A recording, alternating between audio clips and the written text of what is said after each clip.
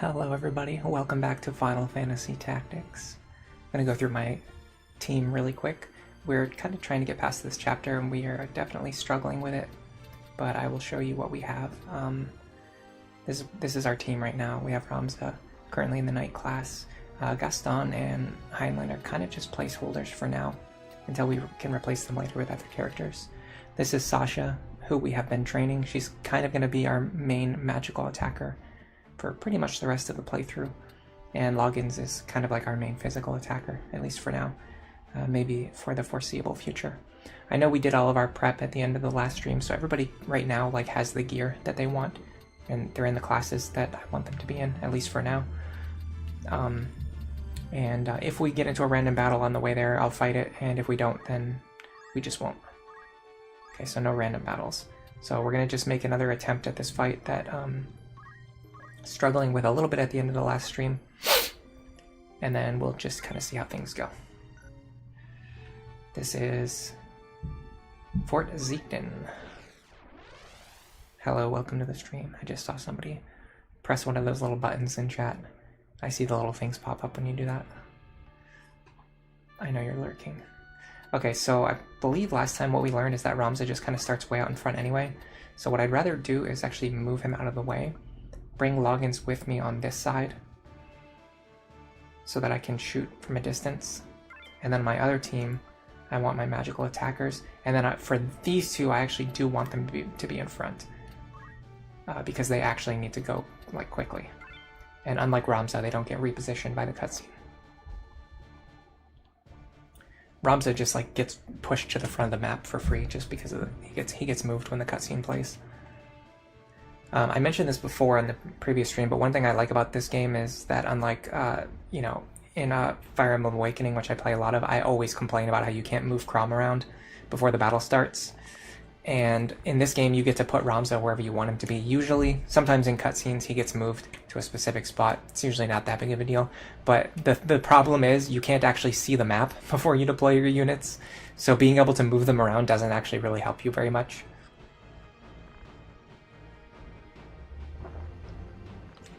We watched this cutscene last week, so we're going to skip it now. Basically what happens is we've come here to save Delita's sister, Teta. Golagros has taken her hostage, and then they give Algus the command to basically just take out the hostage and the enemy, and he does so. And then after Zalbag leaves, we get into a fight with Algus, obviously, because he just killed Delita's sister. So goodbye, Zalbag. It's kind of crazy that Zalbag just leaves this murderous psychopath here with his younger brother, but I guess they don't really care that much about Ramza. I mean, I could understand them not caring about Delita, but them not caring about Ramza is definitely an extra level. Alright, we got pretty close the last few times, and we've leveled up and we bought better gear, so I think we can actually win from this position, especially if we just focus on killing Algus. I'm pretty sure we can do it. If I want to kill everything on the map, then it becomes like a maybe type situation. He's going to start off with his crossbow, just like last time. We didn't get hit. Delita didn't get hit with blind, so that's a little bit better than the previous attempts. The problem with this fight, what makes it so hard, is that knights are the most optimal physical class, and black mages are the most optimal magical class. And I'm pretty sure he even has the correct genders too, because males have more physical attack, and you can see he has male knights, and females have more magical attack, and he has all female wizards. So it is really rough. This is a very min-maxed, optimized team that he's running. I'm pretty sure there's a way for me to check. Not that button. There you go. So the fire spell will go off before Delita has time to move, unless I can run up and kill this mage before she can do anything. I kind of doubt that I can though, but we'll see. So my charge would go off after her fire spell, so I definitely cannot stop her from doing anything. What I could do is take some damage onto Algus.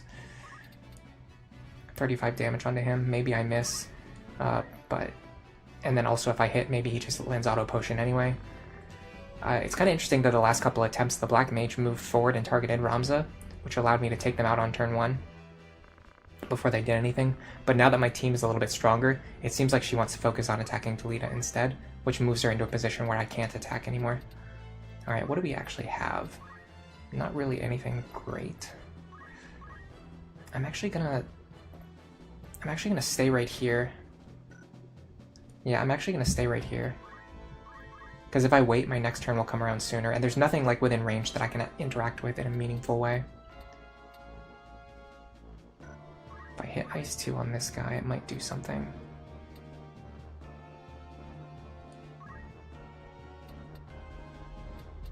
We'll move forward slightly. Actually, I want to make sure that I can get out of this. Yeah, I want to make sure I can get out of this. I don't get boxed in here. Like if the knight moves here, my characters won't be able to get out. So maybe I will stand here. And then you. Oh, I just remembered. You have to make sure they're on the right elevation level too. I want to cast Haste, but the problem with Haste is that it has extremely limited elevation requirements. But with this, we should be able to do it. Actually, do it this way. That way the enemy can't get it. Hello, Noesis. Welcome to the stream. Am I planning to get secret characters? I don't know. Maybe. We'll see. I'm definitely planning this as more of like a casual playthrough. Oh, we got ourselves with Haste, so that's good. Yeah, this is definitely like a casual playthrough for me. I'm not really... Like, honestly, I was even thinking about how I wanted to use a Mime, but then I was looking at the requirements to unlock it, and I was like, you know what? Nah. I don't feel like doing that. I just don't feel like doing the amount of grinding that would be required to get a Mime on the team, even though it's really fun to use. Oh, I hit myself with an Ice Spell. I can't believe I just did that. That could have been easily prevented. Well, Delita gets back up on 1 HP, so that's something, I guess. Alright, we're probably going to have to redo this because I just hit myself with Ice 2 for literally no reason. And this did not go the way that I wanted. Okay, hold on a second. I mean, is it really even worth it to potion him? They're just going to kill him again. Yeah, I'm actually just going to wait again. Maybe a little bit closer to their team this time. Okay. What magic does he have? Nothing really. I can use a potion on myself.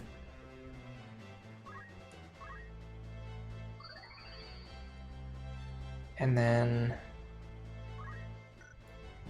I'm actually going to move back. No, I'm not going to move back. What am I going to do? How far can this character move? 3?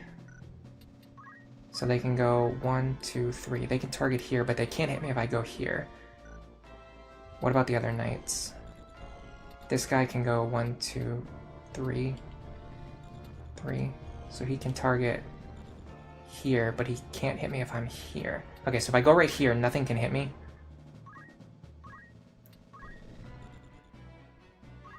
And I believe this square should also be safe as well. Should I try to hit this guy with slow while I'm here? Or should I save my MP? 75% chance. If I hit him with Fire 2, he'll take a lot of damage. How soon does that go off? He'll probably have the chance to move before I can cast anything on him, so I'm actually just gonna wait. I'm gonna wait so that I get better timing on my next casts. Alright, here it comes. Unless he dodges this, which would be... Okay, that's pretty clutch. That helps a lot, because they focus their aggro on Delita. So the longer he stays up, the easier it is to keep my characters alive. Although he would have actually just gotten back up with 1 HP anyway.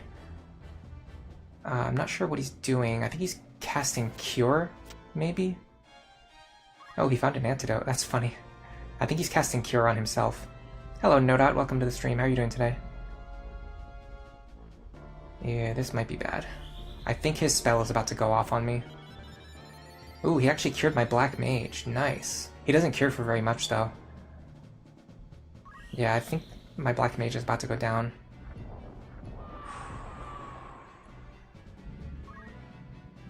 Oh, my Time Mage triggered her auto potion, though. That's helpful. Yeah, this is probably going to be a losing attempt, but to be fair, it was just because I made a really stupid mistake on turn 1. If I didn't do that, then my Black Mage's health wouldn't have been so low, and then they wouldn't have dropped from getting hit by a single cast. Ugh. Oh, and I'm blind now, too. I think there's like a bug where darkness doesn't actually do anything. Someone mentioned it during the last stream. There was a bug in the PS1 version. When your characters get blinded, it doesn't actually affect their accuracy. God, really? Like, Yeah, well, I don't know, my accuracy is pretty low. I could be wrong. I don't know for sure, I remember hearing that. Again, if I do anything, it's gonna be... In fact, I'm pretty sure it's actually better for me to just move here. And then use a potion on myself. High potion, I don't want to waste a high potion. Let me wait. So this should cause Algus to get hit by the spell. Does she have an item equipped? No, she doesn't. Okay. Yeah, this attempt is probably already a wash. I'm wondering if we should just restart now. That way I don't waste a bunch of turns on an attempt that's clearly going to lose. 41. How soon does this go off? Pretty much immediately. I don't want to deal 41 to a character that I know I'm not going to drop. I'm just going to move closer to Algus. There's still a chance that I can take him down. He triggered his auto potion, but he took more than 30 damage though. If he takes 52 damage and then he heals for 30, at least he still takes 22 damage net.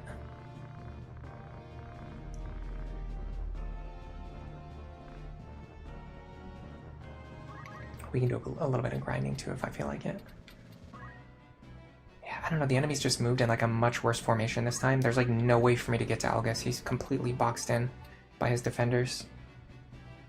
I could like maybe hit this guy for not even half of his health.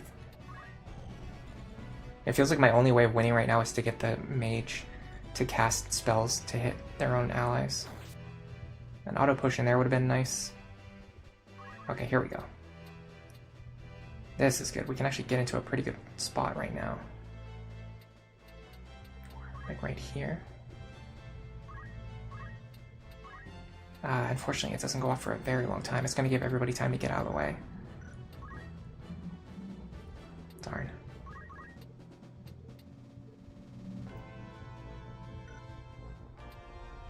I guess I just have to wait again. But they're probably going to kill me before I have time to cast anything, but if I try to cast anything, it won't go off. Oh, they broke my helmet. If I do try to cast anything, it won't actually go off until they've already killed me anyway, so there's just nothing that I can do on that turn. What I could do is try to check my action economy before I move, because I think it doesn't change. If I stand here, I think I can shoot Algus. Again, he gets the chance to move out of the way, so I can't use charge. But I can at least do this. Okay, it'll hit the guy in front of him, but I guess that's fine.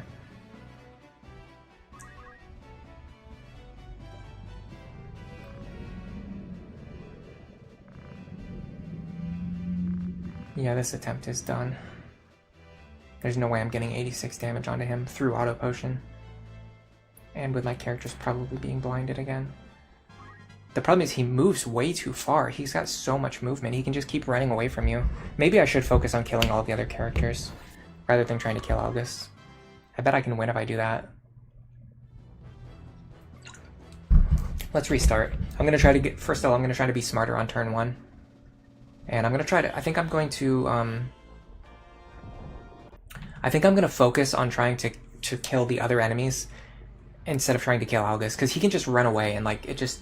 Like trying to focus on killing the boss to end the chapter doesn't work when he runs away from you and constantly heals. And it just I'm ignoring the other enemies and just letting them kill my party members.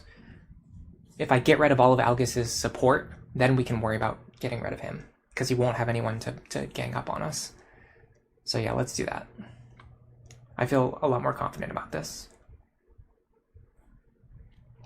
I'm gonna have someone who can use items on both sides.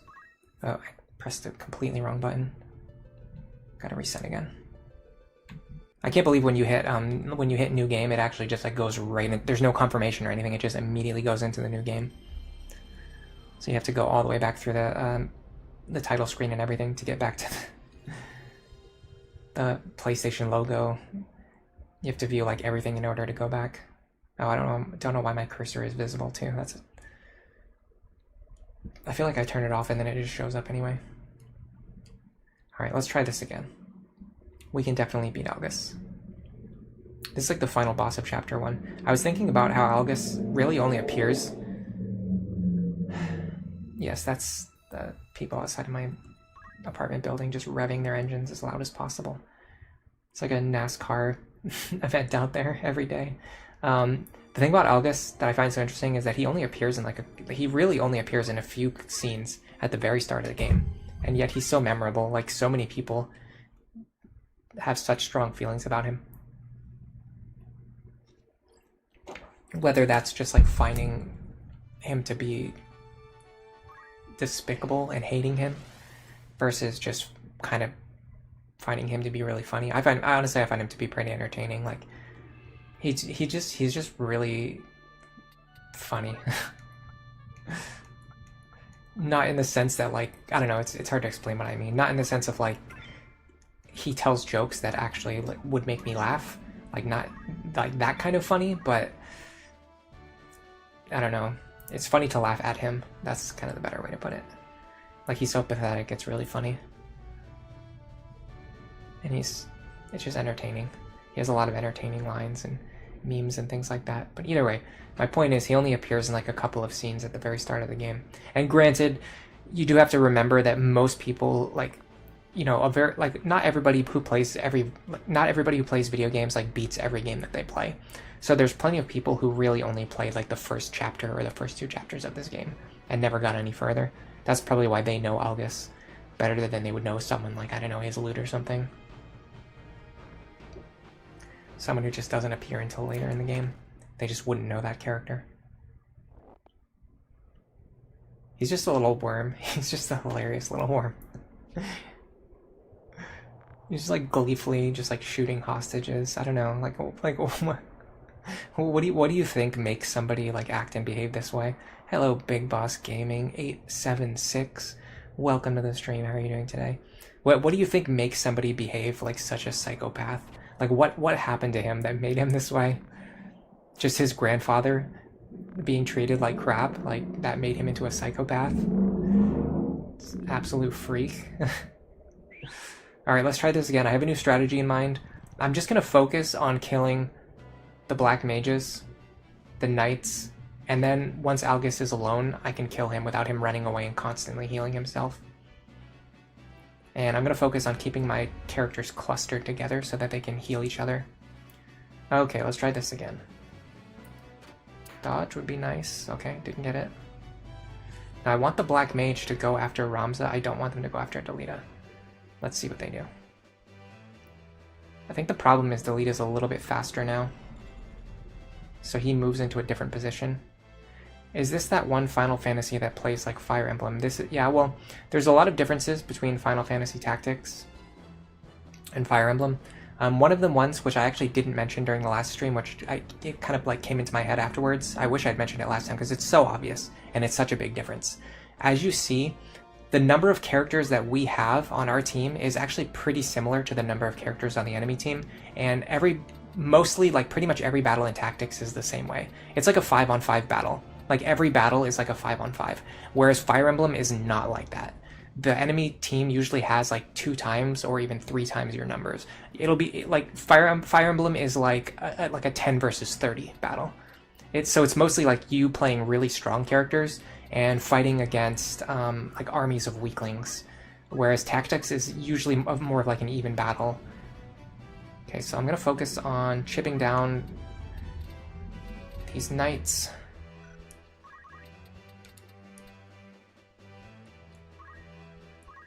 And black mages. Another pretty big difference is that this game has a really good story. Like, I think this game's story is better than any Fire Emblem story. But Fire Emblem also is a lot more character focused. There are a lot more characters in Fire Emblem who have like really fleshed out personalities and fleshed out stories. Whereas this game really excels in like the main story. Like the main story of this is very good. Like the main plot, the lore, the world building, and all of that is very good. Fire Emblem usually has pretty basic main stories, but they focus their attention on telling really good stories about the characters themselves. Okay, so this guy can only move 3 spaces, right? So he can move 1, 2, 3. He could hit me if I move here, but he actually can't hit me if I stay here. So that's actually what I'm going to do. I'm going to stay here. I'm going to hit him with a spell, And I'm just going to wait. Then my next turn comes around sooner. While I'm here, I'm also going to hit my characters with haste. And I'm going to wait so my next turn comes around sooner. Yeah, if you were outnumbered in this game, it would be extremely difficult because all of the enemies we're fighting are like as strong as us, or even honestly, pretty much every enemy on this map is stronger than one of my characters. Not even like close in strength. They're actually stronger than us. Like they just took down Delita like it was nothing. They have a pretty good chance to dodge our attacks too. We can like maybe 2-shot them or like 3-shot them, and they usually 2-shot us. Okay, my next turn actually came around like immediately, and I can cast another spell right away. If I hit this guy with ice, oops, if I hit this guy with ice, he's gonna take another little chunk of damage.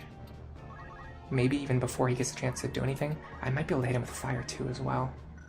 No, unfortunately the timing is off. He'll have time to move out of the way. I think. Is he Bruce, Ian, or Partha? He is... Actually, he doesn't have time to move out of the way. So if I move forward, I hit him with fire too before he has a chance to move. This should be enough to kill him. Between ice and fire too, this should be just enough to take him out, even though he's blocking. August is the Fernand of Final Fantasy Tactics. Who's Fernand? Oh, why is Ian going up there? Does this game have permadeath? Yes. It's not the same. It's not exactly the same as Fire Emblem. So what happens is when a character falls down in this game, they turn in. They fall on the ground, and then after 3 turns, their body either turns into a crystal or turns into a treasure box. Once that happens, they're gone for good. But if you can revive them before the timer expires, they will stay alive. Okay, I think she is casting on Delita, and I actually don't really care if he goes down. What I'm actually going to do is go over here and just focus on killing this knight. I should have good physical damage. Yeah, I can hit him as long as he doesn't block. Okay, he didn't block. I got kind of lucky there. Okay, now this should take out this knight. This is going much more smoothly now. I was making a huge mistake trying to ignore the enemies and just focus on the boss. It just doesn't work because the enemies are so much stronger than us. Oh, she's casting Protect. Oh, I thought she was casting a spell to kill Delita.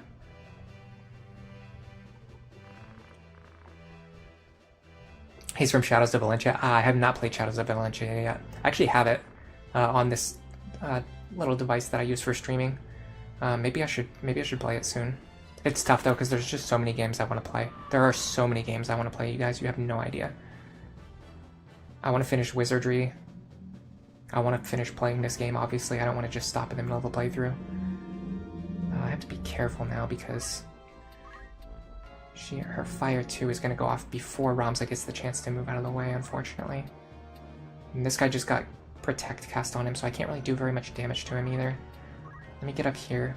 I might be able to hit the Black Mage.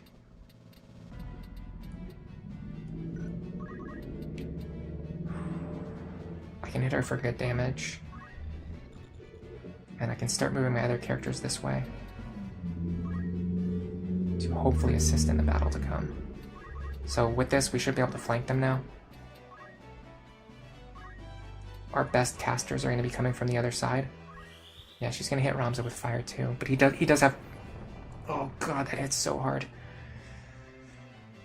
I can run away and heal myself as long as they don't gang up on me before I get away. Okay, he didn't move to block my retreat, but he might just one-shot me. Oh god, no. I might be able to get over there and heal him. See, like, if this was Fire Emblem, he would have just died instantly there, and it would have been a game over. But, like, because this game has a different system, we have time to get up there and heal. Okay, so I want to go... What is the range on these spells? Range is 4, okay. Effect is 2x2. So I need to be 4 spaces away from this tile. So 1, 2, 3, 4. The problem is that's too high. I won't be able to target 4 tiles up. Or maybe that part doesn't matter. I think it only matters for what the AoE looks like. So I want to be 1, 2, 3, 4. I want to be standing here. I'm pretty sure Fire 2 can hit from here. Or sorry, Ice 2 can hit from here. Yeah, we can hit both of them. And then because they're within 2 tiles of each other, we can hit both. Let me make sure it actually goes off before they have time to move. Unfortunately, Partha has time to move. I don't know if this is Partha too. Okay, so Partha's going to move before the spell goes off. Did not really account for that. I should have accounted for that. What do I do in that case? I could just focus on him, but I want to conserve my MP because this costs 12. I can only cast it 2 more times.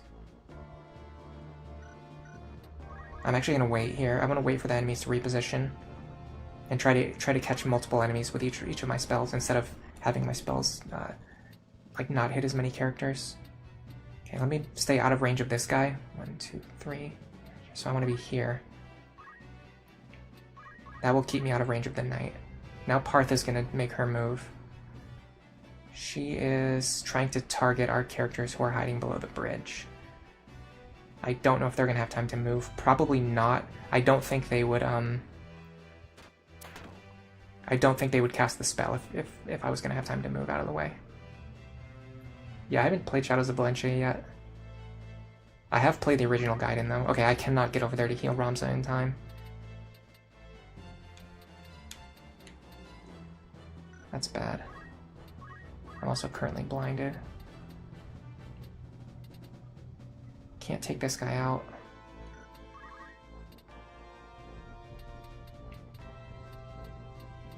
I can't even get close enough. Like, I can't even get close. Let me attack first and then move. I can't hit him. Maybe it's because Algus is in the way. I'm not even sure. I mean, I can chip this guy for nothing. All right, I think we're gonna have to go grind. I don't think I can win with my current levels. My characters are just too low level. I haven't gotten enough random battles. The problem is the enemies are faster than us and they hit harder.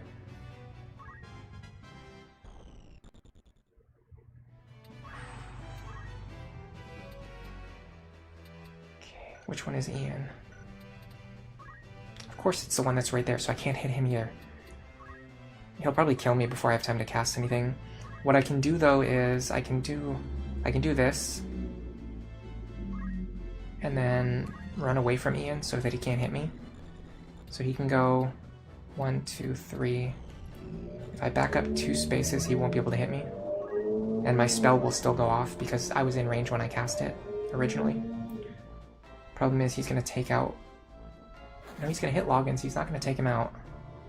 Okay, if Loggins can get over to Ramza fast enough, we might be fine. This goes off after Bruce's turn, and I believe this is Bruce.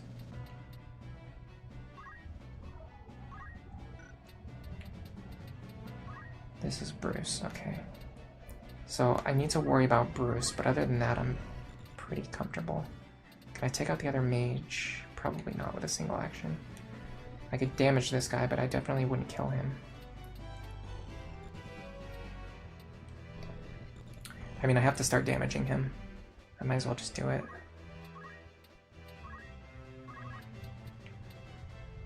Be very careful not to hit my own character. That should work. That wasn't just in my range. And then I wait so my next turn comes sooner. Okay, so this should take out the enemy mage and then weaken the enemy knight after Bruce's turn, right? Okay, so I think Loggins is about to go down. That means we have no chance of reviving Ramza. Okay, this is it. This attempt's over. We only have 2 characters left. They're both casters and they both have like no MP left. We're gonna have to go grind.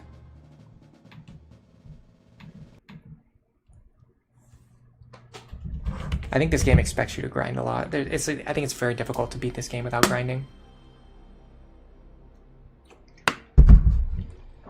At the very least, you'd have to grind like within the context of the story battles instead of trying to beat them fast. You'd have to like stay in story battles for as long as possible to get a ton of experience. What's really funny too is the optimal way for grinding in this game is to just go into random battles and have your characters attack each other. Just like kind of strange if you think about it.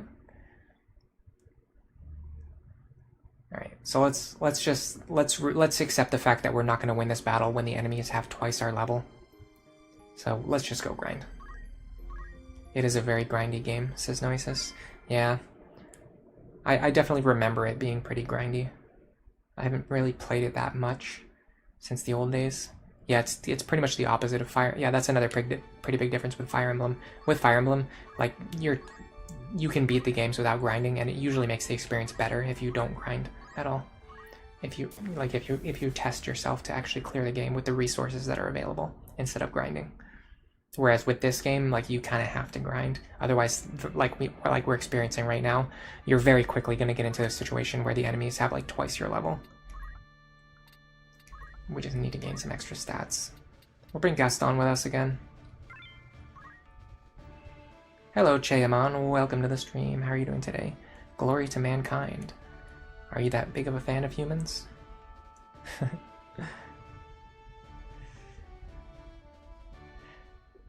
I'm really, by the way, speaking of Fire Emblem, now that we're on this subject, I'm really excited to continue this Lunatic Plus playthrough. I think that when we get Bow Knight Virion, it's going to be extremely epic. I really hope we can get past Chapter 12. I genuinely believe if I can get past Chapter 12, I have a pretty good chance of beating the game, Iron Man style. Okay, there's two squid dudes over here. There's another squid freak up here. There's a flying eyeball over here, and then there's a little demon over here. Let's wait and let the enemies come to us.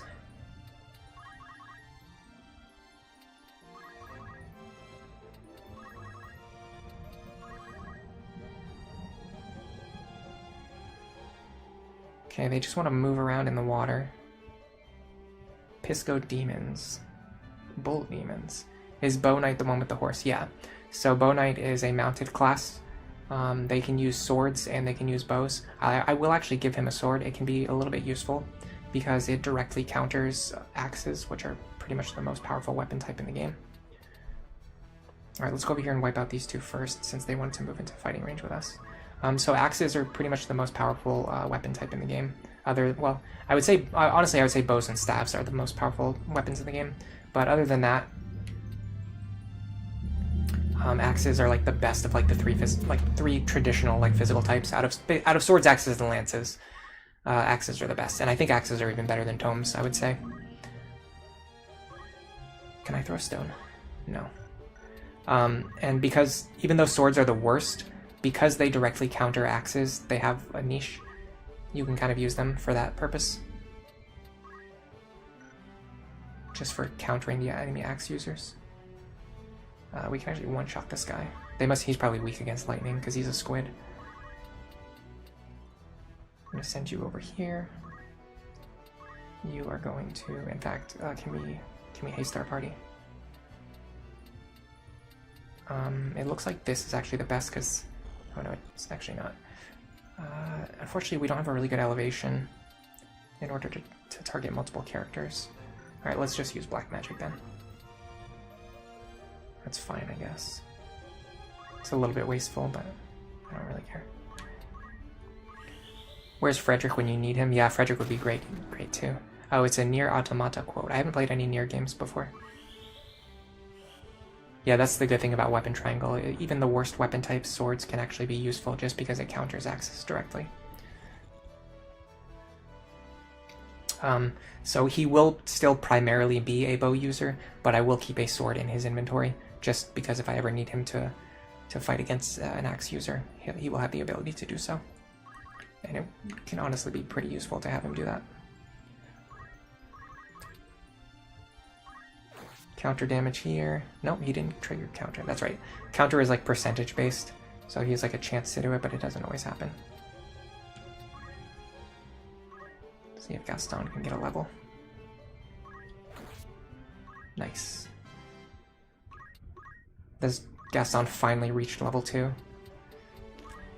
Okay, we're really trying to get logins to unlock higher level classes so that they can change to a Dragoon. That's like the main thing we're trying to accomplish here. We don't really want them to stay in Archer. In fact, I'd prefer for them to stay in Knight while leveling, if possible. But it's fine.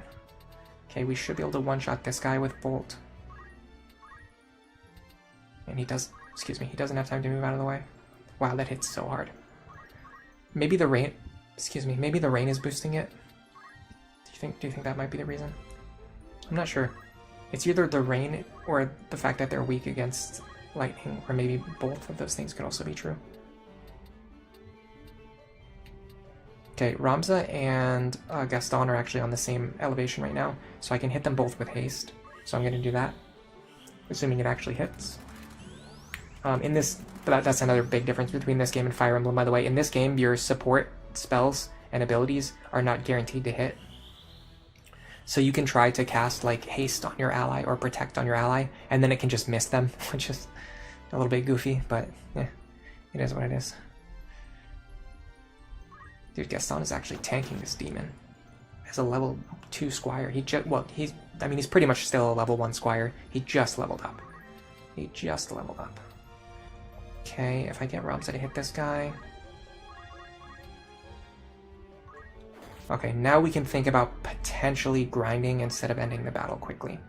So if I was going to grind, what would my goals be? I want Loggins to gain as much JP as possible without leveling up.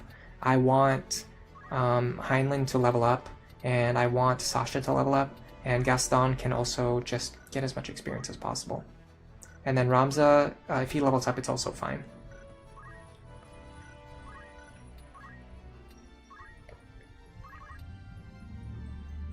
So I'm just going to start hitting my own characters. Of course, I just blocked there, so it didn't matter. Okay, so Loggins is going to... In fact, because he only has high potion, and I don't want to waste high potions, can he still target the enemy without killing him? As long as I don't crit here, this should work. This won't end the battle immediately. Okay. So now what we're going to do is we're going to start having our magical attackers just start bonking our other characters with their staves so that they can gain experience and JP. If I hit Ramza, he can use a potion on himself, which will then allow him to gain experience.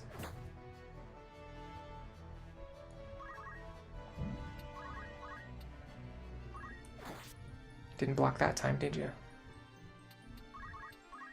Okay, so you are going to potion yourself now. Fortunately, we actually don't have a lot of potions to spam. Does this game have anything resembling a weapon triangle? No, not really. It's basically just like high stats good, low stats bad. And like I said, this goofiness of like grinding your characters by having them just repeatedly hit each other is definitely not anything you would ever see in Fire Emblem. If I hit him, he's gonna die. If I hit her, she will survive. She might even auto potion. Oh god, I crit her. Gotta be careful about that. Okay, I have to be a little careful with Loggins. And like I said, I want to make sure he does not level up again as an archer, because Knight just has much better growths. So what we can try to do is end him around like 90 experience, or like 99 experience, something like that. The good thing is my staff users can like gain experience without really damaging their allies very much, because they just don't really deal very much damage. Like 20 damage at most, which is still not that much. Man, this guy's actually fast. Gaston. I know he has haste on, but so does Ramza, and he's acting like way more often than Ramza. But yeah, there's not really a weapon triangle in this. There are some very interesting mechanics, though. I really wanted to show off the Mime ability, but it just takes so much grinding to unlock that class, and I just don't feel like doing it. So the way Mime works is after one of your characters takes an action, if your Mime, I believe your Mime has to know the same ability, so they can't just like use abilities that they don't know, but if they know the ability, they'll copy the exact thing that the other character just did, which is really cool. It's so interesting. So like for example, like I have Heinlein, my wizard. If I have a Mime who also knows the fire spell, if Heinlein casts a fire spell, the Mime will immediately cast a fire spell right after Heinlein does it. And they act outside of the normal turn order, so you don't have to have them use actions to do that. They just automatically copy whatever your other characters do, as long as they know how to do it. I'm gonna heal him. He's actually not getting that much JP either. Ooh, a crystal. Now I believe you can't learn monster abilities, so these crystals will probably just heal us. I don't think they would give us new abilities. So when you pick up crystals from defeated enemies, if they are humans and they know abilities that you can learn the abilities that you pick up. But if they're monsters, then you just recover your HP and MP. You can pick up items that get dropped on the ground, as we just did there. Hold on a second. Can I attack him without killing him? Yes, I can. Nice. Ooh, nice. He got his archer job level up. That means we're closer to unlocking Dragoon. Now I have to go back over here, though. Oh, I stepped on a trap. Huh. Did not expect that to happen. I kind of forgot this game even has traps. Oh! When you hit someone with the ice rod, sometimes it actually casts an ice spell on them. I don't think we've seen that so far on this playthrough. Okay, we leveled up our time mage job. That's good. You need to start healing people, I think.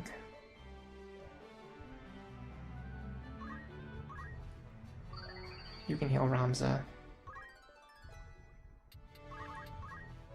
And because Gaston is leveling up as a squire right now, he's actually giving other characters points in the squire class, which is another cool mechanic of this game.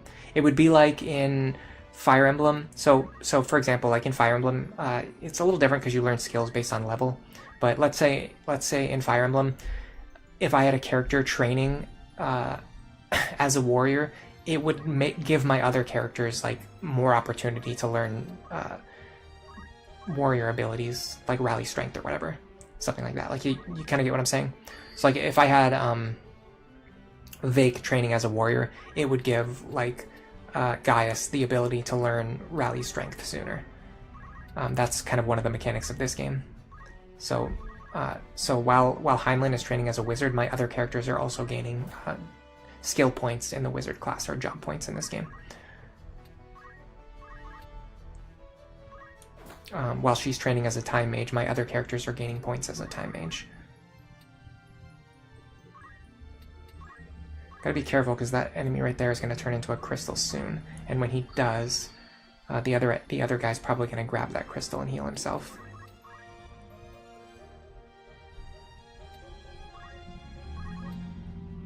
Gotta be careful I don't accidentally one-shot him. Okay, I didn't, because if I knock my own guy down, I can accidentally permanently kill him, which would obviously be bad. Okay, we're kind of getting close. You know what? This is actually pretty. So we didn't level up any of our characters exactly, but this feels like a good place to finish off this enemy before he has time to heal himself with that crystal.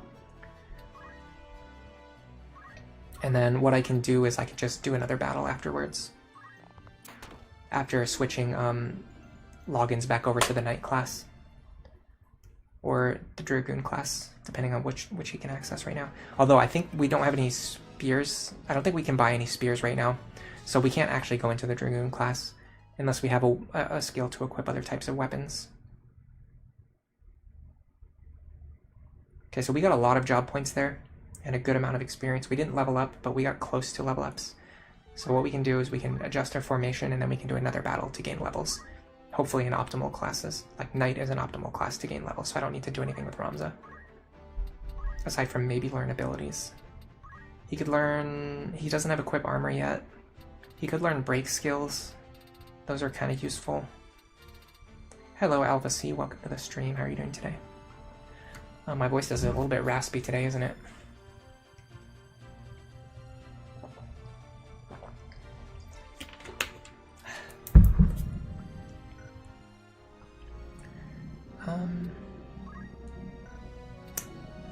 Chemist. I'm pretty sure he has potion and Phoenix down. Yes, okay. Okay, so Ramza doesn't really need anything. Gaston still can't get JP up, which is crazy. Heinlein kind of still lagging here in the wizard class. He actually doesn't have any new abilities he can learn either. I feel like I got more JP, but then when I go here, I feel like I don't actually have any. Okay, she should have something, yeah, so she has access to the summoner class now, and she upgraded her time mage JP. She can learn new abilities like stop, float. Stop would actually be very powerful in this battle, because we could cast it on the enemy knights, and then they wouldn't be able to attack us because they only have one range attacks. I really want to save up for short charge though. What I'm actually going to do is, I'm on 80 experience. I'm actually going to change my job back to Black Mage. Well, hold on a second. Let me see if Summoner or Black Mage gets more magic growth. Growth rates, Final Fantasy Tactics. Because I want to level up in the class that's going to give me more magic attack, more MP, things like that. I feel like Black Mage is just like the king, but I could be wrong. You know what I'm going to do. I'm just going to go to GameFAQs like it's 1996 again. I swear, like trying to Google search, Bing search, DuckDuckGo, like any search engine you can think of, they're all just trash now. They just do not work anymore. You just have to find like specialized websites that have the information that you want. You just will not find it anywhere else. I swear. Like you search for something and you just get like a crappy AI answer that doesn't even tell you the truth. It just makes up information that's false.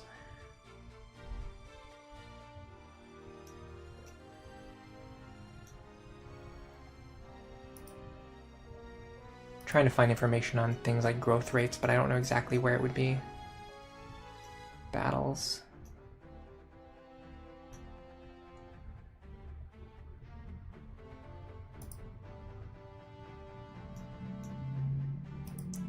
Like before, like 10 years ago, if I searched for like Final Fantasy Tactics growth rates, it would link me to like a page on GameFAQs or IGN or something that like, told me all of the growth rates. Now it just like links me to completely useless websites and just gives me an AI answer that doesn't actually tell me anything useful.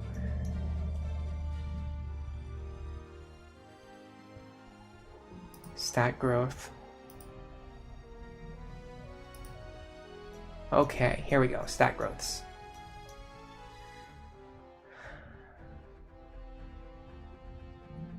Okay, growths for magic attack.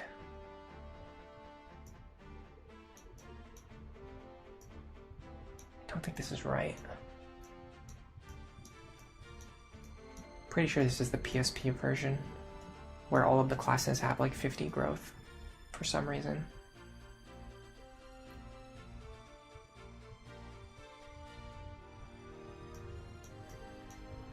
Summoner versus Black Mage.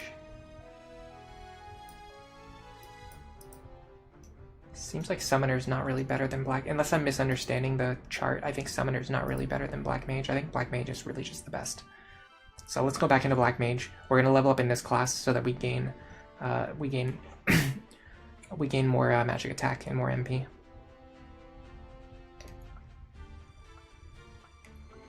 Then we're going to have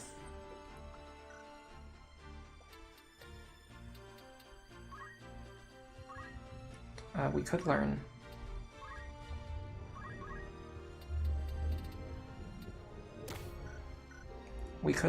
stop, which I'm considering, but right now I'm not going to do it yet. I don't think I need to right now, but it's definitely in my it's definitely in my list of ideas that I want to consider doing. You're not doing bad. That's very great to hear. I have access to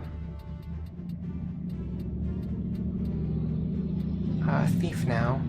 If I level through Thief, that should unlock Dragoon. So now I have to level as a Thief. And I don't mind leveling as a Thief because I will get speed, which is a good stat. We do need to keep items though. The ability to use items. So we're going to lose the ability to use bows.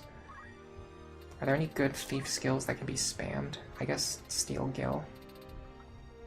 Yeah, it's pretty cheap. I think you can use it on your own characters too. And then you just steal money from yourself and then just give it back to yourself. Which is certainly a thing.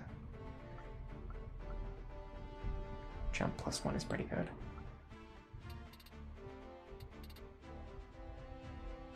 If I'm gonna get a higher level charge, I'm probably gonna get like 5 or 7. Yeah, maybe 4 is actually good though. Like 2, 4, 7 are all pretty good. Or even just like 2, 4, 10. I feel like charge plus 4, you don't really have time for it to go off. Can I afford any of the good monk skills? No. I'll get them later. I'll get them from someone else. Like, I'll just train a monk and then pass the JP over. Oh man, jump plus 1 would actually be pretty good though. But Thief has pretty good jumping already, so it's not that important. Alright, so we have our thieves. Let's try to level everybody up one time now in these classes. Knight, Black Mage, and Thief. And we can also get more JP while we're here. What are my thoughts on this game? Oh, I love this game. It used to be one of my favorite games when I was a teenager.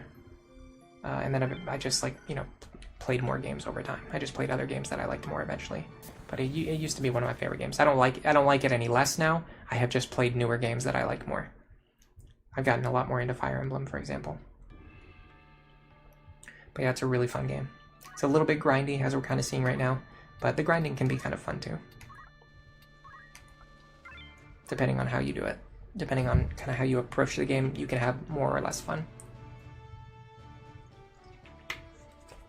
I've said a few times now that I don't want to grind to unlock the Mime class, but honestly, like, the Mime class is so fun. I could definitely see myself doing a stream in the future.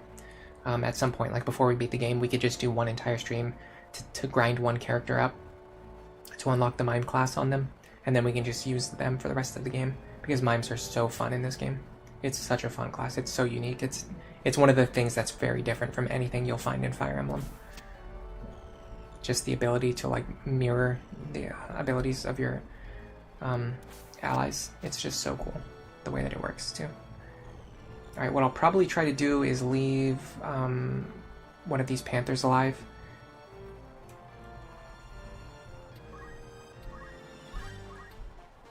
Oh, no, it doesn't work against your own characters. Unfortunate. Alright, let's just hit this guy then. For pathetic damage. I don't even know which direction I should be facing.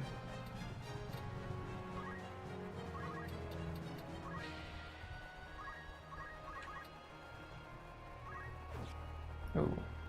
I actually don't. One of the things I don't like is that when they dodge, you don't get any experience. It kind of slows down your growth. All right. Not quite one shot. Actually, it's actually a good thing to not one-shot him, because then we can attack him one more time, get some more experience from him.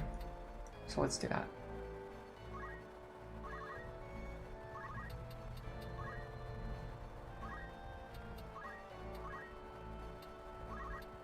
We can deal 36 to this guy. Unfortunately, we can't hit him without hitting one of our own characters, so I'll just aim at him instead.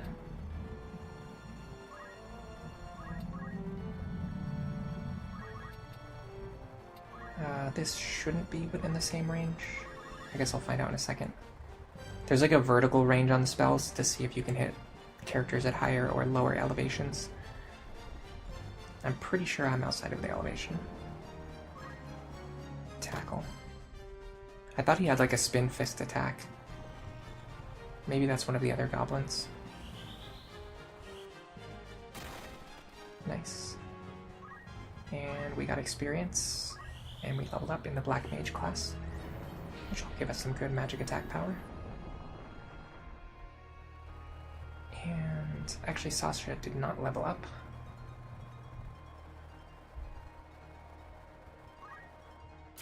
Oh, I feel like I have to sneeze, but nothing's coming out. That happens to me a lot when I'm streaming for some reason. I don't know why. They're just ganging up on Gaston over here. That's fine, he has potion. He should be fine. That guy's gonna run away. Which is actually good, because it's gonna allow me to... can Gaston kill this guy? Well, let's see. No, he cannot. Okay, so let's just run away and heal.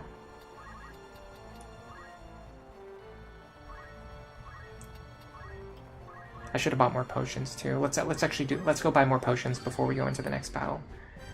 Because we definitely don't want to run out in the middle of the battle on a winning attempt. Especially not on a winning attempt.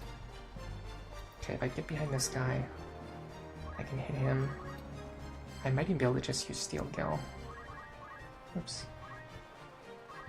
Oh, no unit can be targeted, okay. Oh, he has very strict elevation requirements, that's right. Okay, he leveled up in Thief, which is good, because that should improve his speed stat. Which is now 6. And Ramza is also 6, but Ramza's kind of special. He has boosted growth rates compared to other characters. Alright, let me kill this guy so he doesn't go kill Gaston. And because I one-shot him, I won't take any counter damage. Kind of weird to say that, because I say that all the time while playing Awakening. Whereas in this game, I'm saying the same thing, but it actually has a different meaning. Okay, Sasha actually needs to level up here. Let me see if I can get her to just smack this guy with her staff. Yes, this works. There you go. And this should level her up. Give her more magic attack, more MP. Now Heinlein...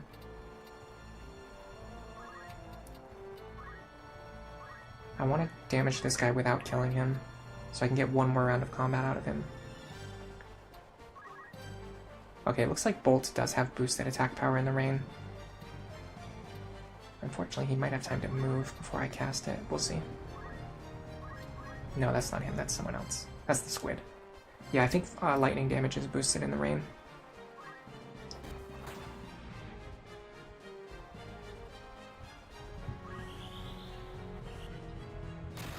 There you go. Now he's low on health. Now we can have someone else finish him off and gain some more experience.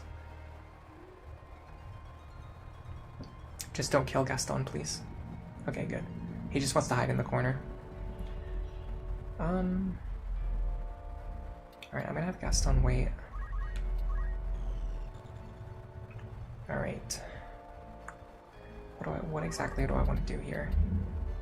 Honestly, what I really want is for logins to gain experience. But the enemies are on like opposite sides of the map, so how do I do that? Well, let me have him go this way. Alright, let me see if Steel Gill actually works on this guy. No, okay. It just doesn't do anything. That's fine. So we're gonna kill this guy. Then we're gonna do a little bit of grinding before we go finish off the other guy. We don't really need to do a lot at this point, because we kind of already hit our grinding goals on the last chapter, or in the last random battle. Oh, I actually completely forgot this squid guy was standing right in front of me. It's funny though, because I'm blocking the only square that he can move through, so he can't actually get over to the other side of the battlefield. Oh, he leveled up. At this point, I'm grinding so much that the enemies are leveling up. Okay, you... Unfortunately, I can't really let anybody hit you. Well, actually, now that I think about it, he should be able to hit you.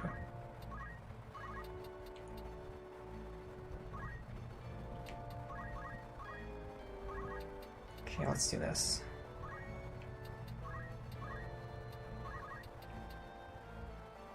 $85 damage. Yeah, I think he's weak against lightning, and then it's also boosted damage in the rain. Considering Bolt 1 is doing more damage than Fire 2 on a character with a fire damage boosting staff. I actually don't want to be triggering auto push in here. Maybe you should take off auto push while you're grinding. Okay, so if I hit him in the back, I should gain some experience without accidentally killing him, unless I crit him. I actually don't gain that much experience. Oh, it's because his level's very low. Is that a good thing, though? I can gain a lot of experience without gaining... I can gain JP without gaining experience. I'm not sure. What I'm actually going to do is just take him out, and then I'm going to end the battle before he permanently dies, so I don't have to worry about him permanently dying. This will also give me a good incentive to not grind for 50 turns or something stupid like that. I can actually hit him from the front. Yes, maybe. Yes. Okay. So we'll just end the battle there. This is actually a lot... This puts us in a much better position than we were before going to this battle, because all my characters are now one level higher. and one level makes a pretty big difference in this game. It's kind of weird. The stat benchmarks in this game are like kind of low, like the stats are low, but each stat point is kind of worth a lot. And HP is pretty valuable too, just like getting more HP. Having said all that, I'm really not an expert on this game. The last time I played it was when I was a teenager, and when I did, I wasn't really focused on the game like in the same way that I play, you know, like Fire Emblem, for example, where I have like the whole game like solved and figured out, and knowing the game like the back of my hand.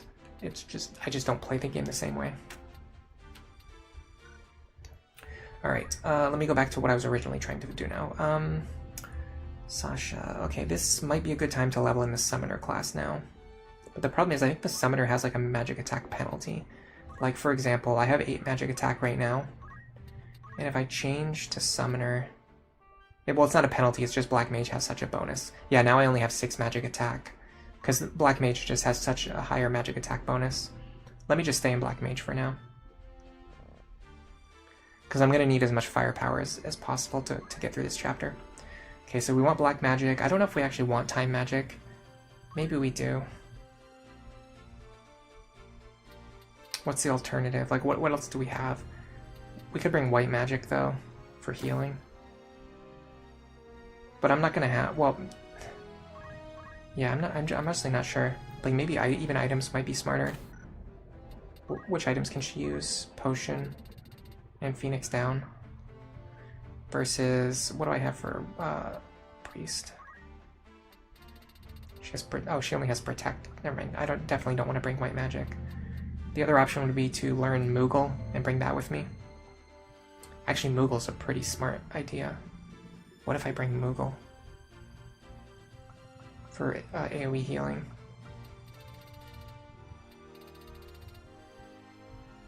But if I do that, it's going to be longer before my Summoner can learn any offensive abilities, which is probably fine, honestly. Let's bring Moogle with us. It's a cool idea. Summons in this game have a very wide area of effect, and the really cool thing is that positive summons only target your allies, and offensive summons only target the enemies, as opposed to like Black Magic, where you can accidentally hit your own characters. If I cast Lightning Bolt, I can accidentally hit my own characters. If I cast Cure, I can accidentally heal the enemies. But when you summon a creature, it only targets like the things that you want it to target. So it's pretty cool in that way. So yeah, we'll bring a summon with us while staying in the wizard class so that we have boosted attack power. And I think if I change robes, I might actually have more, I might be able to get more MP. Unless I'm already wearing the good robe. No, I'm already wearing the good robe, okay. What about this hood? No, same logic. Okay, and we want the Flame Rod to boost our fire too. And Battle Boots to boost our movement. Okay. And was there anything else you could learn? Probably not.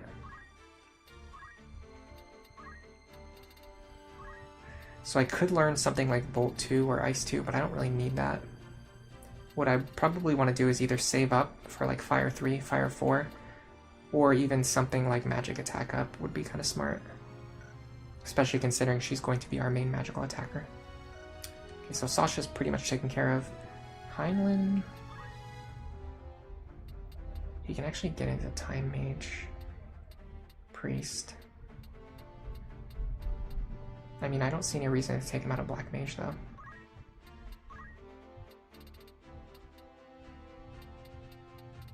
I keep looking for Black Mage, and of course it's not called Black Mage in this game, it's just called Wizard. I don't really see anything that I want him to learn right now. I do want to keep him on item duty so he can use Phoenix Downs if he needs to. And he already has good gear, okay. Let's look at Ramza really quick. It's up to 466. Knight JP. I think we're saving up for Equip Armor so that we can go into Monk. And we can wear Knight Armor in the Monk class.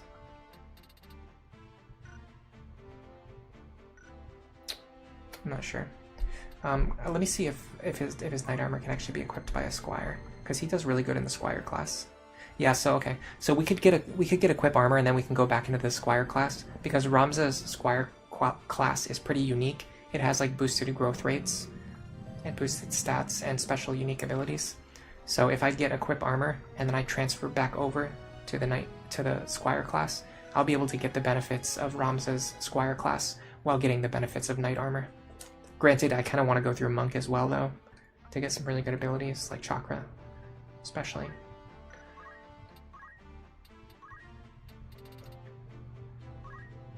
Fortunately, I don't really have any good abilities. I'll just let me switch back to Knight class for this battle. Because it has better combat stats, and because I don't have any Thief abilities anyway. And then I'll worry about grinding through the Thief class to unlock Dragoon later.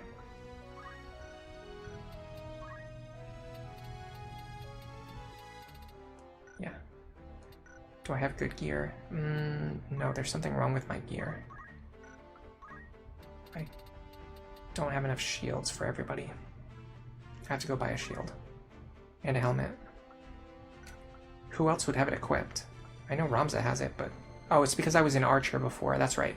Well, should I go back into Archer then? But I don't need to go into Archer, I need... Well... Actually, maybe Archer is the play.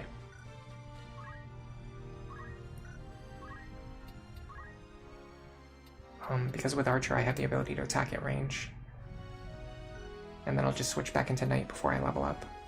Yeah, this should be fine. Okay, sorry for all the delays.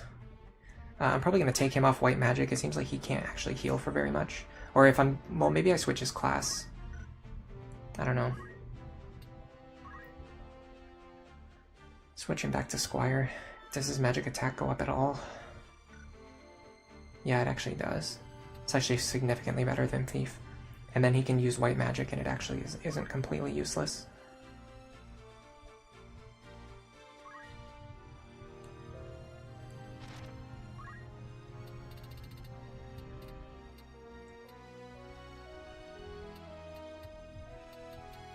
Give him one of these iron swords and weaker equipment so that it doesn't get lost.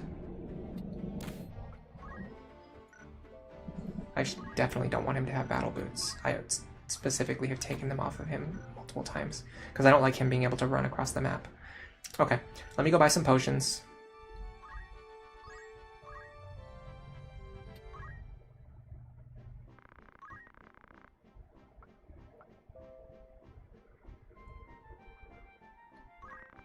Do I have one of these already? No, I don't. Okay. Let me buy one of these just in case I want to equip it on someone later. Like, for example, my character who's going to be training through the Thief class very soon. Okay, so I have enough Phoenix Downs. I have a good amount of high potions and I can buy like one more. But what I really need are basic potions. Especially because they're very cheap. I could buy like 17 of them pretty easily. Yeah. Now I have plenty.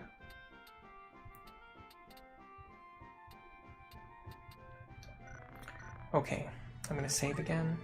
If we get another random battle, I'll just clear it. If we don't get another one, then I'll just go into the battle and see if we can win the battle now. The story battle. Now the enemies are not twice our level. They're just like a little bit higher level than us. And we've trained a little bit. I think we can win. And our strategy is much better now too. And if we lose again, then I'm just going to go and do a serious grinding session.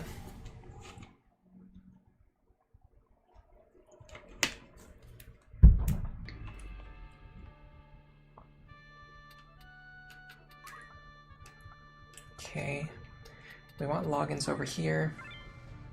And then we want Heinlein and Sasha over here. I don't know why my voice is so raspy today. I'm trying to think of what did I possibly do to make my voice this raspy, other than the fact that I just streamed on Saturday. It was kind of a long stream too. I was thinking of streaming on Sunday, but I just didn't have the energy. I think Mondays are really good. I might make Monday into my other regular streaming day. I could do Saturdays and Mondays from now on, instead of just Saturdays. I've been trying to find a day that works, but it just... I don't know, for like the last 2 years, I could never really find one. Like another good time slot. Even the Saturday time slot, it kind of took me a while to figure that out. But once I started streaming regularly on Saturdays, it worked really well. I think like a Monday evening time slot might be good for like non-Fire Emblem stuff. Like on Monday evenings, I could stream Wizardry, I could stream Final Fantasy Tactics. There's something else that I wanted to play on stream. I can't remember what it was. I still need to finish Fire Emblem 4 as well. I'm like more than halfway through the game, but it's definitely been a long-term project for me. I will beat it one day. So yeah, maybe Monday, like Saturday will still be my regular Awakening Lunatic Plus streaming day. And then Monday evenings could be like rotating like different streams, different games and things like that. Depending on what I'm in the mood for playing. Okay, opening the same as last time.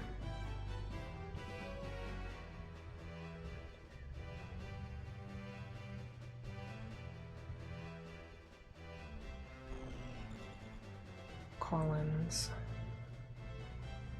Now we should, if we do this correctly, I don't like when Delita moves over there because it just causes the Black Mage to move over as well. And we can't kill her before she kills him. Yeah, it actually works against us, having him move before the enemies. Okay, I might do what I did last time though and go up here.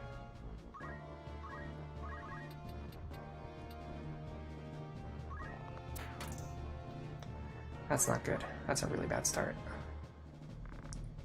Okay, well we know that Delita is going to keep getting healed automatically. He'll keep standing up every single time these characters have a conversation. So we don't necessarily need to worry about healing him. Let me have Ramza go up here.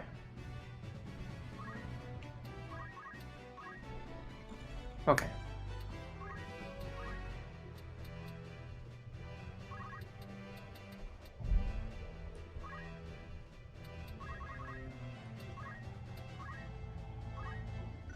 I don't have haste anymore. That's a slight difference from my last strategy. How much does Moogle cost? It's actually only 8 MP. That's not that bad at all. Okay. After these two cast, the knight might be dead.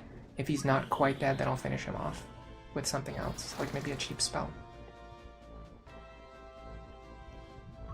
But we're not going to have the benefit of haste anymore because we're not using Time Mage anymore. But the trade-off is that our damage is a lot higher now. Because Black Mage just has higher damage. Okay. We need one more good cast to finish him off. I'd really like to cluster the enemies together and hit them all with like one spell, but it's just hard to do. Okay, the knights are all coming this way. I moved into his range. That was a misplay. This would be a good time to trigger Auto Potion. So of course I didn't.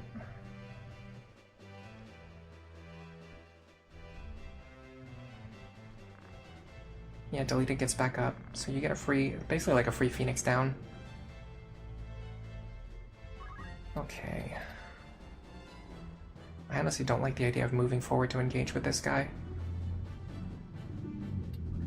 1, 2, 3, 4. What if I just stay here and block this tile? Because he shouldn't be able to hit me.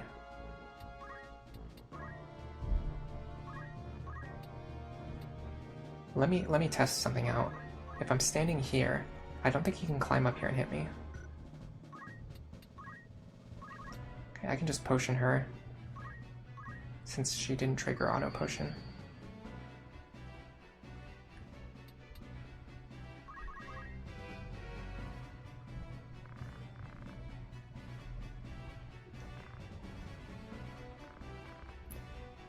I'd love for Delita to block an attack or dodge an attack here, but it's not very likely. His dodge rate is quite low. Okay, so he goes down again. I don't think he'll get back up again for free. I could be wrong. Ooh, that's bad. Okay, but it is centered on this character. So if I move him... Unfortunately, I can't actually move him into a good position. What about shooting her before she casts? I can hit her, but not enough to kill her. What about with charge? Charge unfortunately goes off after her attack. And it doesn't quite finish her off either, okay. Well, I can't get into a good position to force her to target one of her own allies, but what I can do is I just move out of the way so that Ramza doesn't get hit.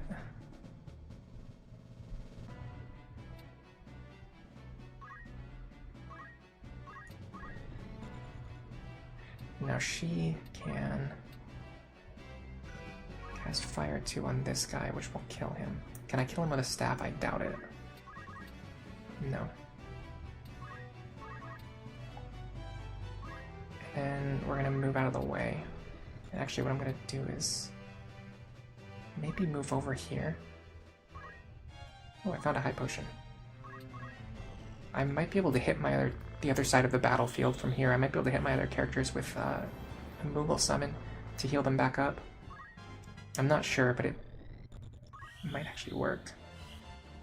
Okay, so if I hit from here, I finish this guy off. That's one enemy down, and none of our guys have gone down yet. So we're doing pretty good.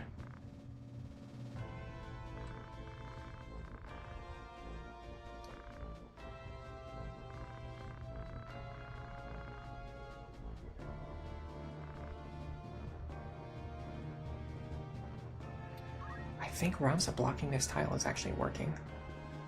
Because the enemies can't jump up here. They might be able to jump up here, now that this square is no longer blocked. Maybe, but even maybe not.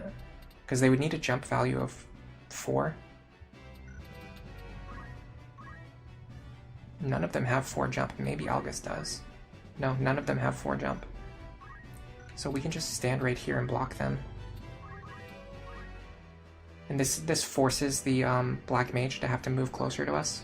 And when she moves closer to us, we can snipe her. Hopefully kill her before her spells go off. I do have to be careful now because there are 2 Black Mages coming. I think she's targeting my archer, I can't tell.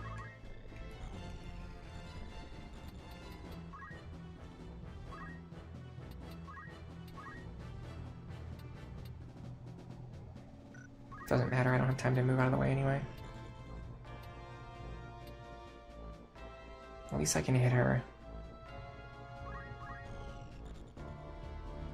Yeah, they can't get up here. This is a really good defensive position. Okay, is she hitting the archer? Yes. Does he go down? Also yes. I think I can Phoenix down him though. But once I do that, Ramza will no longer be blocking the tile. That's gonna be rough. Okay, I'd like for Ramza to go first. And hopefully be able to use a Phoenix down. And if that happens, if the action order works out,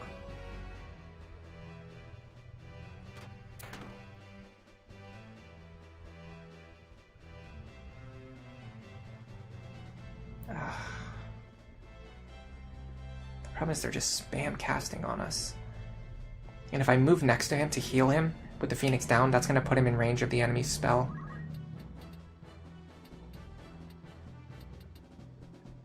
If my archer was still standing, I could have my archer attack her before her spell goes off. I don't know what the play is anymore, because if I Phoenix down him, he's just going to immediately get killed afterwards.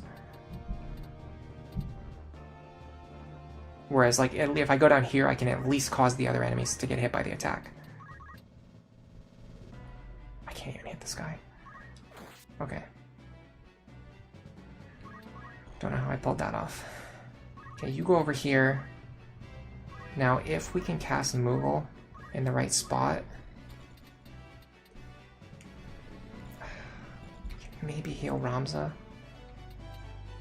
Does it go off before or after? Unfortunately, it goes off before he gets hit by that enemy spell, so it doesn't actually really help us. Okay, if that's the case, then let's just wait.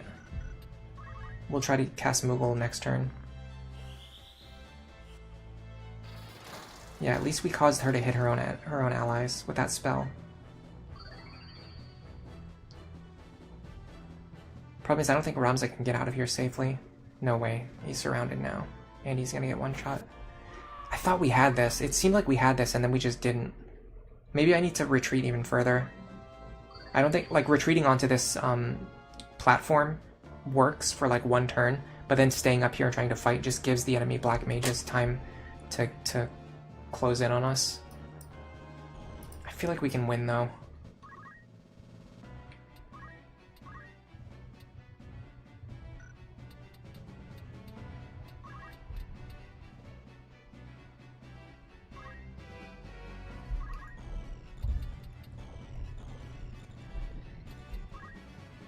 I feel like this battle is winnable.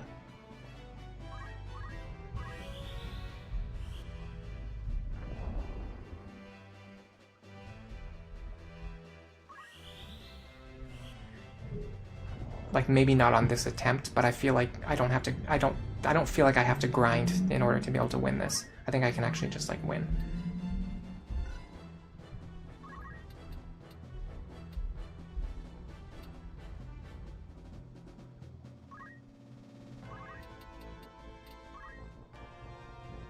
If I just ran away and then hid over on this side of the wall, I could have just funneled the enemies over to me one at a time instead of fighting them the way that I'm fighting them now, having Ramza get surrounded and killed.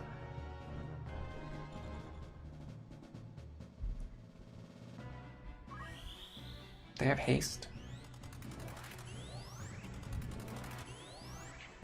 Sometimes they just get like weird skills like haste or protect.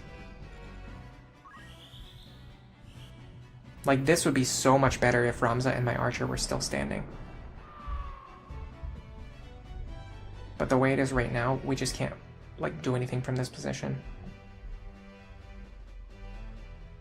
Alright. I'm gonna try it one more time. Oops.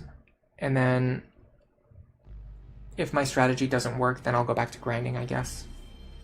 This is a really difficult bottleneck.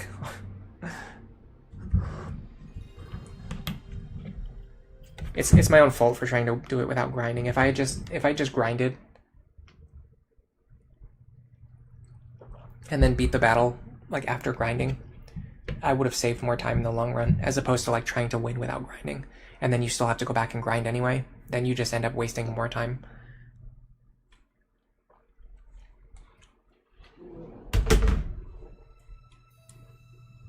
It's sort of like when you're playing Dark Souls and you get like really like tunnel vision on trying to beat this one boss and you just keep dying over and over and over again, instead of just like going somewhere else and doing something else, getting like other items and spells and increasing your stats. It just ends up taking way longer than it needs to. But I do want to give this one more attempt because I do think we can win from here. Even though just like grinding one extra level would probably make a difference and wouldn't really take that long. Okay.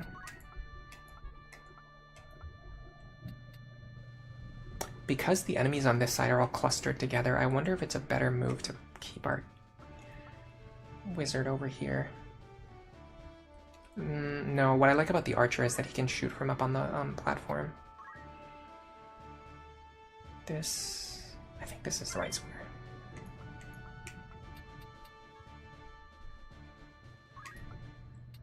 Okay, this should work.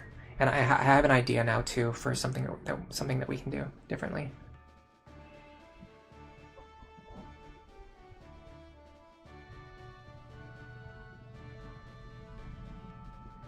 I'm considering hitting this knight on the right-hand side and then running away from him, instead of standing there and fighting him. Because then we can reunite with our other team members sooner. You know what'd be really funny? I don't know why this just popped in my head, but what if there was a situation where you could hit one of your own characters for like 4 damage and then get them to trigger auto potion to heal themselves for like 70 damage with a high potion? That would be extremely niche, but I could kind of see it working. I mean, it's just the same logic for why high potion is already good, but like, imagine that you just have a character who just doesn't have any healing abilities, but they could hit the other character for like chip damage in order to trigger auto potion on them, and as like an indirect way of healing someone. Alright. Can we please get a victory here? What I need is for Delita to not run forward and get killed by the enemies, but you know he's going to anyway, so let's just plan for that. I can't believe we're more than an hour into the stream and I'm still on the same battle. I really should have just grinded when I had the chance. Alright, here we go.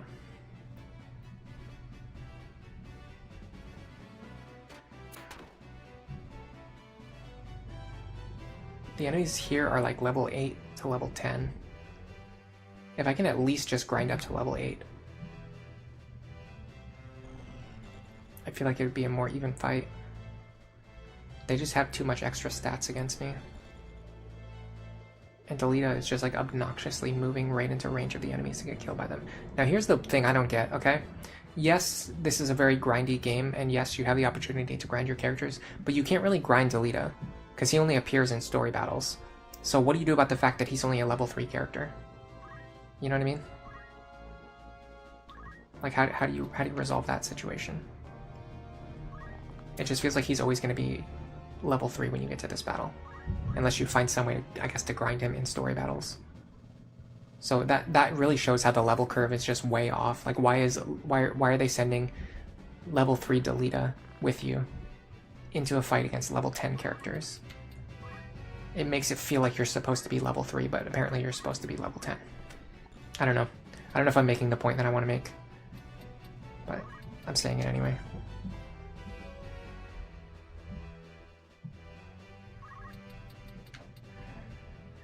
Okay, so what I can do is cast there and then run away. And then she... I don't think she can reach without moving forward, but if she moves forward, she'll put herself in range of him. So he'll go 1, 2, 3, 4 here. Yeah. She... Well, hold on a second. She doesn't need to stand there. I think she can stand here. 1, 2, 3, 4 here. Yeah, she can actually stand here and hit him from this position, and he can't hit her from this position.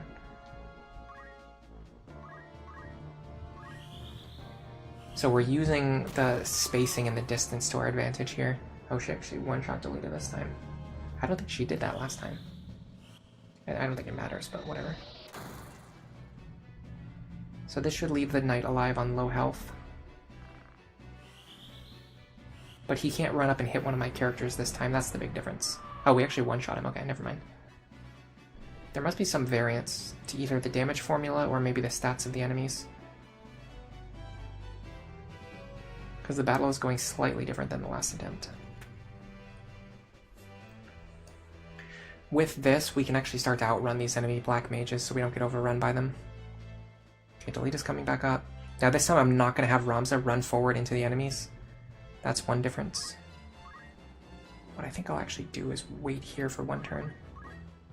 And then I would like for my archer to get out of the way before they get hit with a fireball, but I don't think that's going to work.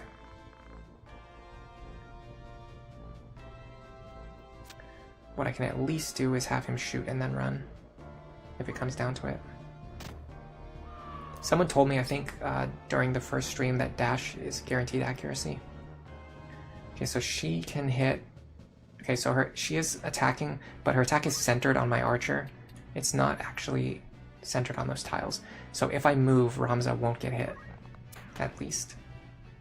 I could move next to August to make him get hit, but if I do that, that's going to put me in range of these knights. So what I'd rather actually do is just run away. That way I can heal him next turn. Okay, you just need to wait. And you need to cast Fire 2. No, this guy's already dead. You need to move here. And I think if I cast Moogle, it will actually happen before Bolt. So I have to wait and cast it afterwards to get that, to actually get the benefits of the healing. God, that hits so hard. That is unbelievable damage.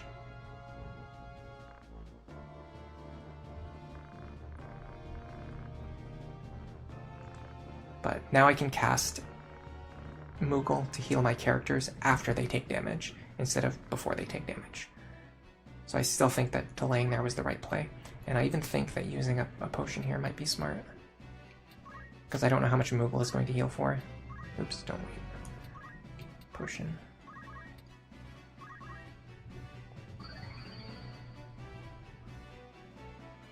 So right now we're in a much better position than last time, because instead of getting overrun, we're actually like reuniting our forces in the center so that they can actually fight together. And the enemy black mages can't really catch up with us either.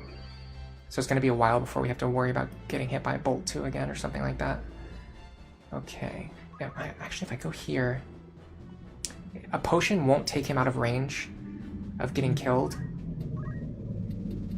from another Bolt 2, but I might be able to do something really weird. What is... my range is 4, right? Okay, I can't get close enough to actually hit anything with my spell, so I'm just going to wait here. I'll get them when they're coming around the corner. Okay, how much does Moogle heal for? 32. It's like slightly better than a potion.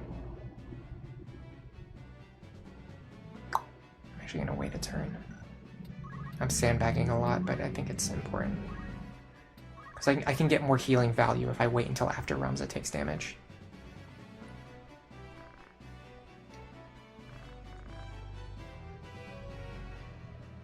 So Ramza should take damage here. And then I can cast Moogle afterwards to heal him back up as well. So instead of just getting 30 points of healing, I'm getting like 40 points of healing for the same amount of MP. Now this is bad. That's really bad. Unless I can run over here and one-shot her, which I don't think I can. I don't think I deal 57 damage. I can't tell how much damage I'm going to deal. I could run over there and hit her, but I don't know how much damage I'm going to deal. So instead, I'm going to... I don't think I can hit Algus either.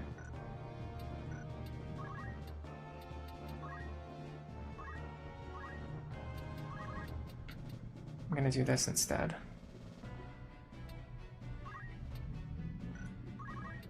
Okay, Ramza's about to get hammered.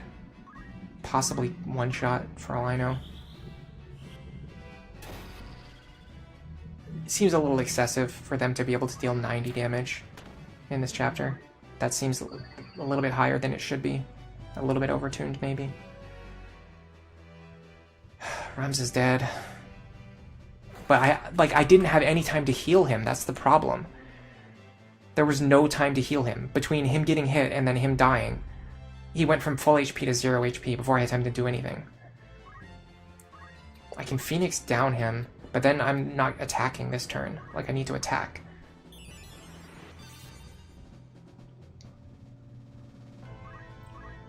Look at this. I still don't even have time to cast Moogle. They're still getting extra turns before I can do anything. Okay. At the very least, I can cast Moogle now. That can heal my entire party.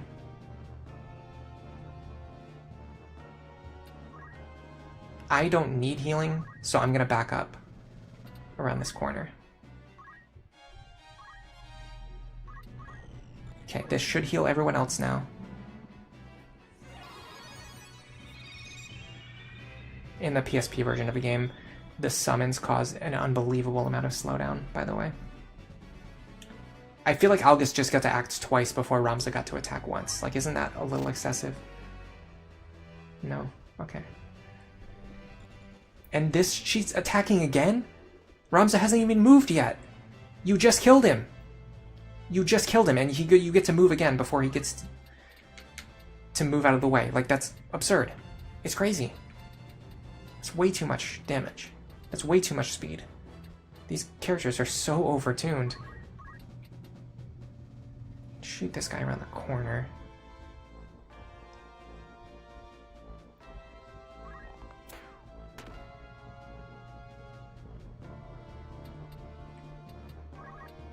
I can't hit the black mages. They're just...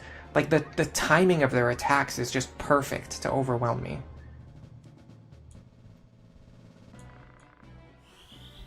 Okay, she's gonna hit her own guys with Bolt at least. That's one good thing. The problem is she just killed 2 of my guys with 1 action.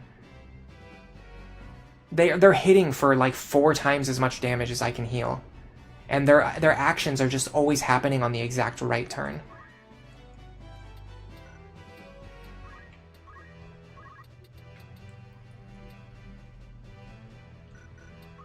so that I don't have time to heal my characters. I mean, I can hit Algus pretty hard, but I won't have time to hit him again.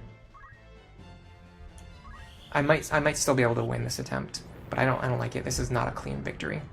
The problem is now that he's taking damage, he's going to start running away. Once he starts running away, I'm not going to be able to catch him before my other characters die. Okay, for some reason he's not running away this time. In fact, he's just choosing to run forward and attack in melee range, even though he's an archer. And he triggered my auto potion. Now the problem is I can't Phoenix down my characters now, because they're standing behind an enemy. This is egregious. She must be casting a defensive spell. I think what I need to do is charge +2 versus Algus.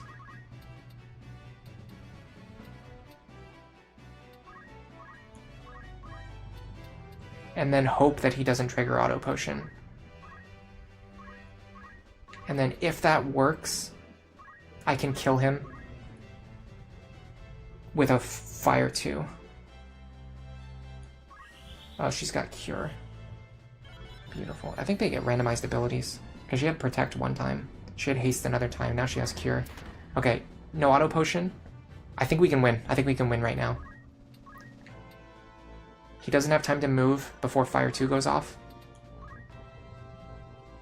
Hold on a second. Which one's Jeremy? Okay, I have to get away from Jeremy so that he doesn't kill me before this spell goes off.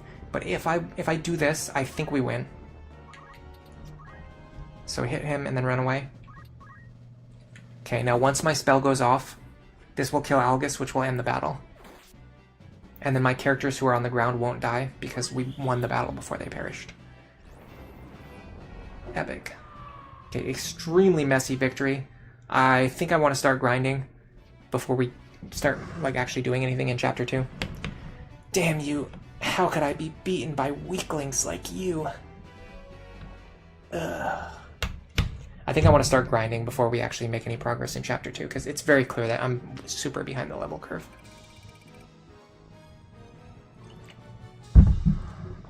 No bonus items? Sad.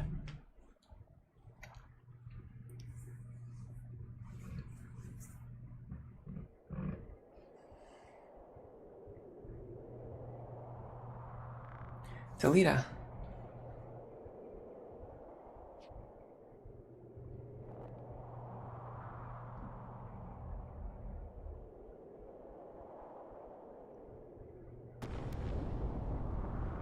What was that? An explosion? Delita, it's dangerous. Come over here, quick. Oh. He got hit by that steam blast. Delita.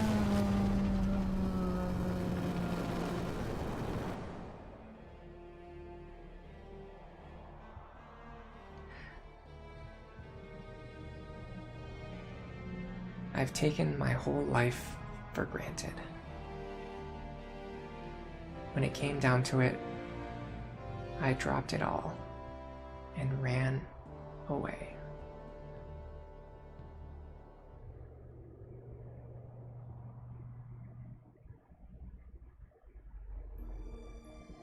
Do you want to save? Yes.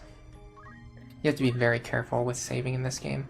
Sometimes you can save before going into a 2-part battle, and if you can beat the first part but not the second part, you can soft lock your run. Because you'll be stuck on this battle that you can't win, and there's no way for you to go grind anymore. Okay, now we get back to the actual quote-unquote beginning of the game, which takes place after Chapter 1. Excuse me. Oh, that was horrible. So, Ramza, you know who kidnapped her. They're talking about at the very beginning of the game, this chapel that we're at got attacked, and the followers of Prince Goltana's men came and kidnapped Princess Ovelia. But they had a person with them who Ramza recognized, which, as we just saw from these entire flashback chapters, that was Delita.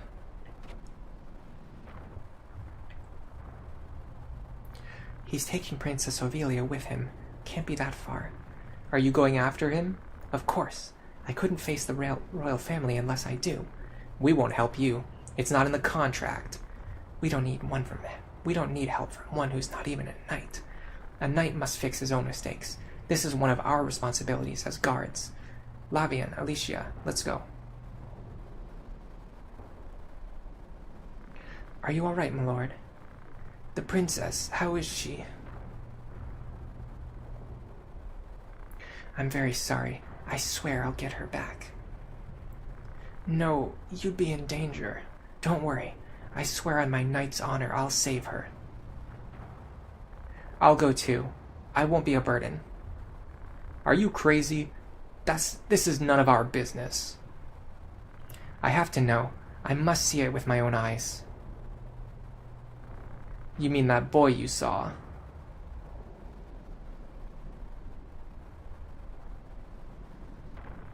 You're stubborn as a mule. Don't cry to me for help if something happens. One thing I really like about this game, I talked before about how the sprite work is like honestly pretty incredible. Like the amount of detail that they put into the sprites, especially taking little actions and doing these little things.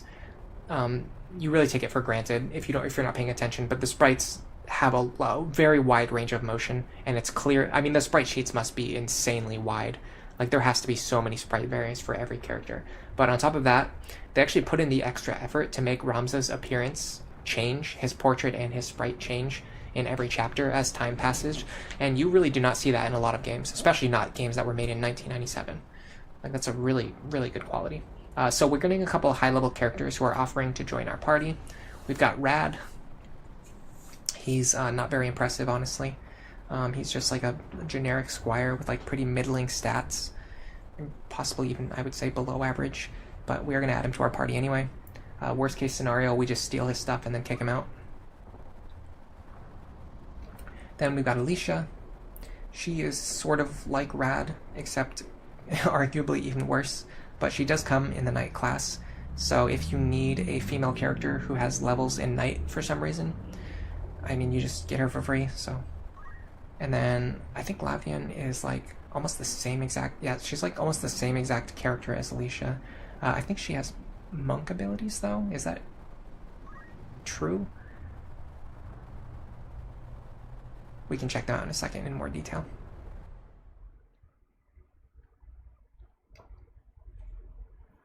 So we should still be directly connected to the part of the map we've already been exploring.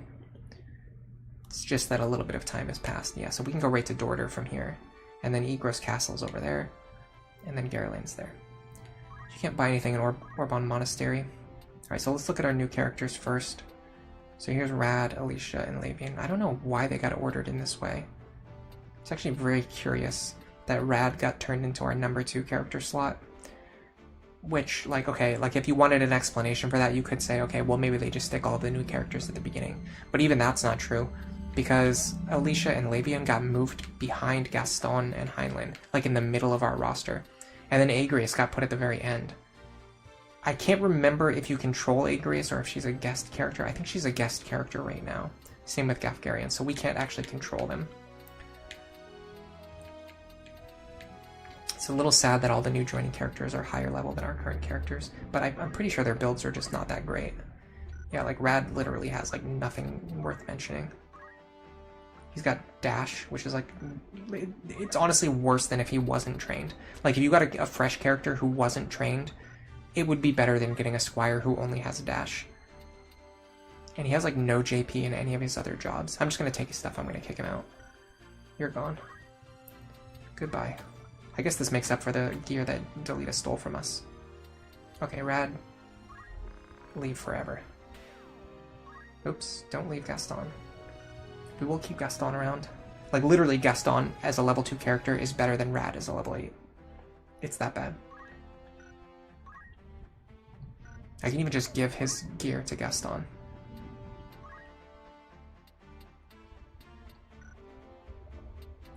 Although I feel like I actually want Gaston to go into Chemist, maybe. I'm not sure. I think staying at Squire is fine for now.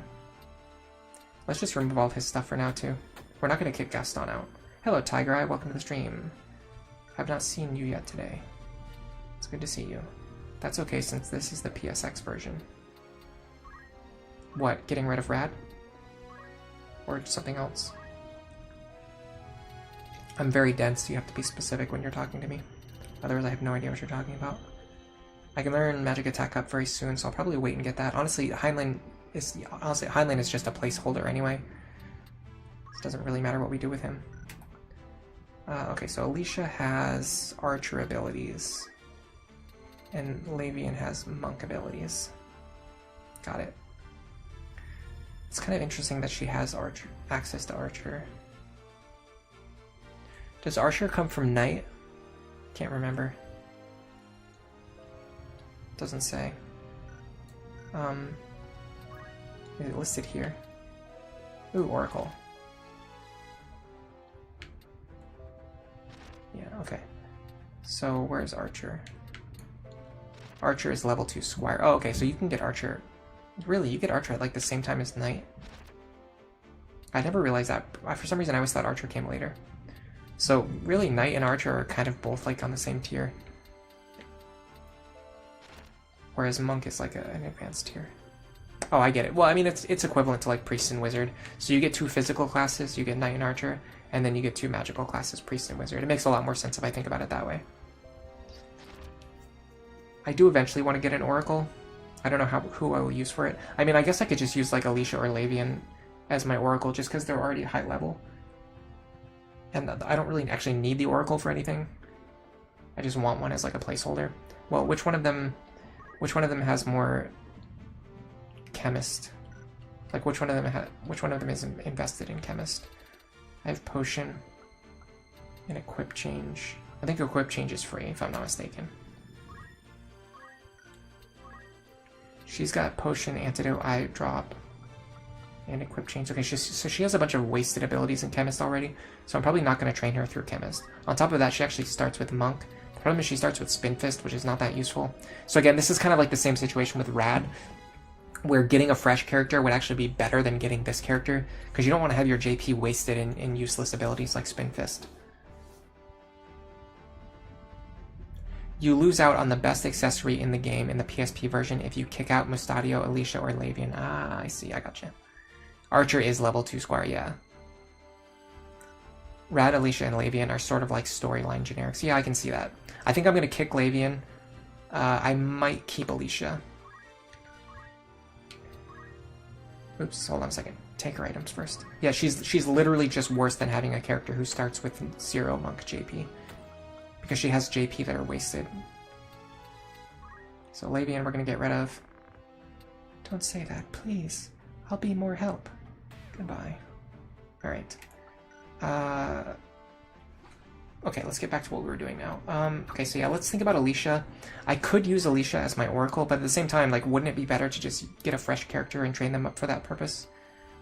Especially because it would lower my average level of my party. Well, actually, maybe I want to keep her around then, so my average level is a little bit higher.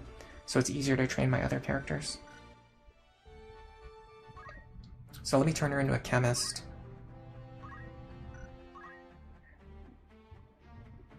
You know what else I could do with her too? Let me look up the job class tree. Because there's a female exclusive class that is limited to the physical attacking line.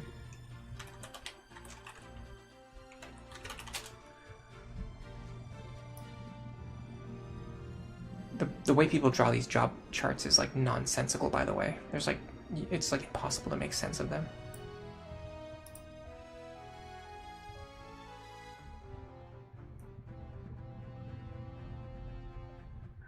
I don't know why the infographics for this game are like so unintuitive. Like the item maps are like barely readable. The job charts are drawn in like a bizarre way. One of the old ones that people used to use like all the time had a thing where like, what is it? Thief, I think Thief goes into Lancer, right? And Monk goes into Geomancer. They had like Geomancer on the same side as Thief and Lancer on the same side as Monk, and then they like cross them over. So it's like they're drawing like across lines, like Monk goes across over to Geomancer, which is below Thief, and then Thief goes like across that same line to draw like an X to go over to Lancer, which is below Monk. Why not just put them below the classes that they directly promote into? It just makes no sense at all. It truly makes no sense. 1997 was a wild time, and then I guess ever since then nobody ever bothered to make better looking infographics. I don't know why I'm having trouble looking it up today. I think I'm just like tired today. But I really wanted to stream, so we're doing it anyway. You're just gonna have to put up with me being tired while streaming.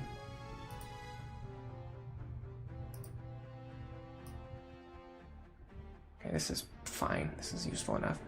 Okay, so the class I'm thinking of is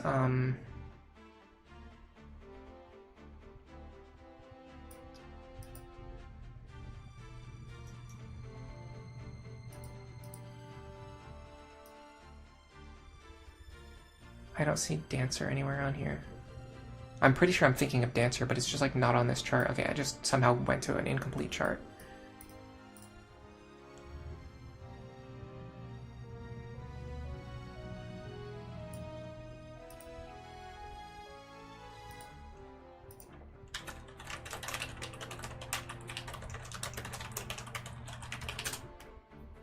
Maybe if I just put PS1 here, it'll give me an even better answer, although I doubt it.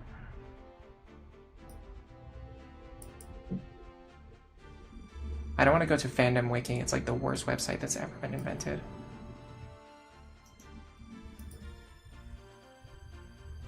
Yeah, so you type in PS1 and then it still takes you to the Ivalice Chronicles page. Wonderful. Extremely useful search engine.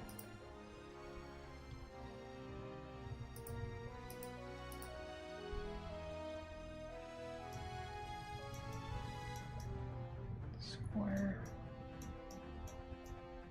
Okay. Here we go, prerequisites.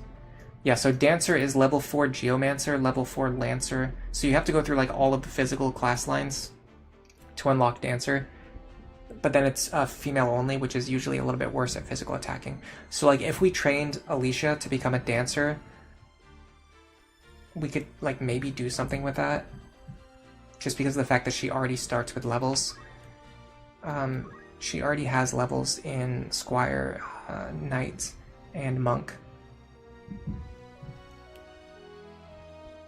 So if we level her, if we give her one more Monk level, we can put her into Geomancer. Or we could even make her into our Archer now, because we're going to be switching logins out. So let's switch logins.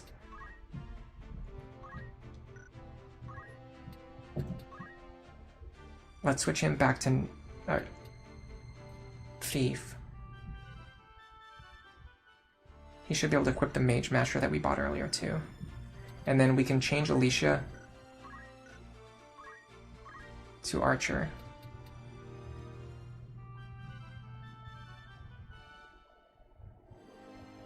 With the eventual goal of maybe possibly making her into a Dancer.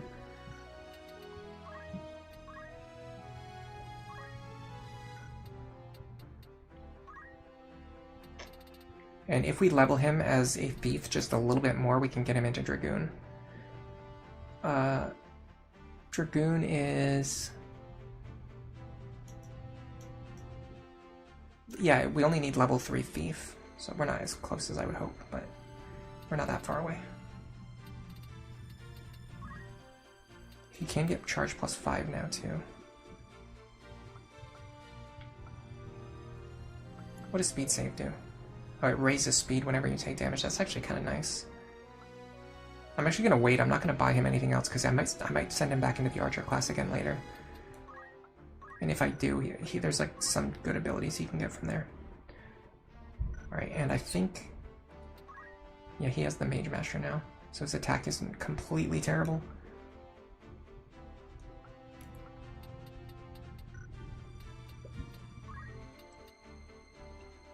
Let me change her to a summoner. Well, hold on a second. I think there's like a battle coming up. Isn't there a battle in... Is there a battle in Dorder? Or is it somewhere else? I think there's a battle coming up very soon. So we should probably not mess around with our formation too much before we go into battle. It's actually been a while since I played the game, but if I'm not mistaken, I think there's a battle coming up soon.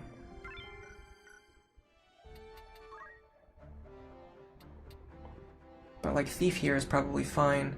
I could kind of see turning her into a summoner right now, so she can get some summoner JP. This is like a good time to do that. And then we can switch her back to Black Mage before she levels up. The only problem is it means her offensive power is going to be a little weaker in the next chapter. But I don't know, maybe that's fine. So logins. So Alicia, we can use her as an archer maybe.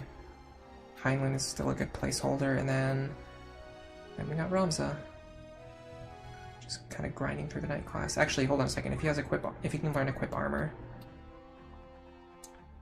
Well, the problem is I think equip armor you have to use in place of JP up. He can't learn it yet anyway. Alright, let's just keep him in night for a little bit longer then. Alright, maybe I'm misremembering, but I think we're about to walk right into a battle.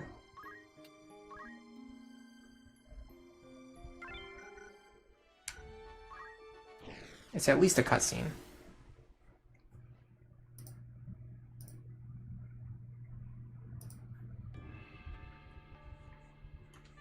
Yeah, it's a battle, okay.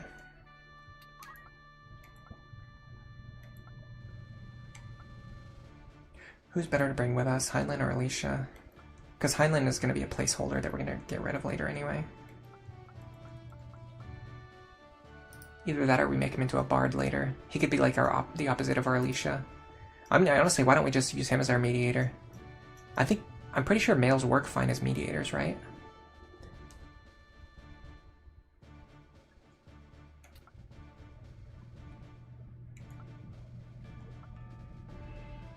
No, Archer's really good.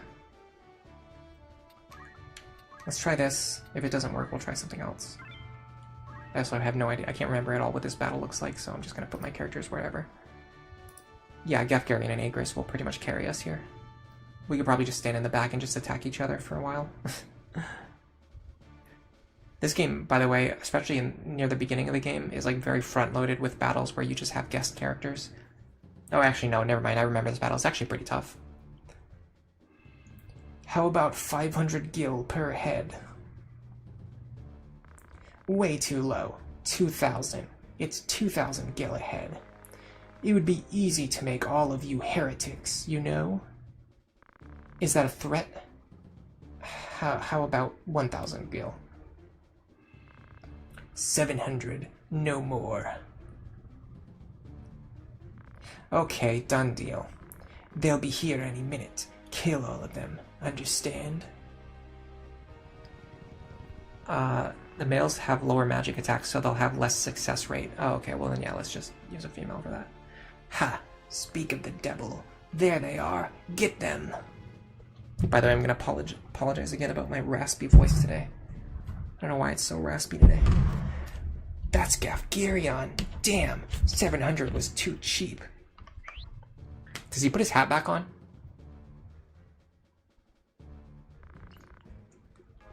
Ambush.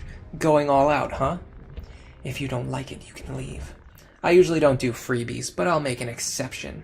You patronizing. He put his hat back on. That's sad. It'd be cool if he fought without his hat on. Another one of those, like, unique sprite things. But yeah, this battle's actually kind of tough just because the enemies start on, like, a higher elevation. And, they're all they're, like, fast, too. And keep in mind, we barely got through that last battle, so it's going to be pretty tough for us to win a literal uphill battle against a bunch of fast enemies who can just shoot down at us from above. Ramza is the exception because he has male and female stat growth. Ah, I knew he had boosted stat growth, but I wasn't sure exactly what it was. So he basically just has like the best male stats and the best female stats. Is that what you're saying? Oh, I should have tweaked Agris before we went in here. So I'm pretty sure you can remove the crap that you don't want her to have. Like casting weak spells instead of using her Night Sword or Holy Sword, whichever one she has. Look at that, man. They can shoot us from all the way back there because of the elevation. It's crazy. And then Feldman's out here just dropping spells. Navarro. I've heard that name is from, pretty sure that name is used in Game of Thrones. Okay, see, I don't like when the enemies cast spells and you don't get to see what they do because of the camera rotation. Like, I literally did not see what that guy cast. He's casting something on someone, but I have no idea what. Is there any way to check that, like what they're actually casting? I mean, I guess I could check the AT list, but even if I do that, okay, so I know he's casting. So like I know he's casting ice, but I don't know where, unless I can check where. Oh, you can check where. Okay, cool. Well, that just solved my problem. Okay, so so they're basically just casting spells on both sides of Gafgarion. So I want to make sure I don't stand in any of these tiles.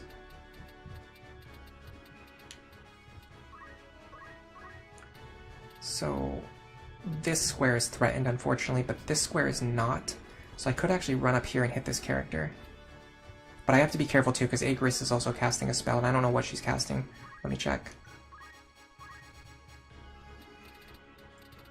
She is casting fire. And it's in a weird spot too, it's here. So I actually can't run up there either, because then I'll get hit by my own fire spell. Okay, so there's a ton of spells about to go off. So there's spells going off here, here, and here. So I could stand here. This tile should be safe, but that doesn't do anything for me. It doesn't get me any closer to the enemies I'm trying to hit. This tile's safe. Kind of has the same problem, but I don't know. It's something, I guess. And then I guess I just stand here and wait. And Ramza, same problem. I can't actually run up and attack this character because the area is getting blanketed by fire. I can stand here, though.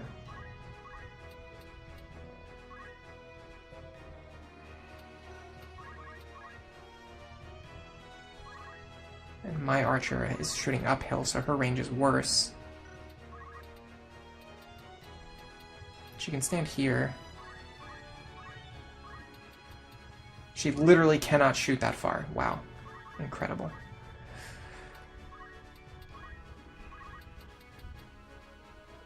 I should have left that tile for someone else, because now there's like nowhere for me to stand with my summoner. I'm just gonna wait.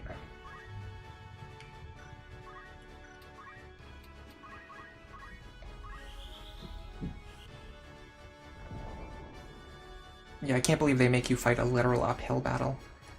That's so funny. Now they're probably about to kill Gafgarion, or I don't know, he has a lot of HP. Maybe he'll be fine. Oh, that ice spell does nothing. Weird.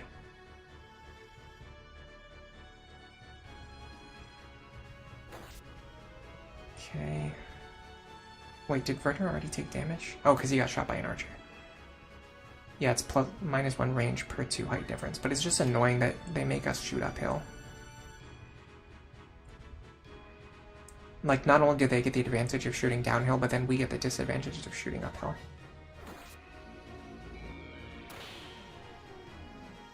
Okay, this guy's weak enough we can maybe finish him off. Also, Gafgarion healed himself, which is good.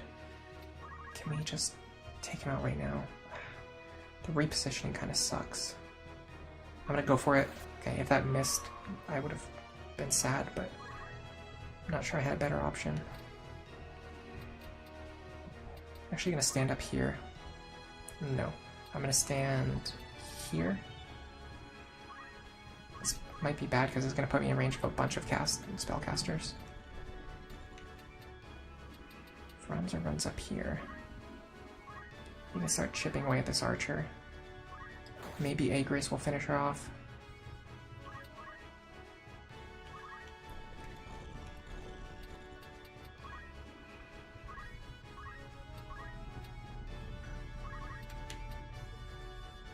Okay.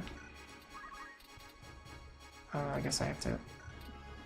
Well, I'm pretty sure if I do this, it's gonna hit the knight, or sorry, the thief, which is fine. I'm totally fine with that. Okay, so what I wanted to do was this Moogle here to heal both of those characters. I do like Moogle casts very fast. You think it's just like Dorter Slums? It's slightly different though. It's not the same exact map, but it's like the same location, but it's like a different part of the town, I guess. No. Yes, okay. So that's one down. Okay, we're doing okay here. The problem is when these two black mages move forward and start casting, they're going to deal a lot of damage to us. Especially this one.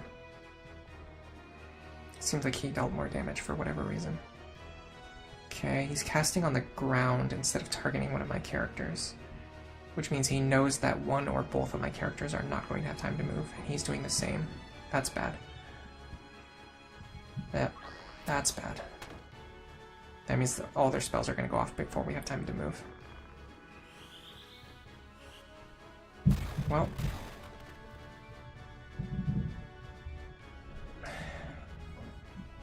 If Ramza survives on low HP, we can at least heal him. It is the same theme, though, because it has an archer standing higher up, trying to pick you off. That is true.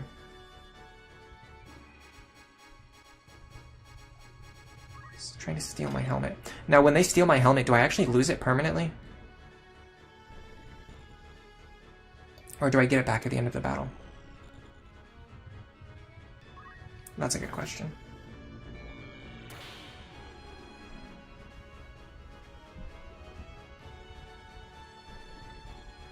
Okay, Ramza is looking pretty battered. What I can do is have him go over here. Oh, I found a shield. And use a Phoenix down so that this guy does not expire. There you go. You should be able to finish off this thief, but I want you to do it in a way that's not going to leave you in range of like 18 mages. If I go like this, will I hit him or not? Yes, I will. Okay. Very important information to remember for later. I can actually hit enemies that are like within my effective range if I just aim behind them.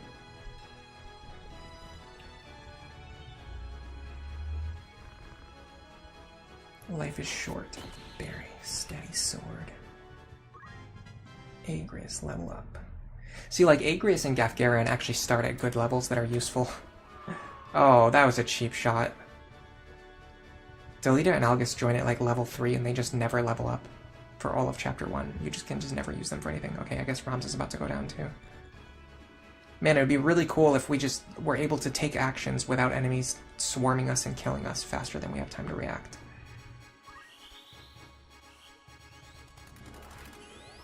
And now they're hasting. Okay, I think he's about to kill Ramza. I might be able to stop him with Moogle. No, it's going to go off after his fire spell. And Ramza has very low health, so he's definitely going to die. Okay, if that's the case, then I should just run up here and attack them.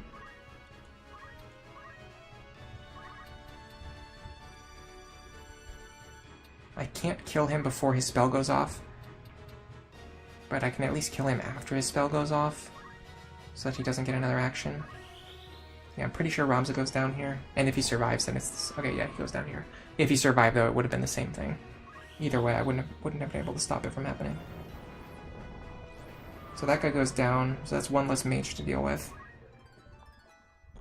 We got our job level up as a summoner, which I don't think really works towards unlocking anything in particular. Other than, like, the jobs that require, like, a bunch of classes to level up. I don't know what she has equipped. Actually just her archer abilities. I forgot to give her another ability.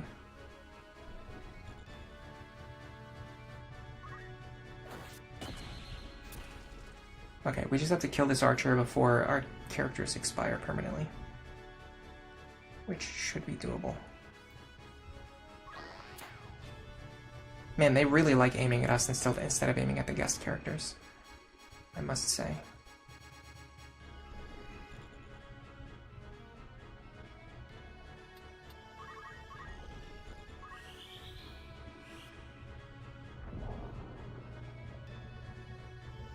Baffling decision by Gafgarion. Absolutely nonsensical decision by Gafgarion. Instead of ending the fight, he cast a fire spell that didn't kill her. I was waiting so I could maybe pick up one of those crystals, but it looks like the timing didn't work out.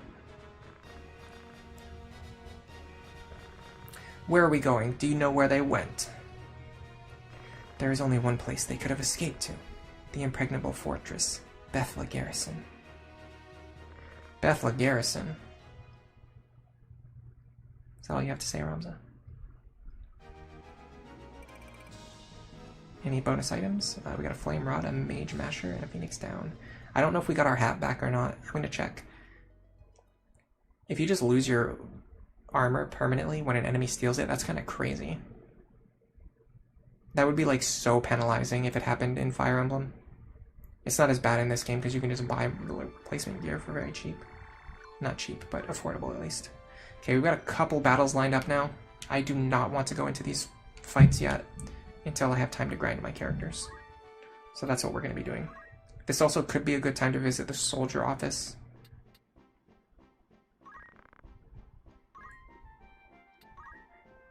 I actually picked up a round shield, so I don't need to buy one.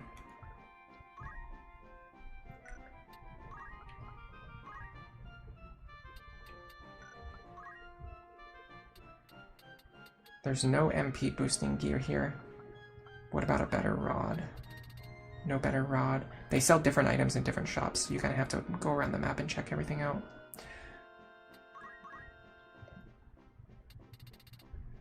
There's no bows here for her to use either.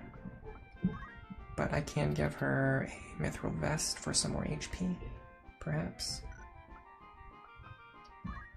And I think, yeah, her helmet is missing. So it looks like it was permanently removed. In the later translations, he says, "Then we must lose no time."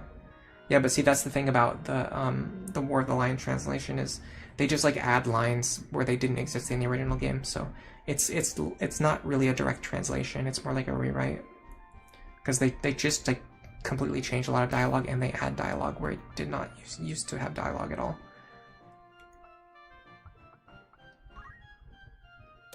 Headgear is really strong because it also boosts your attack power. Ooh, Power Wrist. I might actually take this Power Wrist from him and give it to one of my characters. If it'll let me. I can't remember if it lets you or not. Alright, there's actually not that much here that we can buy. Bought a couple of things, though. Let me just skim the list again really quick.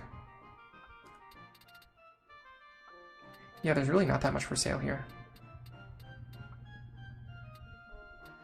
Spike shoes give boosted jump, and then what does the leather mantle give? It's just like an increased evasion of the small mantle. Honestly, having extra movement is so powerful. I feel like you can't really afford to equip anything else other than the battle boots. They actually sell shurikens here. Alright, let's buy some more potions. And Phoenix Downs. And one more high potion is fine. Yeah, you can take the items from guests. It's probably a good idea. Okay, how does the soldier office work in Chapter 2? Do they give you higher level characters, or is it still level 1 characters? It's still level 1.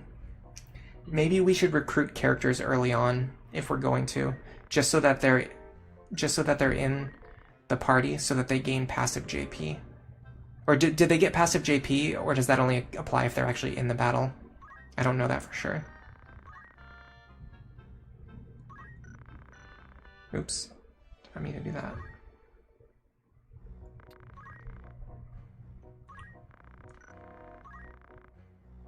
We want someone with high faith.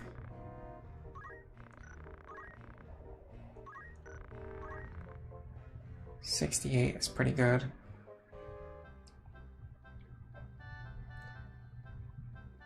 It only applies in battle. Okay, so recruiting them early doesn't really matter then. You can just recruit them whenever. But if I'm going to train a...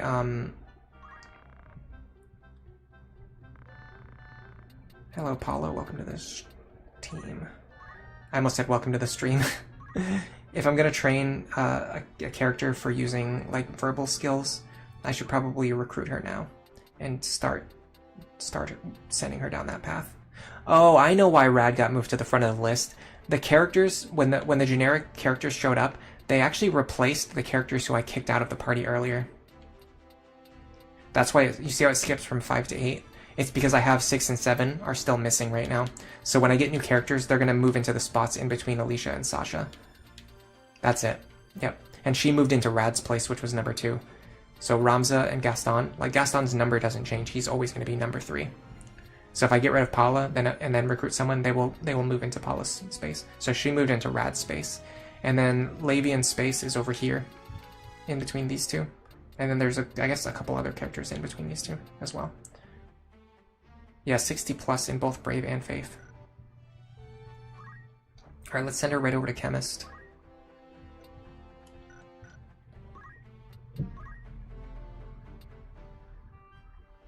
So we need to go Chemist, Priest, Oracle, and then that unlocks the class, which I don't remember what it's called in this game. In the PS1 version, I don't remember what it's called. It's like, it's the Riz class. Maybe we keep her in Squire until she learns JP up. That probably makes sense. Yeah, let's keep her in Squire until she learns JP up.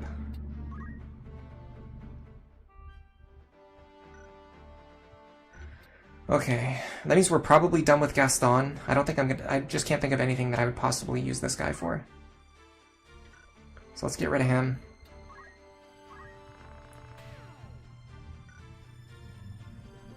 Heinlein is like still kind of a decent placeholder for now. 4, 5, 6. Yeah, because typically we're going to deploy like maybe 5 characters, and then Paula is like not actually going to be deployed. She's only going to be used for grinding. Mediator, that's what it's called in this game. Thank you very much.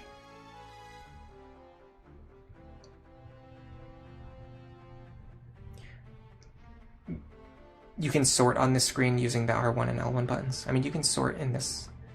I think you can sort in this one too, right? Or do you just get to change their metrics? What is CT?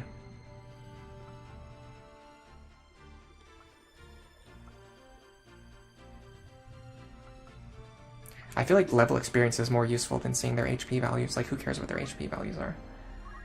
Okay, I'm gonna remove Black Magic from her. Well, I don't know, actually, her magic stat's higher than her physical stat. Huh. Okay. Can she learn anything useful? Not really. I can get JP up eventually if I keep her in Holy Knight for a while. Well, let's just keep her in Holy Knight for now, then.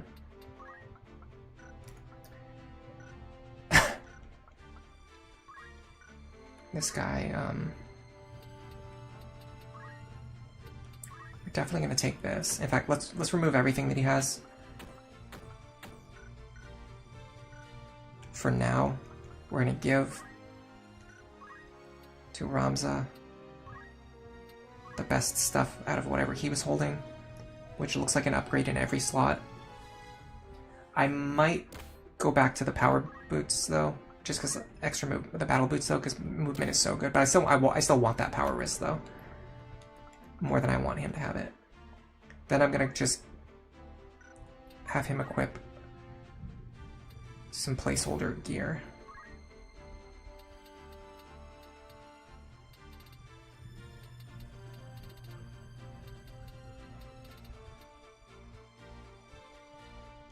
gonna throw sword, and then.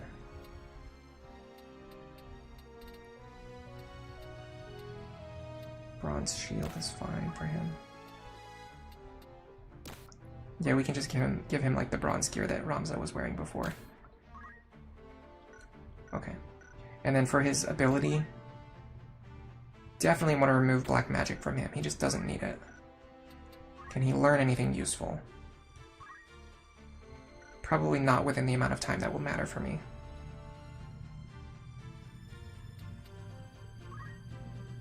Could just give him charge +1, or actually probably the best thing is to give him items.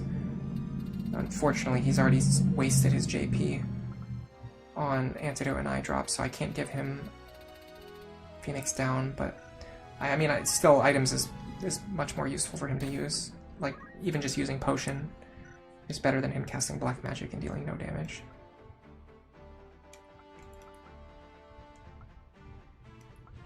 Okay, this feels fine.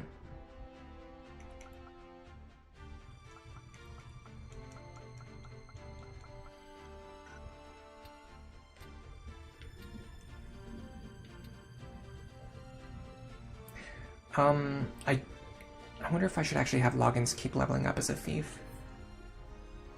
Just to get more speed. Because it's one of the few classes that actually increases speed more than the average. Yeah, you value movement very highly. It's the same for me, especially in Tactics Advance as well. I just put like the movement boosting boots on like all of my characters and just have them use them the entire game. I want to put battle boots on Agrias too. That's a good idea.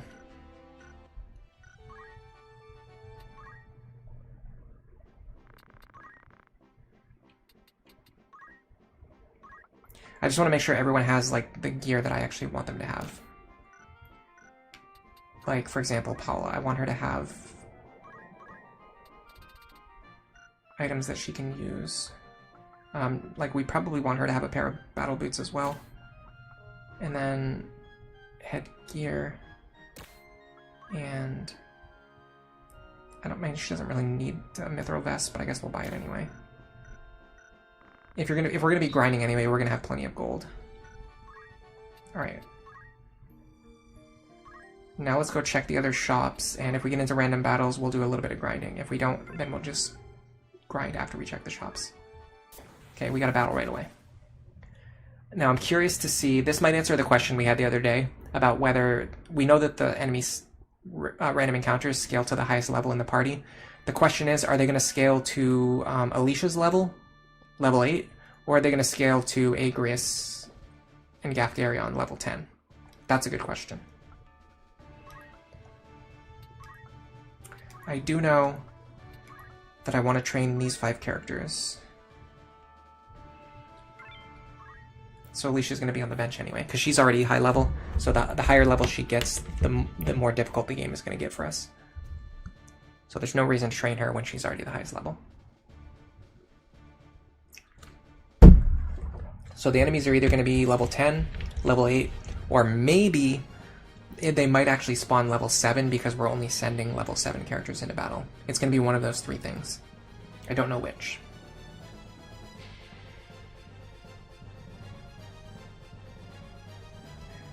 Okay, looks like they're spawning to Agrias and Gafgarion's level, because they're level 10 and 11. So having level 10 and 11 guest characters join the party actually kind of screws us.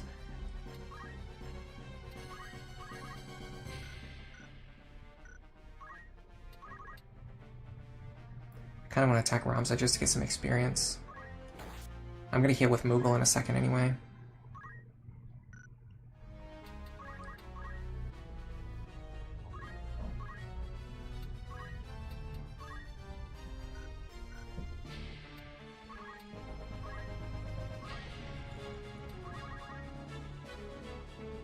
Same with Paula, I'll probably just have her hit Ramza so she can get some experience. Wow, she hits for harder than a level 7 thief. Is there a way for me to keep track of how much JP she has? Yes, there is. Interesting. So in theory, if I get her to the 200 JP that we need, I could actually stop training her in the middle of a battle, because I would know... I would know, like, what her current stats are, or like what her current JP is. Who's this Heinlein? Okay, we can one-shot this guy, so that's good at least. I can probably one-shot the bomb too, if that's true. What I'll probably do is try to leave one of these goblins alive. They're a lot less dangerous than the bombs. Actually, how dangerous are these guys? What ability do they have? Knife Hand and Thunder Soul. I think Thunder Soul is probably dangerous than anything the goblins can do. So if I summon Moogle right now, I can heal Ramza back up and get some summoner JP. Mogri. Classic example of PS1 version typos. Nice. Do I have a long-term plan for Ramza? Actually, I don't. I should probably think of what I'm going to do with him.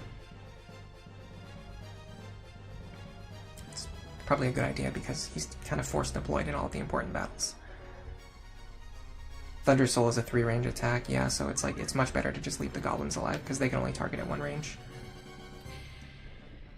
I actually don't want to run out into the water and get surrounded. I'm just gonna move over here. This might put me in range of the bomb. It'll be fine. Even if true, just like keeping our characters together will allow us to cast Moogle again. Oh god, she hits so hard though. I want to train her by hitting my own characters, but she hits way too hard. Okay. So, here's the problem. Epigoni and Prubos. Yeah, Epigoni's gonna get to move before I can kill him. And the problem is if he moves right in front of one of my characters, that character will take damage. And he's probably very inclined to do so. In fact, I just moved into a terrible spot. Because if he moves 1, 2, 3, 4, 5... Oh, he can't move 5 tiles, okay. Why do I do so little damage? Do they resist ice? I didn't know that. I just assumed they would be weak against it. Oh, this is fine. Yeah, he can't actually get close enough.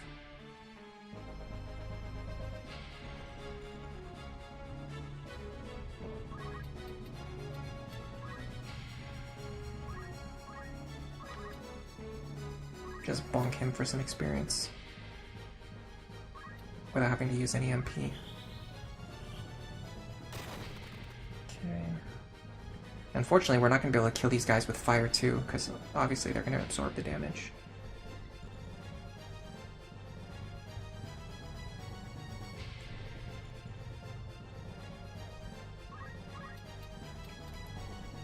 Can I one-shot this guy? Nope. And he bites me. We're 1 job level closer to Lancer.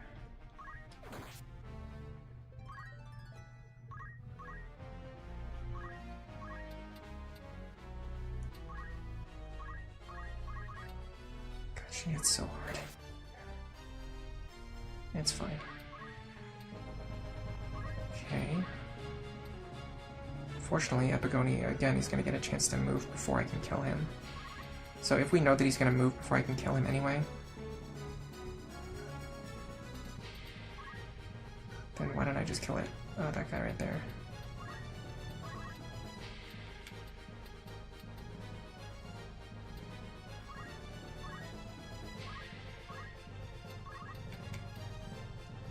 I can deal... Oh, I have to use ice. I can deal 82 damage to him. Cast it here. So the bomb moves. He might blow himself up, I'm not sure. Can bombs actually blow themselves up in this game? I'm not really seeing them do it.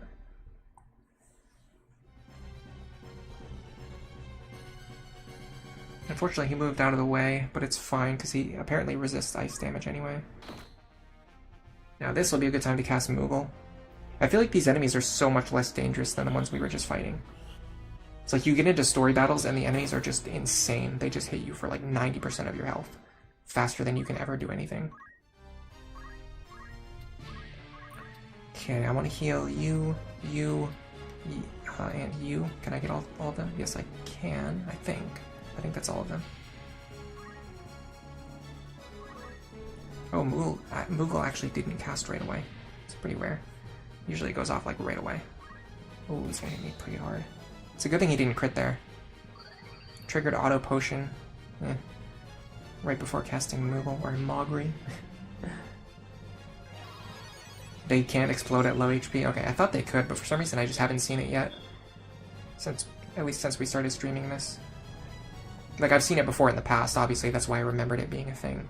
But I just haven't seen it since we... Yeah, they do have self-destruct, okay. Let me go get rid of him before he does that. Can you cast Steel Gill on enemies? You can. Oh, interesting. Okay, cool.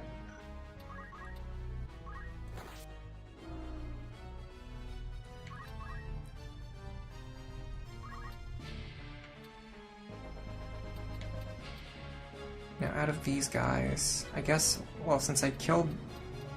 I guess I have to keep the skeleton alive, because I accidentally killed the goblin already. Or rather, let's just clean this battle up at a reasonable pace instead of grinding.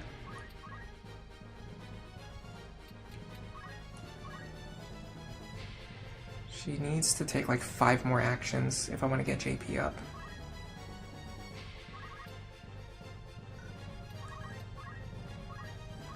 If I do that, she'll probably level up as a squire too. Yeah, she definitely will. Because everything's so high level.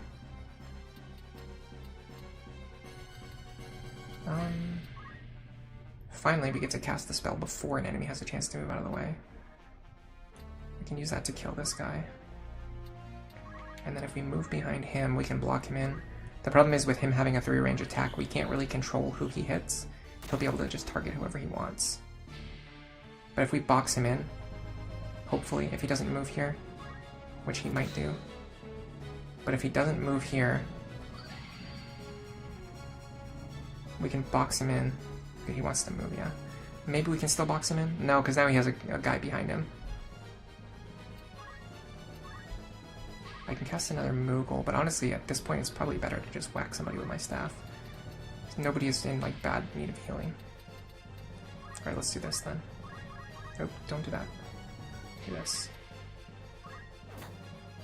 Okay, we can't box him in this position because there's a body next to him, so he can always just move across that body. So for now, let's just wait. We'll box him in next turn. If we can. Ooh, treasure. Okay, if she hits him, she'll get some more JP. Yeah, she's getting way more experience than she's getting JP.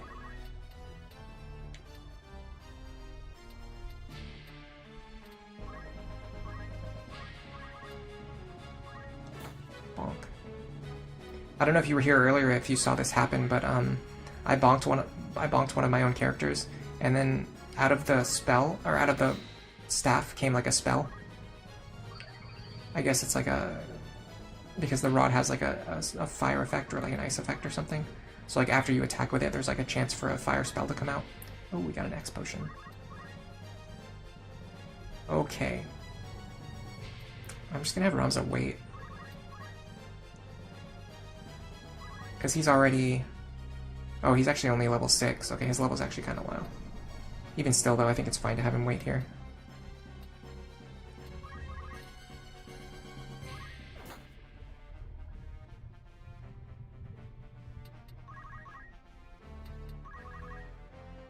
Okay, you hit Ramza. Get some more JP. I think she's still pretty far away from what we want, though. Let me check. She is 2 actions away. We can do 2 more actions, and then end the battle. That'll also give us time to wait and pick up these treasure boxes too. For some reason, he keeps attacking the person who has auto potion. He's wasting my potions. I want him to attack literally anyone else, so that I can heal them with Moogle. Okay, here we go. Although I think Ramza has auto potion too.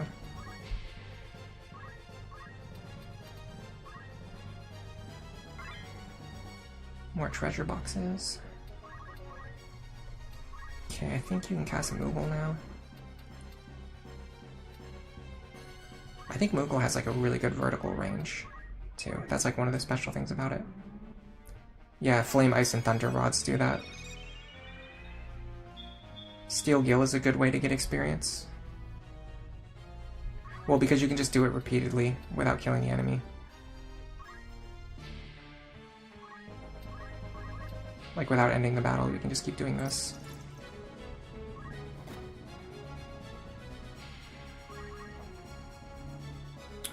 Okay, I need her to hit somebody. I guess Ramza. Although if he deflects it, I'm gonna feel stupid. There you go. Now, I think she's still one action away. So she has to take one more action to get JP up. Then we can start training her through Chemist. She's one action away. Okay, cool. If we had recruited her earlier with all of the other squires, we could have gotten around this problem. Do we want Ramza to level up as a knight or as another class? Honestly, leveling up as a knight kind of makes sense anyway, so let's just have him use a potion here to level himself up. That way he gets physical attack.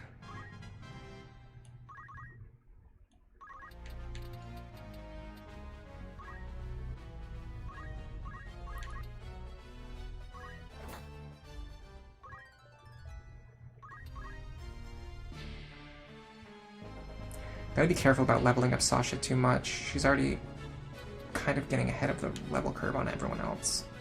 She's like pretty much like a full level ahead of everyone else. I mean, one level's not that bad though. You just don't want one character like overshadowing everyone else. Actually, what I should have done was waited and then leveled her as a black mage. That was a small mistake.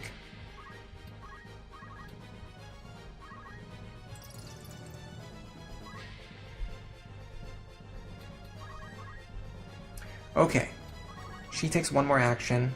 Now she has enough JP to get JP up.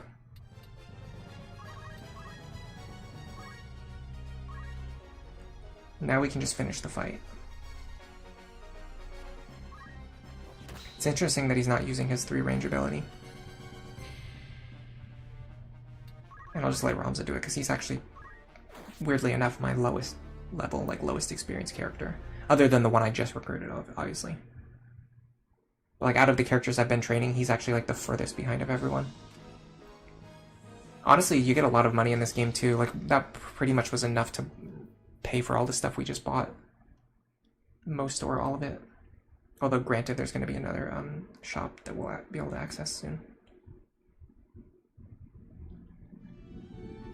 Okay, so now we're going to go check the shop in Garaland. And while we're here, we're going to do this. So we're going to get Paula JP up. This is why I got rid of Rad, because he starts with Dash. That puts him like 80 JP behind getting JP up. So there's just no real reason to do it. Okay, now we're going to send her over to Chemist. Start training her through this line.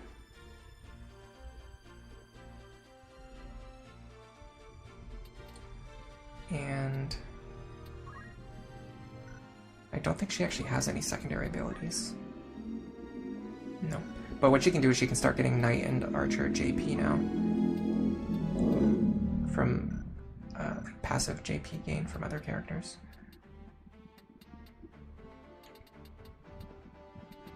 Okay. Anyone else need some attention? We're basically just saving. I think we're just saving up for magic attack. Oh, we got magic attack up. But then you lose out on JP up, so I'm not sure. Especially because he's kind of weak anyway. Honestly, this character is still... I still view him as a placeholder. We're just going to get rid of him anyway. Alicia didn't participate. Sasha did. So now she can potentially learn a new summoner ability.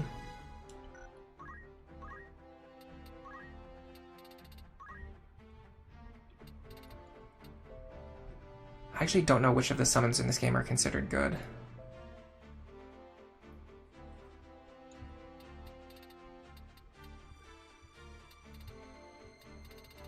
Like, I guess Ifrit would make sense because she's using a fire rod.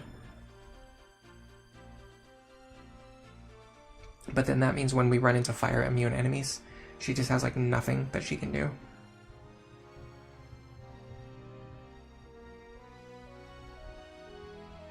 Let me see.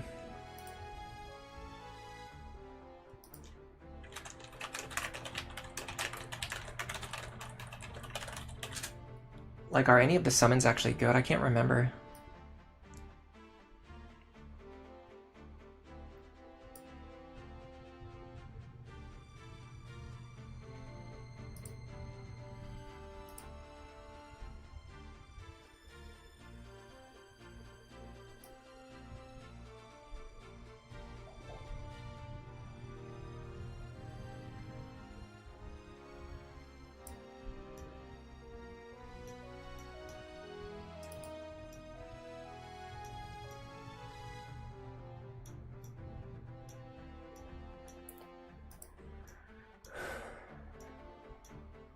I guess Titan is like neutral damage. Golem and Carbuncle just give protect and reflect.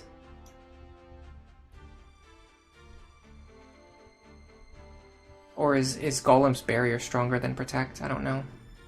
Bahamut is again just, well, I guess Titan is actually earth damage, whatever that means. Leviathan is water damage. And then you have Salamander and Self. Wind damage. It doesn't really specify like which ones are considered good and which ones are considered bad. Do they just all do like the same damage just with different elements?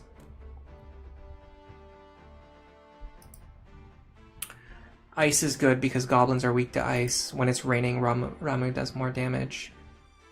Fairy heals more than Moogle. Oh, maybe I should have just waited and gotten Fairy then, instead of getting Moogle early. But Moogle's really fast though, that's one of his benefits. In fact, now that I think about it, you really have to think about the speed. Like, some of these other ones are going to be more powerful, but they're also going to be slower. So even if I buy these now, it's not really a waste because of the fact that they're fast, they could still be useful.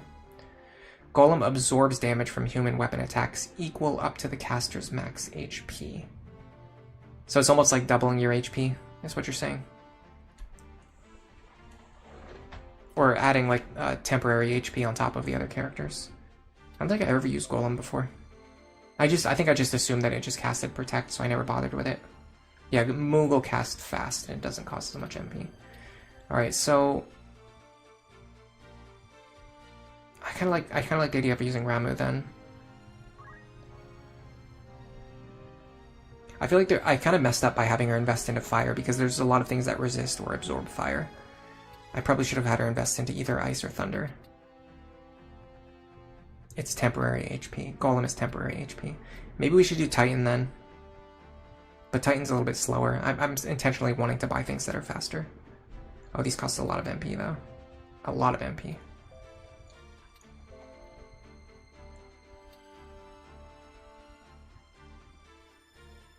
Alright, I'm gonna go with Ramuh, because I already have an Ice Mage.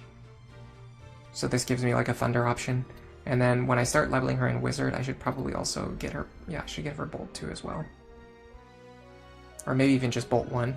Yeah, because this... Okay, so if I have Bolt 1 and Ramuh, that gives me like a cheap Volt option and an expensive Volt option. And then I'll probably switch her over to like a Volt Staff if they sell them here.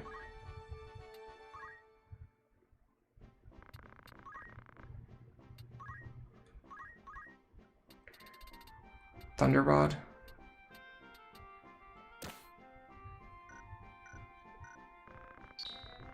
Okay. I'm probably gonna also change her back into a Black Mage if she's gonna... No, because she's not gonna level up soon because I accidentally leveled her as a summoner anyway, so it doesn't matter. Let me... I feel like I didn't check my other characters yet either. Sorry, guys. I'm very scatterbrained in general, but especially today. Okay, I feel like Ramza basically has everything from the Knight class that he's going to want. I won't buy anything yet, because he doesn't necessarily want any of these things. He just wants to be able to buy them later if he needs them, if he chooses to get them later. I think this might be a good time to send him into Archer, because I'm gonna be... I just took... Oh, I did take Loggins out of Archer, but I put Alicia into Archer. But I'm not gonna be using Alicia right now. I'm gonna use her later. Or maybe, yeah, maybe I bring her with me, and then I train Ramza in Archer so that she levels up faster, so that she goes through the Archer path more quickly. So we put him into Archer. We're gonna have to give him a bow. Well, let's take all of her gear first.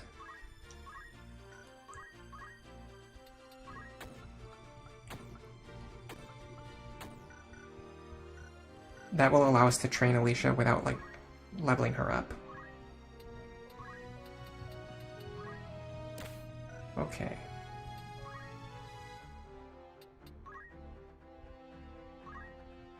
He actually has a lot of good Squire abilities. I feel pretty inclined to use Guts instead of Item. Especially while grinding, Guts is a lot better for grinding. Okay. This seems fine to me right now. Ramza as an archer. Paula as a chemist. Heinlein stays as a wizard. I mean, I could maybe send him over to summoner eventually. Well, if I send him to time mage now, he can get into summoner. Then if he grinds his summoner, that gives Sasha summoner JP. So that might be a good play.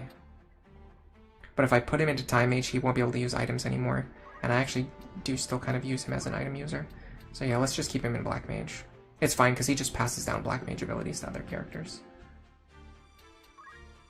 Or black mage, you know what I mean, black mage JP to other characters. I could get him counter magic eventually too, that would be cool. Alright, so we'll just leave him as is. Alicia, we want her in archer.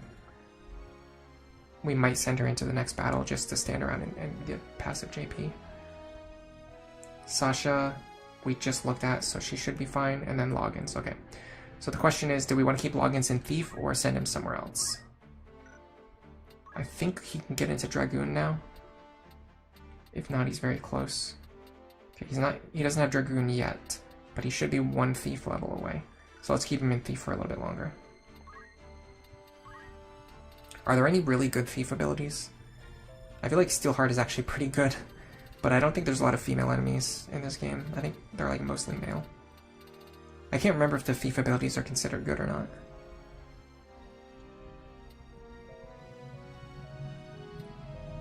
Catch might be good too. Secret Hunt might be good. And then actually move +2 would be insane. Alright. So yeah, we'll just leave these characters in these jobs for now. Now we go into the shop and see if the characters can buy anything that's better than what they're currently wearing in the jobs where we're going to be training them. Mithril Vest, we don't really need. I mean, I'll get it while I'm here. Nothing for her. Don't want to change their equipment because it'll... Okay, so yeah, we can't buy a bow for her, but it's fine. We can have her stand around with nothing equipped. Okay, so there's nothing we can buy. Oops, no, hold on a second. There was one thing to buy. Yeah, this.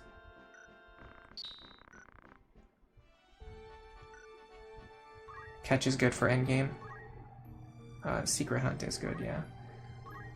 I'm more familiar with poaching in Tactics Advance. Perfect, we got a random battle right away.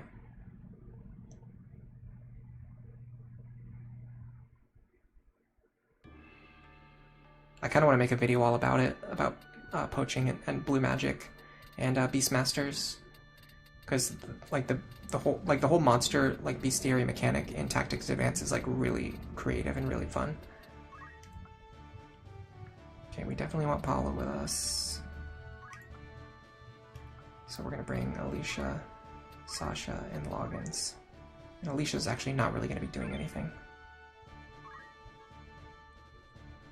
I mean, she could punch characters just to gain JP. I should probably also remember to remove auto potion while I'm grinding, because it actually slows down grinding and also wastes potions. You've beaten Advance 1, you didn't get the chance to play A2. For some reason, I had a hard time getting into A2. I got like maybe a third of the way through it, but I just ended up, I don't know, stalling out. I don't know if it's more boring or if I just wasn't into it at the time. Tactics Advance 1, though, is like really nostalgic for me. I play it a lot still, even. I have a couple videos about it on the channel, and I want to make some more videos about it. I just haven't got the chance yet. I'm very slow at editing videos. Like, extremely slow.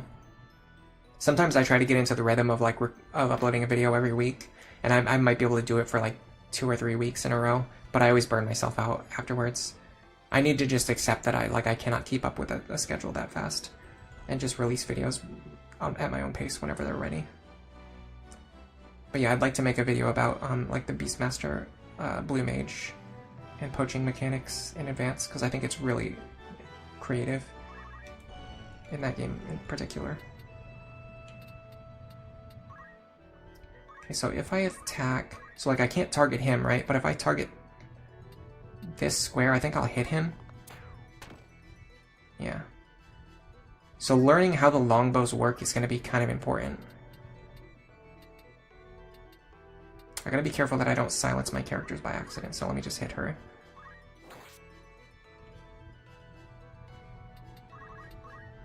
And then you are just gonna hit her back. And then we'll use Moogle to heal both of them. Okay, I can see this working. What is he casting? Oh, Haste. Haste isn't really that scary because it has a very limited elevation, so they usually can't buff multiple enemies unless they get very lucky with their positioning. I guess before I heal, I should probably just, like, kill. 40 damage. 39. 50 damage. If I do that, it's gonna hit my own character, though. I could do Ramo. It doesn't cover the elevation that I want. Okay, I'll just do Moogle, then. Because I can heal both of these characters who got injured. Actually, I might even be able to get all of them. No. Let me just get these two then.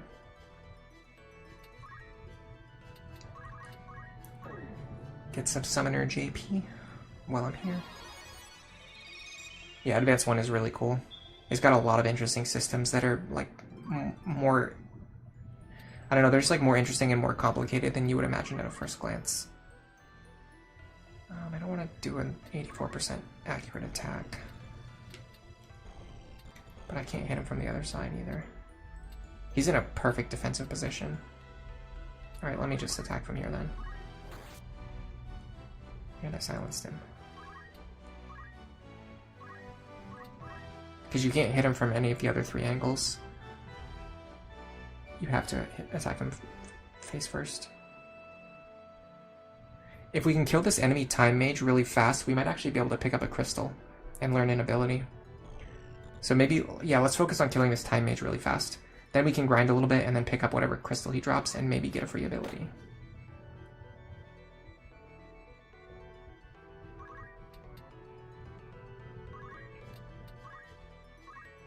Did I forget to learn? Yep, I forgot to learn any items. I've done that before too. And if I hit this character, I might accidentally silence them, which would be really bad.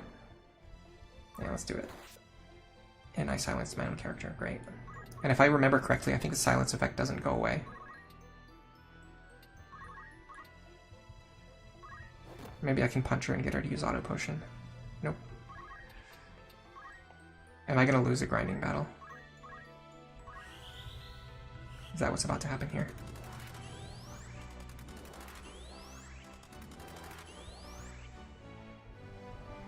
The good thing is when the enemies are higher level, it's also faster to level up and catch back up to them.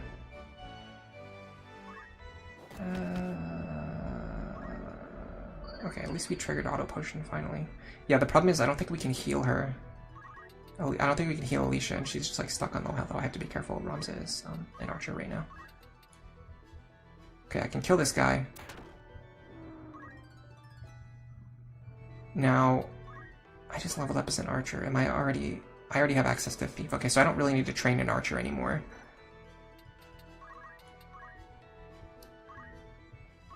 So if possible, I'd like to let my other characters handle things as much as possible. Yeah, I can't cast any spells because I'm an idiot. I silenced my own character. I knew there was a chance that would happen too, and I just did it anyway. And then I forgot to teach Potion to my chemist, which I've actually done once before already.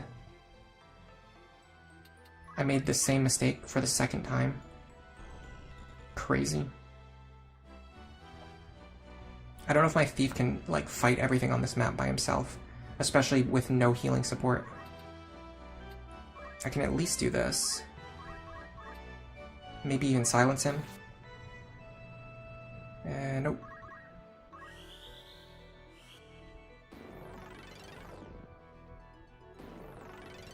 In Final Fantasy Tactics Advance, don't let Mars shake in. Yeah, I know.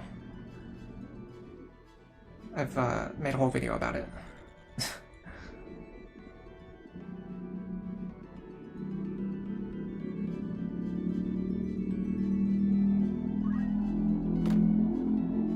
Okay, well, at least Alicia's not dead yet.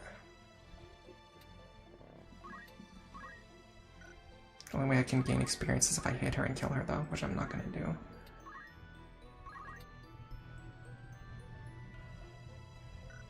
Can she move? No, she's also stopped. Okay. I guess that's what we're doing today.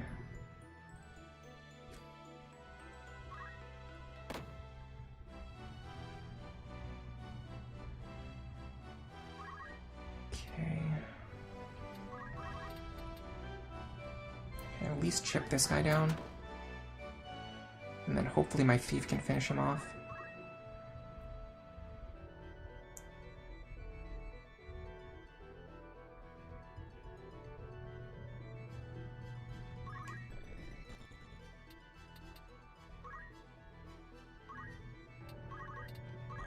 The problem is if they knock Alicia down and I can't win the fight fast enough, Alicia will permanently die. Which I can't have.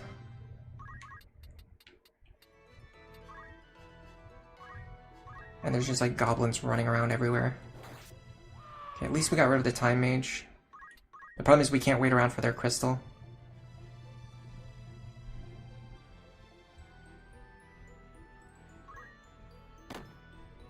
Ugh. And Ramza can't move now either, so that's also fun. Yeah, this is the second time I forgot to teach potion to my chemist. And then started training them.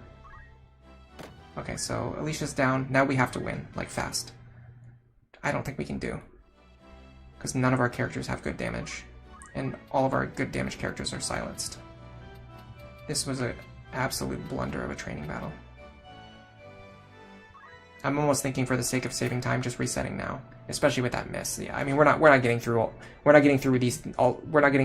through 3 full health goblins fast enough.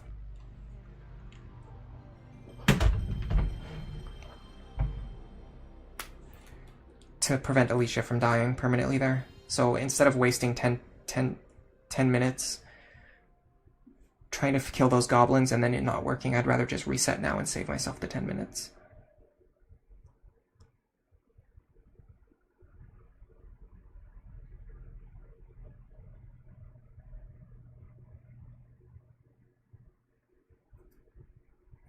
The thing is, Blue Mage doesn't even have like really good growths though. It would be better to level him in a class that has speed, because speed is like the most important stat. In Tactics Advance especially, the formula works in a really weird way.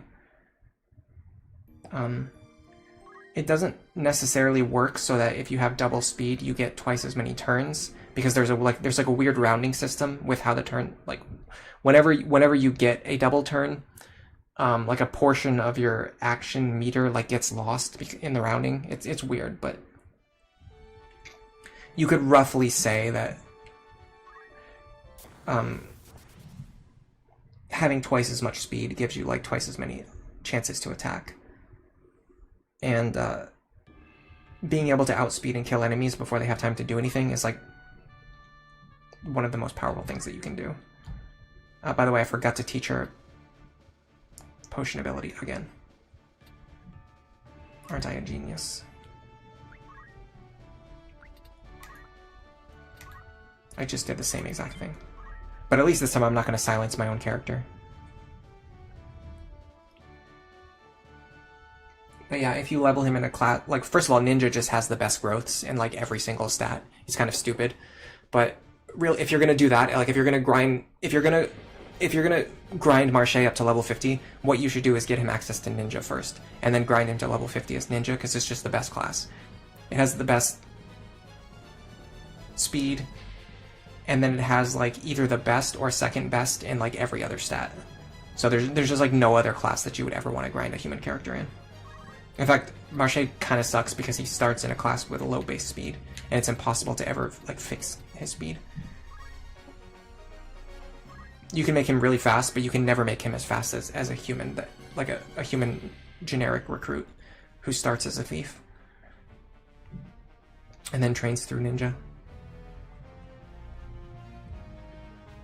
And then once he's a level 50 Ninja, then you can switch him to a Blue Mage and teach him all the Blue Mage abilities.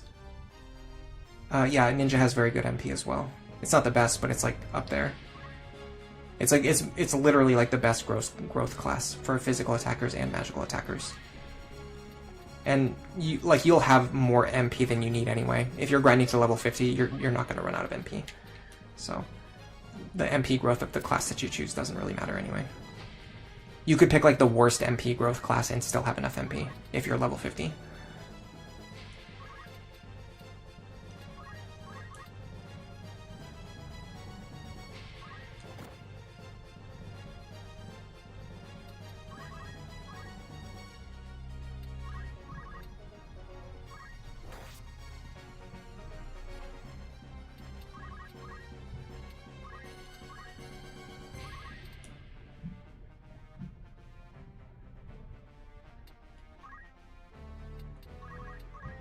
Okay, so all I need to do is just not silence my own healer and best magical attacker this time, and we should be fine. And then I'll just remember to actually teach her items. Not be a complete dunce. Man, Thief really sucks. It deals like no damage at all.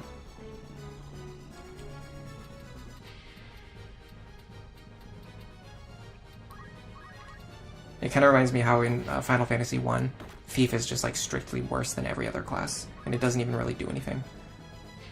I don't know, like maybe it has like, maybe Thief can get like random item drops after battles or something?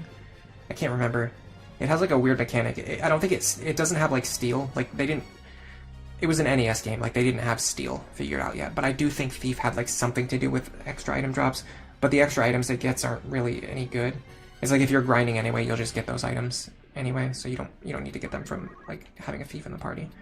You could just grind with any other character and get them that way.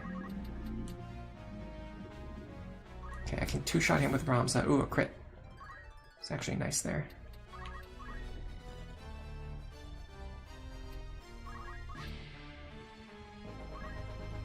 And just keep punching my characters and healing them back up now. Maybe I should focus on killing the enemies before I do that, but what fun would that be?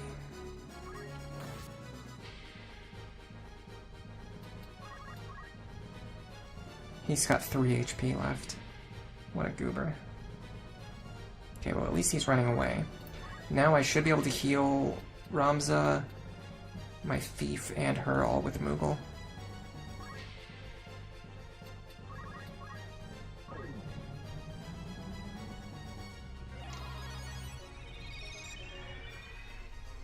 You're asking what I think about the FFTA MP system where you start with 0 and it slowly regenerates every turn. I actually really like that system, especially because it makes your MP pool more important. Like games like this, where like let's say you have like so let's say you have like 40, you start with like 40 HP, and it only casts like 6 MP to cast like lightning bolt. You can cast as many lightning bolts as you want. Whether you have 30 MP, 40 MP, or 50 MP, it doesn't matter. And the more your MP goes up, the more it continues to just like not matter. Like you're never going to run out of enough MP to just cast basic lightning bolts. That's a very simplified explanation, like situation, but my point is what's different about Tactics Advance is that if your max MP is very low, on turn 1, you're not going to have enough MP to cast your best spells. You're going to have to wait until turn 2 or turn 3 or turn 4 when your MP is charged up. Which is a very different, very cool way of handling it. Whereas this game, like, you'll always have enough MP to cast your best spell on turn 1. And then as long as you end the fight within like 2 or 3 turns, or just like within casting 2 or 3 spells, then it doesn't really matter. Like, nothing else really matters. Like it doesn't matter what your max MP is as long as you have enough to finish the fight, which means there's like a point of diminishing returns on MP in Tactics, whereas with Tactics Advance it's not really the same. I do think that like if you're grinding to level 50, that you're eventually just going to hit enough MP where it's not going to matter anymore, but it takes a longer time for that to happen, and it's still a slightly different curve. Like the points at which it matters and how much it matters is just balanced differently in a way that's more interesting to me. I don't know if it would necessarily work for this game, because this game was not balanced with that system in mind. Like, you have to use the system that's actually balanced. Alright, I'm actually going to use Accumulate here. Because I want to hit these enemies for harder so that I'm two-shotting them. Like right now I'm like three-shotting all of these enemies. If I can accumulate one time and then two-shot everything for the rest of the battle, it will pay off. Because I'll be saving actions later.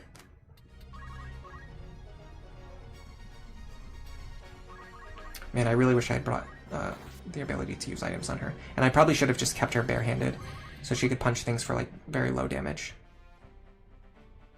MP switch is really good. It's really, yeah, it's like really interesting. It's really fun. Okay.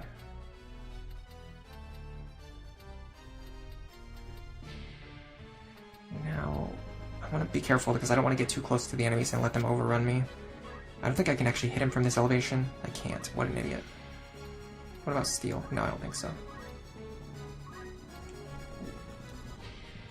Okay.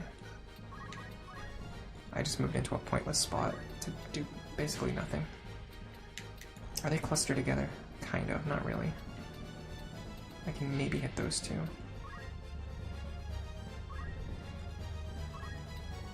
Oh, in fact, well, I can't use Rama anymore. If I use Fire 2, how much is it going to deal? 39 to him, 55 to him, 60 to him, maybe. Just those two, but that's even, that's fine. And it goes off before they have time to move. Sure, I'll kill the dragon. It's worth it. And then I'll injure the goblin enough to where my thief can finish him off. Perfect.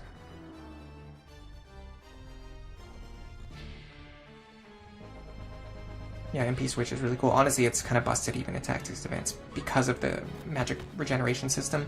It essentially means like your MP just keeps regenerating back up every turn. So you just end up taking MP damage in place of HP damage. It's sort of like spamming Protect in Pokemon. There's a lot of really busted ability combinations in that game though. So it's kind of interesting because it just ends up like having any broken ability ends up not really being that problematic because every class just has a bunch of broken, like there's just so many broken ability combinations.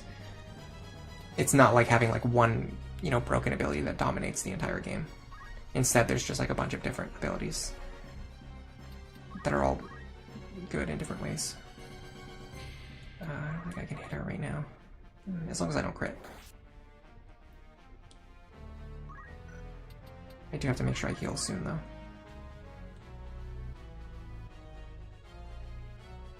Do you know if I know Chocobos can fly, but do you know if they can fly over you when you have them surrounded? I can't remember. Okay, I can hit him in the back now. Finish him off. Now we've only got 2 enemies left to worry about.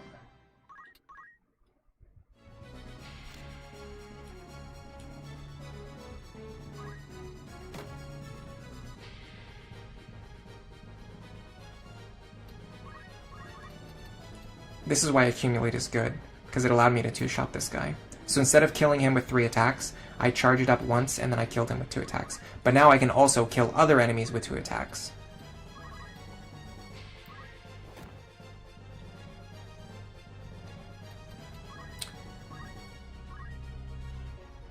She has access to Thief already. So I don't really need to train her in Archer anymore, I can just switch her over to Thief.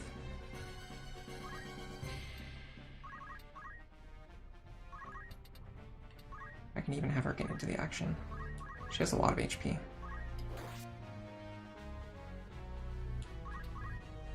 Okay, I think I have enough for one more Moogle. If I cast it here, I'll heal it. Actually, I can heal. Unfortunately, I can't heal everyone. I have to choose who I heal. Well, she's not injured, so actually I can heal everyone who's injured. So this heals all of my characters who are currently injured. The massive AoE healing on the Moogle is so good. And especially because it's so fast. Now, when you switch into Black Mage, do your healing spells actually heal for more because your magic attack is so high? It seems like it would work that way. But I never really thought about it. It seems like even if you're playing a healer, you would want to switch them into Black Mage. Like, the more I think about the meta of this game. It's not something that I ever thought about in the past. Oh, he got counter.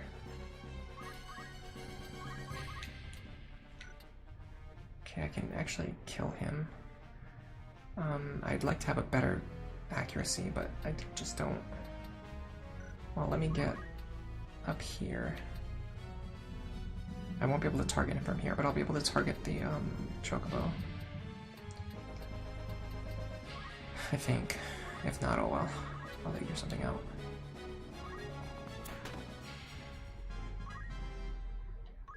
Leveling up in Archer is not great.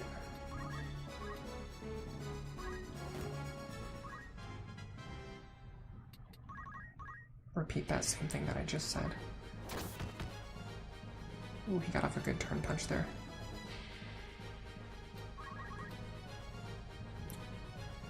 If he counters me, this might be bad. He did not.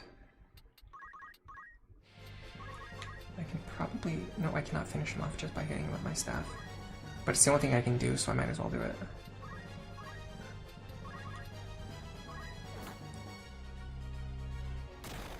Oh, my the lightning bolt on my staff went off and killed him. Cool, I didn't even consider that. Do you know what causes that? Is it just like a fixed percentage chance, or is it based on like your bravery or your faith stat? I feel like that's a mechanic that probably people almost never use.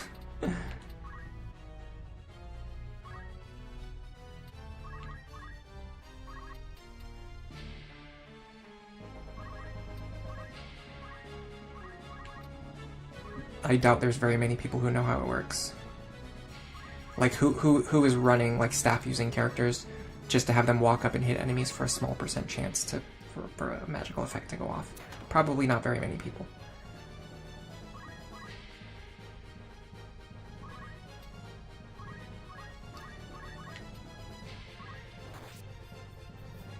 Yeah, what I should be doing is unequipping her so that she can punch characters a bunch of times without hurting them too much, and then also give her potions so she can heal them back up. There you go. Okay. I want to go check out the other shop too. Another 5,000 gil.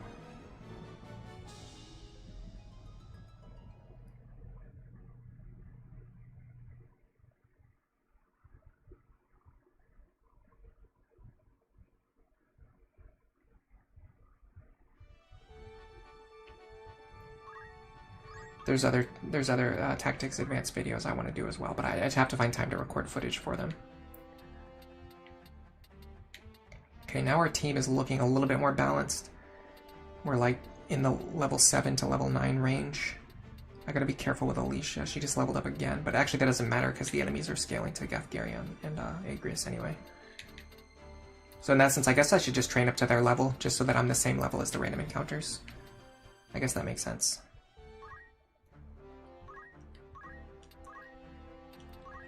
He does have access to Thief, so I can just send him over to Thief now. Do I want him in Thief? Probably, yeah. I want to get him some speed. And then that will also just give him job levels in other classes that he can potentially use at some point in time. The more jobs that he unlocks, the more I'll be getting passive JP from my other characters.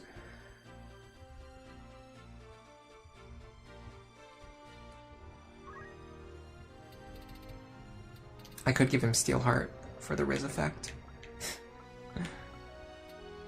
But the problem is you just don't really run into any female characters.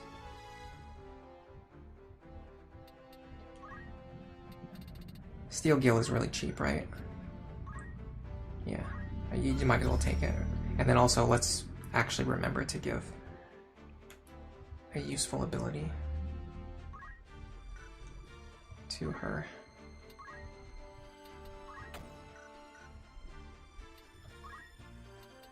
She actually is still stuck in Chemist. I could have trained her a little bit more.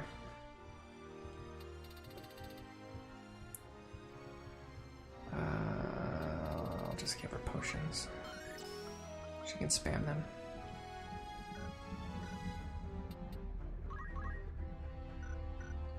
I need to buy more potions too.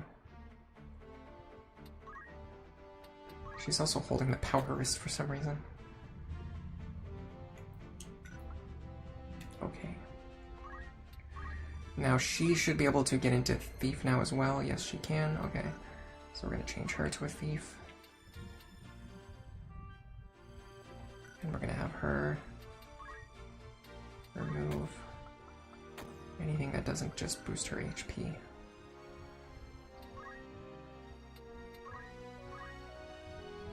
Which skills does she have? Doesn't she have good chemist skills? She can get Potion and Phoenix down. Let's just give her that. And learn Steel Gill as well.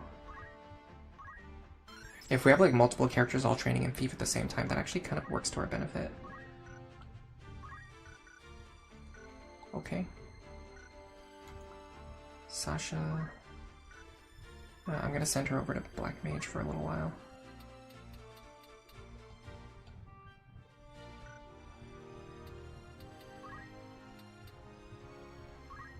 I probably suspect that Time Mage is maybe a little bit faster than Black Mage. So if I wanted speed, maybe going through Time Mage would be good as well. But yeah, she can kind of do everything she needs to do in Black Mage for now. And then this will actually, I'm pretty sure, make her summon stronger. And also maybe make her Moogle healing stronger as well. I'm not sure about that. Why are you equipping... Oh my god. The idiocy never stops.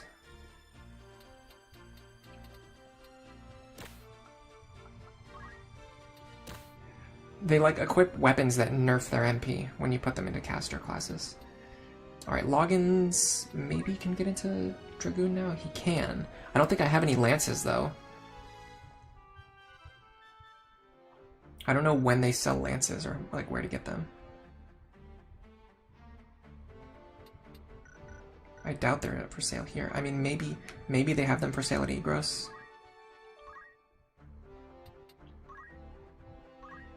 Okay, so if we're going to be using him as a Lancer...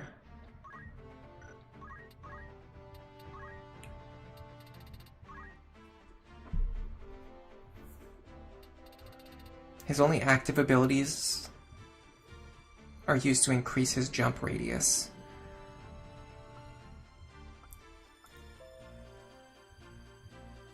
Dragon Spirit could be useful. Equip Spear does nothing when we have no spears, and then Ignore Height doesn't really do anything. So the problem with Dragoon is it doesn't really have any abilities that you want, other than just like leveling up your jumps to maximum.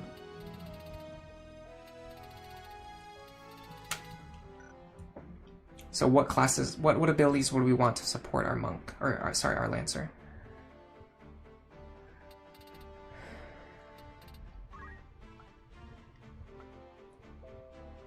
Obviously short charge would be good, but we're not going to be getting that much JP as a Time Mage anytime soon, or probably really ever. Again, there's like good thief abilities. And having good speed in general is good, but probably like having good attack from being a knight is probably even better. Let's put him in the knight class for now. Just because we don't have a lance for him to hold anyway. And he'll also get good physical stats. And then eventually we will send him over to Lancer so he can start grinding to get his jump radius increased. Okay. I don't know why I'm so scatterbrained today. Hold on a second. I need him to be holding a Mage Masher.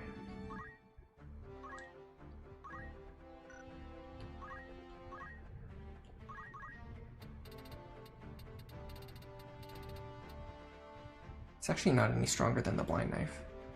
Huh, that's weird. Don't want her to hold anything. Don't want her to hold anything. I want him to have battle boots. Movement is more important. Same with her. Same with her. Okay. This seems fine.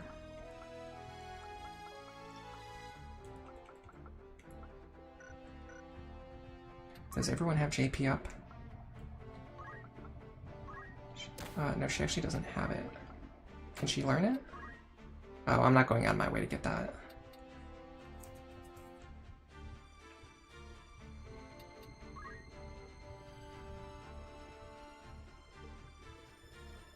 Maybe if someone else trains through Squire, she'll get it eventually. I feel like Alicia's kind of already a lost cause. I think I got JP up on her and then I forgot to equip it. That is exactly correct. Okay, that'll accelerate her chemist training too. If I had equipped that before the previous battle, she actually would have leveled up through chemist already. So that was a huge misplay on my part. Okay, now let's go check the other shop. It'll be nice if they sell lances. If they don't, then I'll live with it. You're just listening to the stream while you vacuum. Valid. Oh, by the way, can we access jobs in the bar now? I can't remember when you get that. Early Gold Volcano. There seems to be gold deposit at Gold Volcano. Many monsters roam the area, so few dare to approach it. Do you want to strike it rich? You need 3,100 gil for the info. Hold on a second. I can't remember how these jobs work exactly.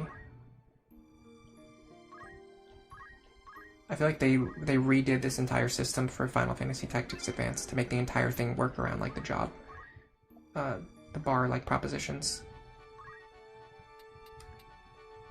Okay, so before I do anything else, let's actually check on gear.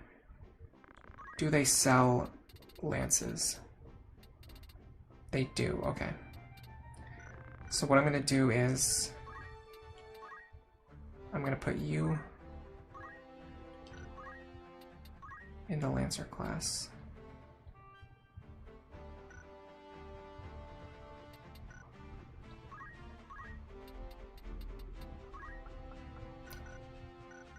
Then I'm gonna go to the shop.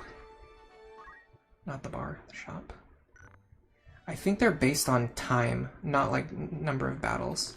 So if you just walk back and forth on the map, you don't have to worry about anything.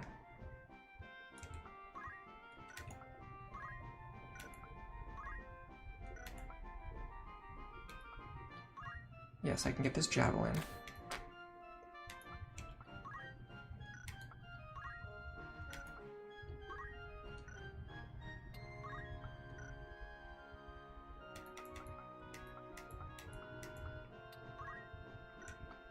Interesting. I almost want to buy this stuff for Gafgarion, just so when I switch someone else back to a knight, they'll be able to put it on. So like I'll put that armor on him and then I'll just take it off of him.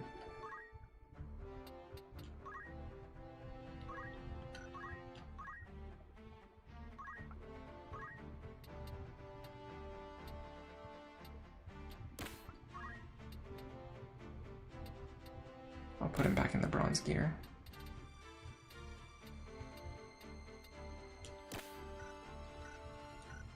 And now I just have like good equipment for him, for someone else to use later. Okay, so let me check this proposition now.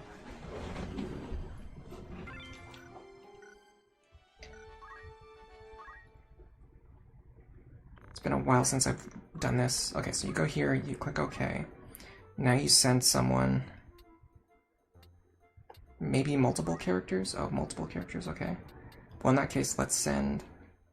What is the success rate based on? I have no idea. But we could send these two, because they're the ones who actually need training. You can do 16 days.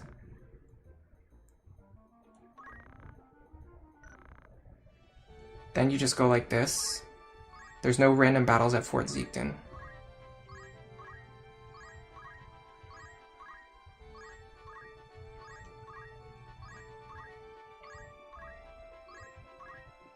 $12, $13, $14, $15, $16. Now you go here, and you hit report job, and what happens?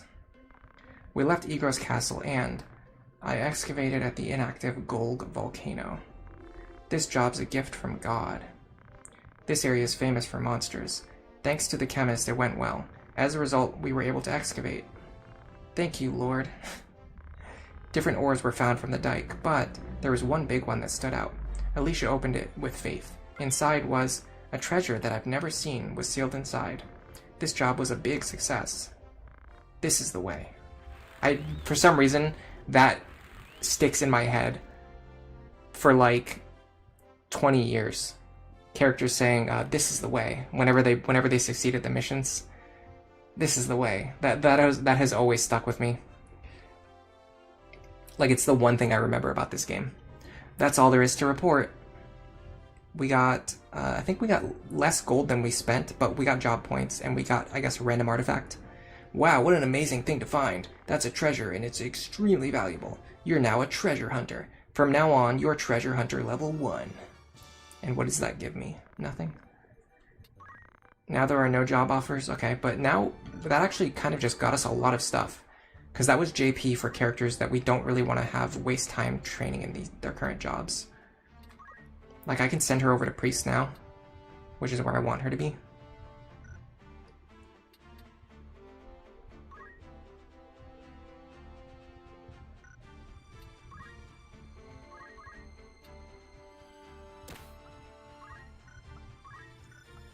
Now we can start training her as a priest.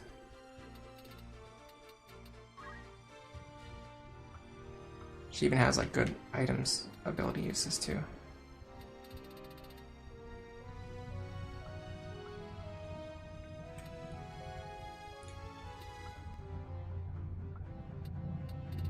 I mean, honestly, a high potion is pretty good.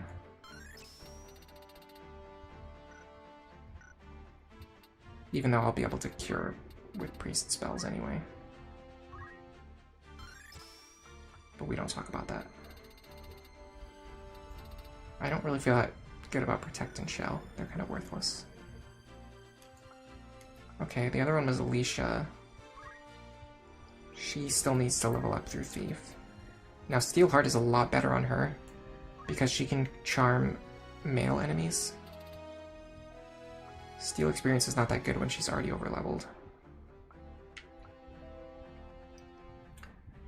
Since she's not going to get since she's not going to get JP up, we can actually just give her Secret Hunt, because there's no opportunity cost to having that equipped on her. And then Loggins just got a pretty big boost on his Lancer abilities. I can increase the range of his jump slightly, or I can wait and increase it by more after leveling up a bit, or getting more JP anyway. Let's wait and then increase it. Like, it's more cost effective to increase it by large amounts at a time, rather than increasing it in tiny increments. What I am going to do is equip the battle boots here. Okay. Everyone has battle boots, yes. I'm actually going to remove your oak staff. I don't think there's any reason to have it. Yeah, it's just going to make her hit harder, which we don't want. Because we want her to whack people with her staff. Okay. While we're doing this, we can either get some more random battles, which we did.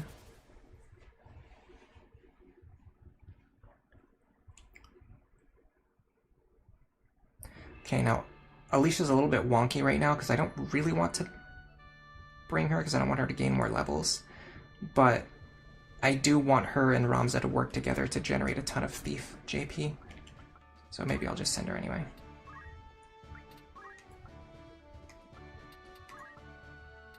Sasha and Loggins. Because up until now, Highland was just a placeholder anyway. So we can just use Alicia as our new placeholder.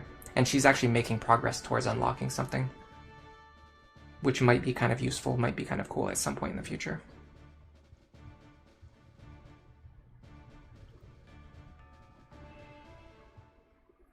Will it actually be worth it in the long run? Who knows? Maybe we actually make her into our mime, because we're gonna have to train her a bunch anyway. So like, if we eventually make her into a mime, maybe that would be worth something. I don't know.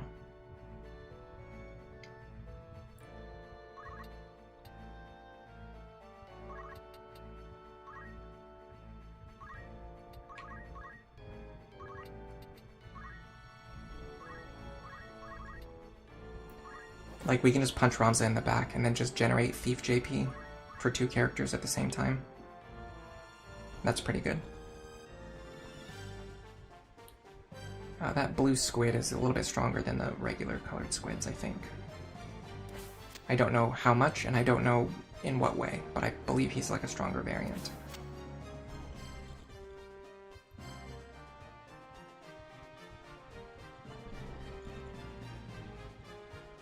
Oh my god, that guy hits like a truck. He is a level 11 knight after all. Now I think Lancer actually has a 2-range attack, if I'm not mistaken. But it doesn't matter in this case, because I just have to get behind him anyway. Yeah, I have a 2-range attack. I'm gonna poke him with my javelin. So I will want to heal Ramza here. Heal for 26.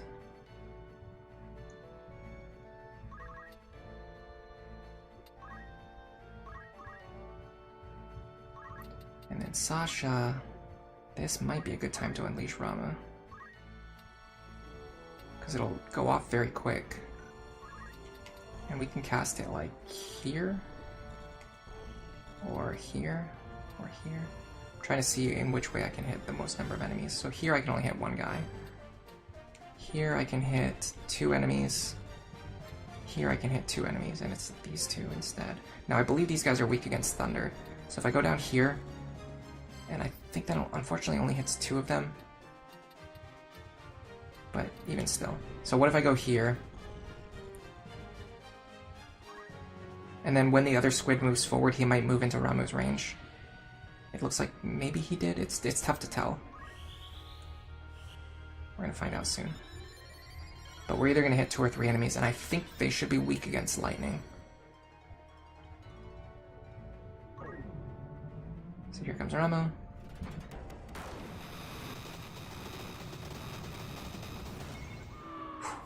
Yeah, that hits very hard. Definitely worth it, honestly. Unfortunately, this guy didn't move into the range, but it's fine. He seems like the slowest enemy on the battlefield, so I'm gonna have Ramza attack him. And I don't really deal that much damage. I'm gonna use Guts. I'd rather just boost my physical attack so I can deal more damage in the coming turns. Just punch her, I guess. And then move over here.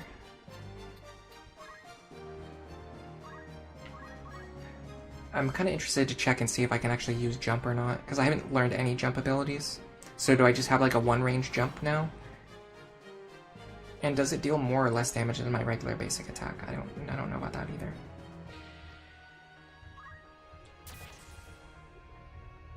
But man, that Ramuh did a lot of damage.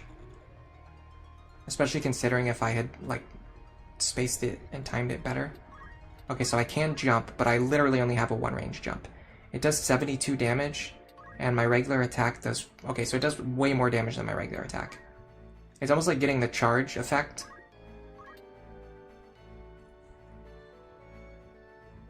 Of the archer, but, like, way more powerful and cost-effective. My problem is I don't know when it goes off, as opposed to the archer where you do know where it goes off. Now, unfortunately, in this case, it's a 2-shot either way, so I'm just going to hit him twice. In fact, it's actually probably better to hit this guy. Yeah, I've already committed to this action. But yeah, it's a 2-shot either way, so you might as well just use a regular attack, rather than jump, which is going to take a while.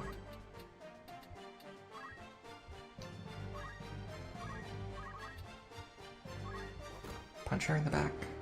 Because she just punched you in the back. Okay. I can actually cast Ramuh again. Yeah, unfortunately now the height variation is starting to matter. I can't hit all of the characters that I want, because they're all on different heights. I can hit these 2. It's probably better to hit these 2. Well, the thing is, if I hit these 2 right here, I might be able to catch the other guy. If he moves forward. He didn't last time, but he might do it this time. Let's do this.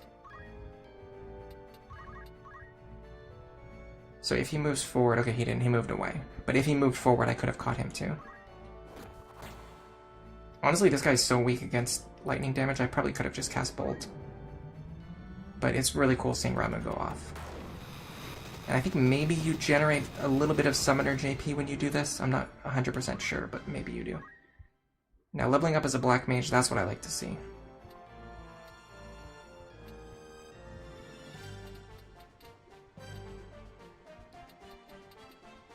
If I can sandbag for long enough, I can actually pick up that crystal that that knight's going to drop soon.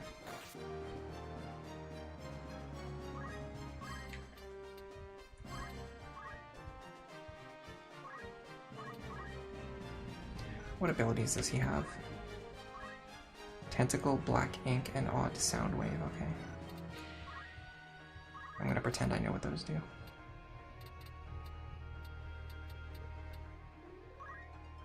He's silenced anyway. I don't know if that stops him from using those. Nice. I think she just unlocked something.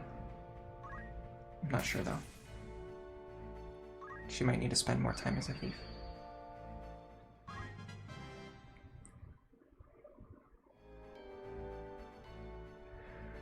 Okay, unfortunately we definitely used all of our MP.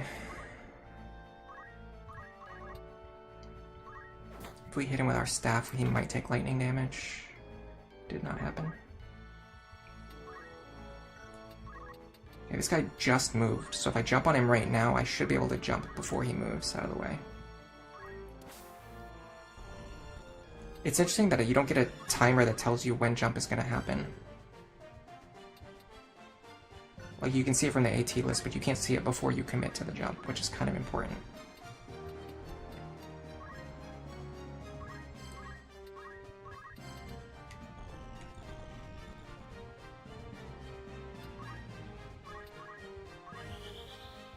So the squid at the bottom should move first, and then my jump should go off.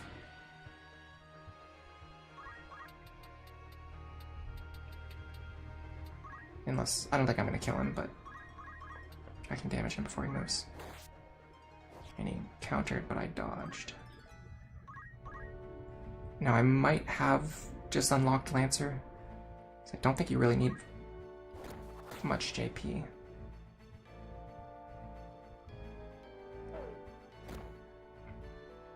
That was a solid hit. I can actually see. She has Lancer, which means Ramza probably does as well. No, okay, so he needs to train in Thief a bit more.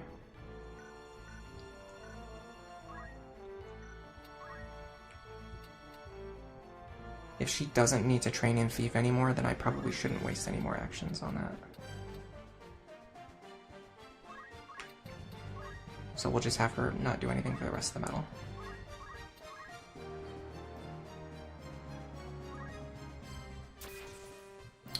That crit sucked.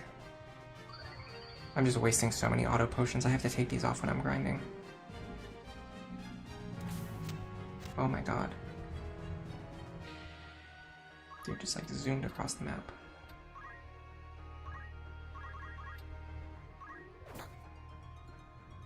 I'm really curious to know like what causes that lightning bolt to strike. There's probably no way I can hit him from this elevation.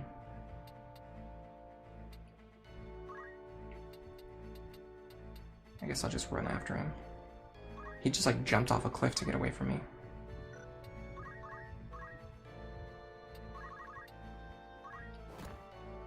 Please don't auto push in again, oh my god. I mean, they're not expensive, but still. Okay, she might have Oracle now.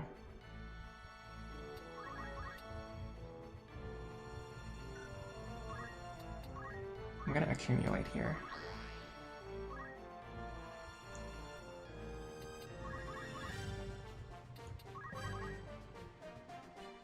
Okay, I think this is working out in my favor. I'm kind of curious if silence ever wears off, because it doesn't seem like it does. It seems like the only way to get rid of silence is with a healing item. Okay, I need to start picking up these crystals before the enemies do. Man, he can jump. Wow.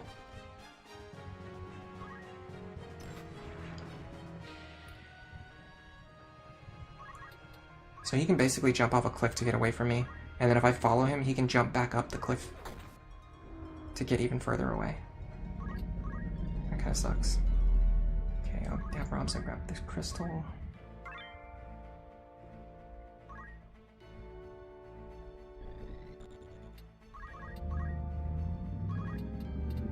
be very careful not to let them grab any of these crystals.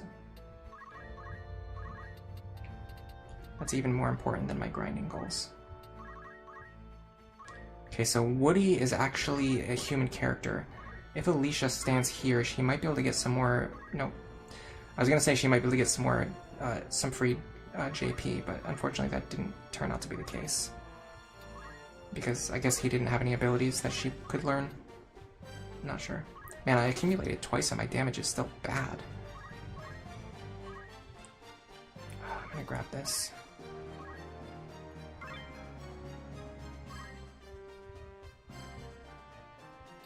Now I should be able to cast Cure.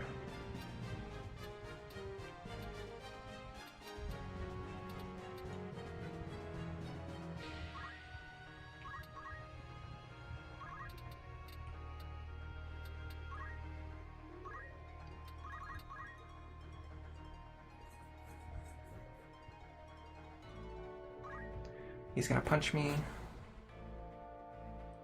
And then... Man, I'm surprised this cure is not going off. Grab another crystal.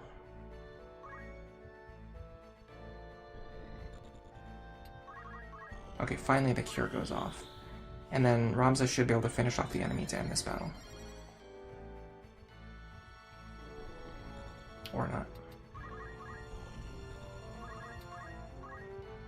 I think I'm going to keep him in Thief for a while, just to raise his speed up. Either that or I would try to unlock Ninja. How do you unlock Ninja anyway?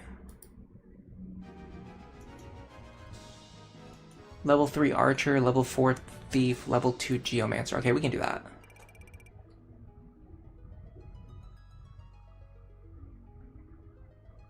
Because I want Ramza to be fast, because he's a mandatory deployment in every battle. Oh, I see. Samurai and Ninja are like a mix of class lines. The Squire lines. They're both like the opposites of each other. So it's like Knight Monk, but then Lancer from the opposite line. And then Ninja is Archer Thief, but then Geomancer from the opposite line. Okay, so what do we have access to now? He actually still doesn't have Lancer access, which is fine, because I want to keep training him as a Thief anyway, to raise his speed.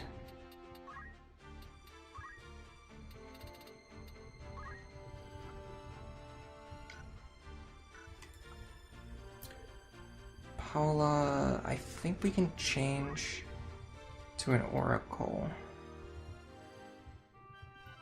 And then finally, eventually, we can get her to the, what is it, Mediator class, or whatever it's called in this game. I actually don't know what abilities Oracles even have. Oh, it's like a status attacker. Okay, Blind. Absorbs enemy MP and restores your own MP. That seems really useful. HP drain seems useful too. If these have like guaranteed accuracy or like even just good accuracy, they would be pretty good.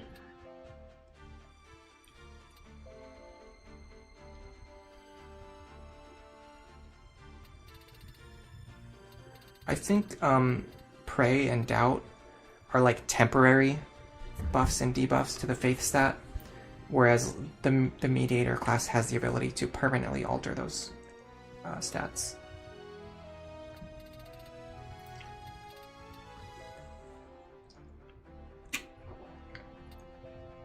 Same with like Foxbird. Or maybe it is permanent, I'm not sure. I'll have to look into that.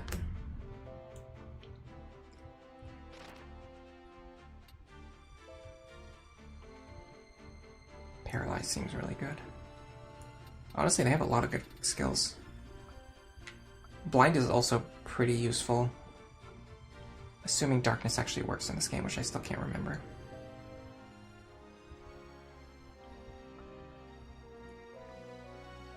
Defense up even seems pretty useful. Even that's pretty useful. And that. Okay, Oracle has a lot of useful skills. I'm gonna keep her in Oracle for a while anyway. Okay, Alicia. She can go into Lancer now. So Alicia needs level 4 Geomancer and level 4 Lancer.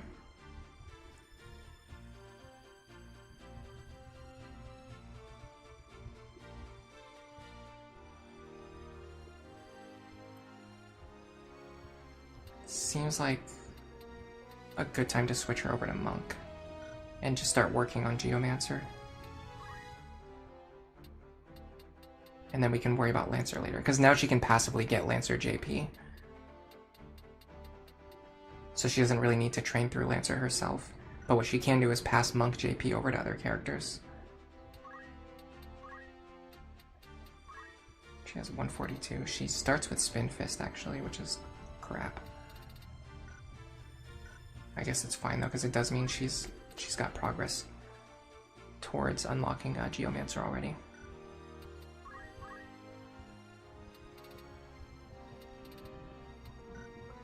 I guess this is fine.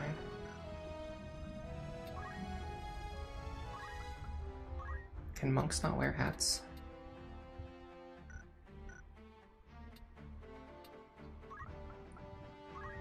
Okay, Mithril Vest. And then Sasha.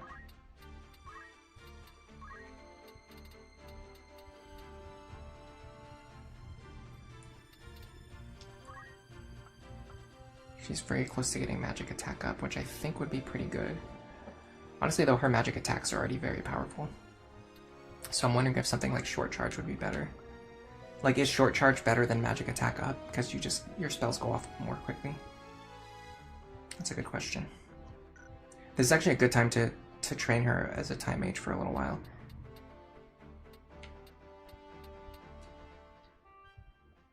Just to get some JP in like a supporting class.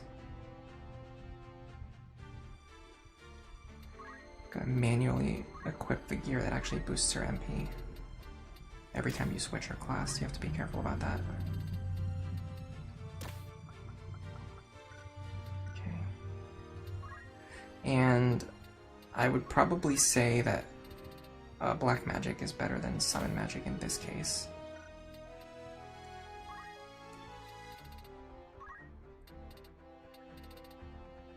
Yeah, I kind of want to get Don't Move, but I want to save up JP to get these other skills too. Like Teleport, Short Charge, MP Switch. Oh, they do have MP Switch in this game. It's probably based on Bravery though, it's not like automatic, right? Even Critical Quick is like good. There's just like so many good support abilities here. I think even like Demi and Meteor are good.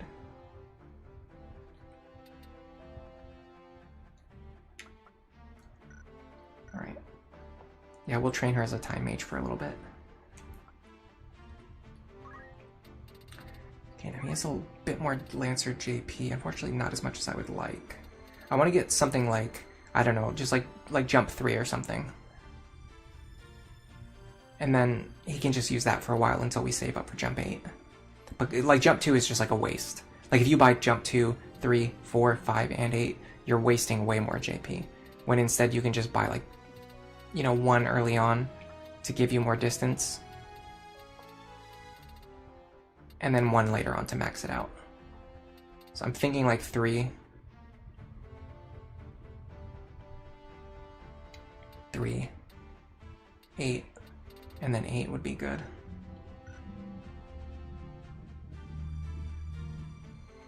I wonder if there's any way to speed him up a little bit, or at least just to be able to keep track of how fast his jumps are.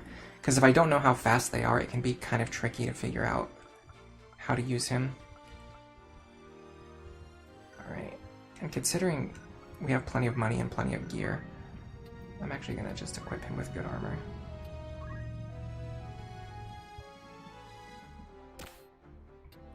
Other than battle boots, I don't want to give those away.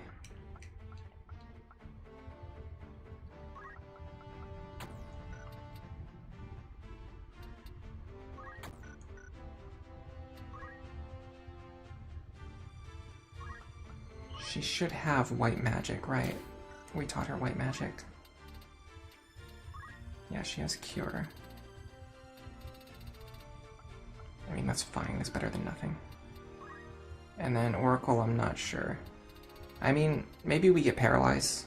It's pretty fast. And it's useful. It makes it so she doesn't just have like an empty ability slot that does nothing. And then I guess it doesn't matter what rod we give her. Oh, I want to give her a staff. I'll go to the shop and see what rod I want to give her.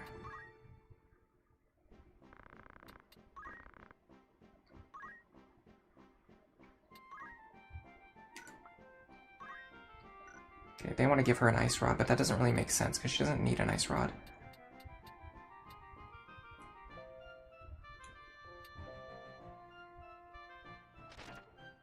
Yeah, white staff makes more sense.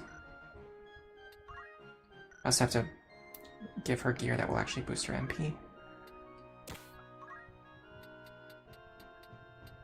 There you go. And I'm pretty sure we have battle boots in the convoy. Okay, let's figure out if she can wear hats. I guess not. So I'd really like to give her equip armor, if I could.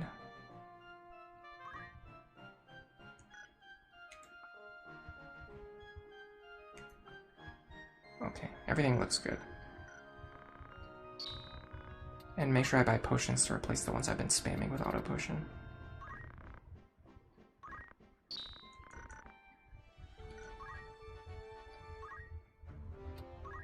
Give you...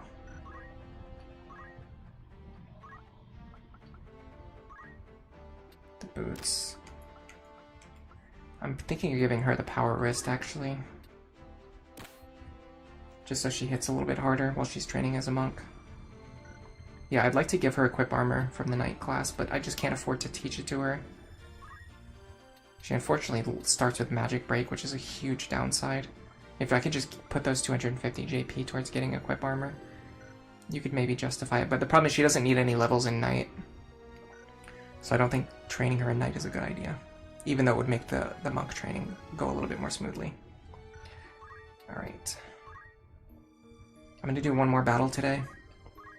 It's either going to be a random battle, or it's going to be the next story battle to the right-hand side. We're going to find out. Actually, hold on a second. Before that, let's check propositions. There's actually a couple. Is there any information on like what causes you to succeed or fail at these propositions? Because that's kind of important for me to know. You're done vacuuming.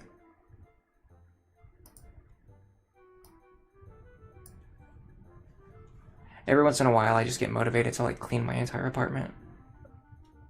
Alright, let's look up information on propositions.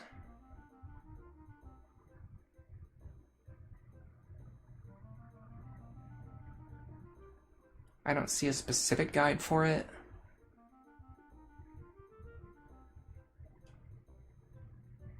Because I want to make sure that I actually, like if I'm sending characters to do this, I want to make sure that I get JP on them. In fact, it would be really good to get JP onto Alicia this way. Because that would skip so she wouldn't have to train as a monk. She could just go right to Geomancer, which is a class she'd actually be good in.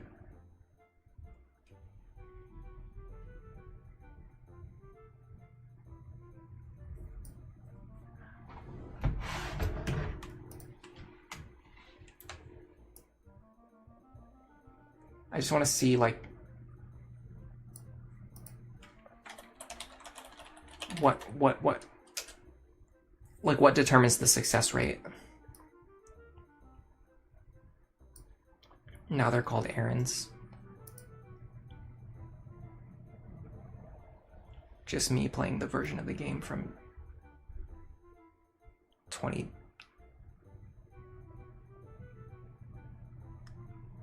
years ago. Okay, the characters...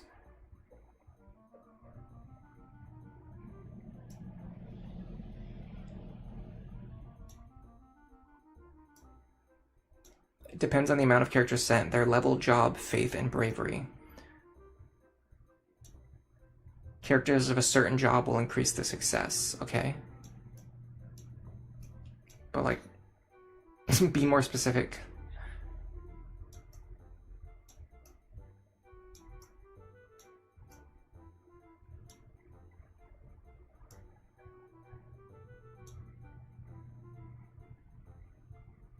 Oh, I see. Yeah, I did get a bonus for bringing a chemist. Okay, testimony of an ex-miner.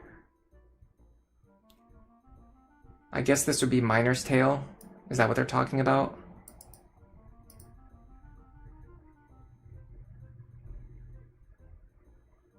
And then Shoreline Defense.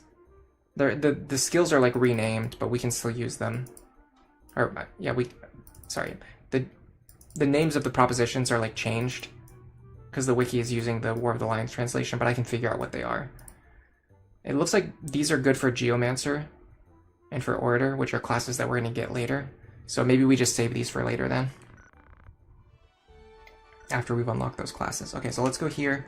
If we get a random battle, okay, so that's not going to be the last battle of the day. What about Dorter? Do they have anything in Dorter? They have a skill called Bandits, and the best class is Time Mage, which I believe we have somebody who wants to train in Time Mage right now, so this would be good to do right now.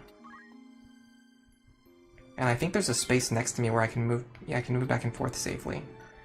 So if I go into the bar, there should be a job here about bandits, which is true.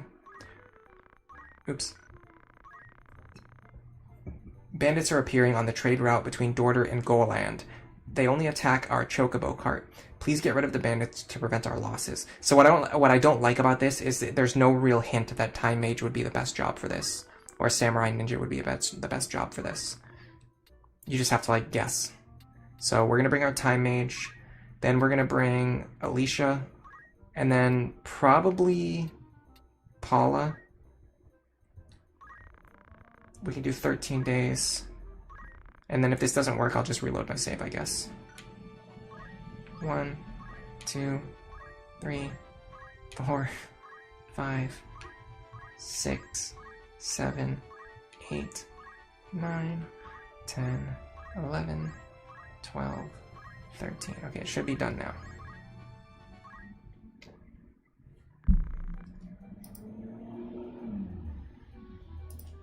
Report. Yeah, I do like all of, I'm gonna be completely honest, I do like all of the cooking. I always wash the dishes.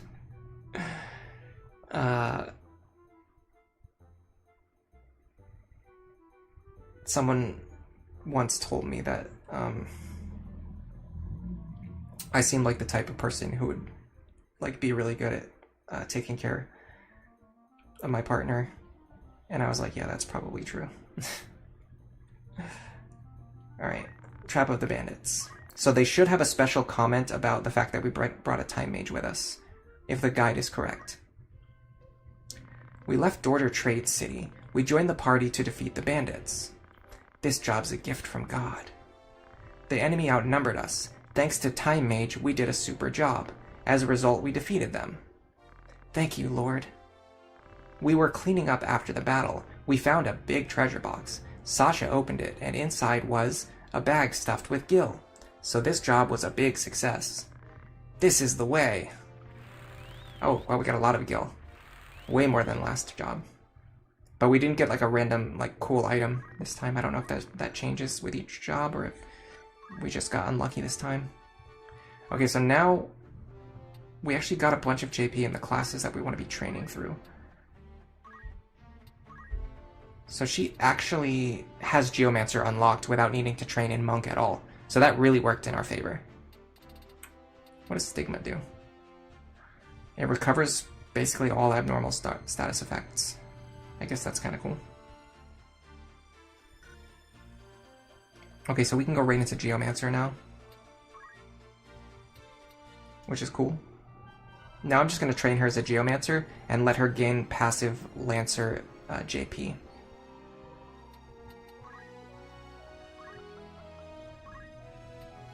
Now, I don't know exactly how the Geomancer abilities work in terms of like their damage output. She has dash and throw stone. So I'm not exactly sure what I want to do with that information, but okay, we can bring Potion and Phoenix down, or we could bring, I don't know what the other option would be. Steel Gil, no. I mean, Steel Heart would actually be kind of good. And then the other option would be Stigma Magic.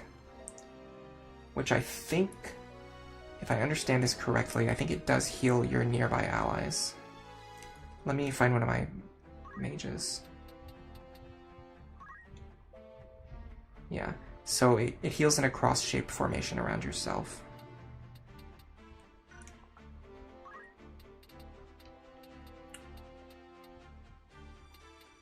And it heals like all negative status effects, which is kind of good.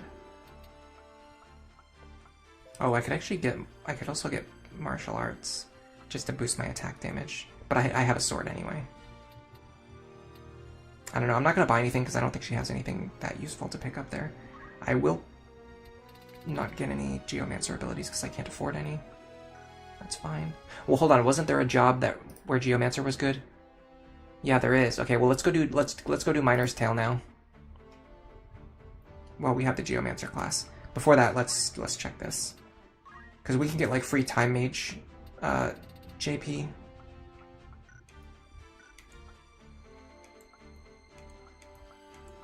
And we could get more Oracle. Oh, we can get Mediator already now. Okay, so this is good. This is really good.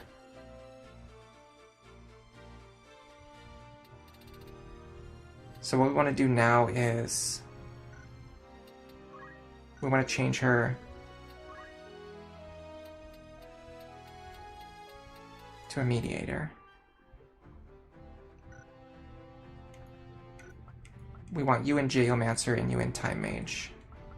And then we're going to go do those other jobs where I believe Mediator and Time Mage, or sorry, yeah, Geomancer and Mediator both gave bonuses to those jobs. So we can now go complete those other jobs. I'm just going to save Scum to avoid random battles here.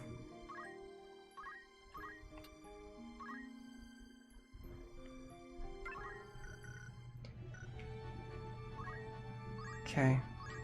So now if we go here, we're going to have to do these jobs one at a time though. Let me save before I do it.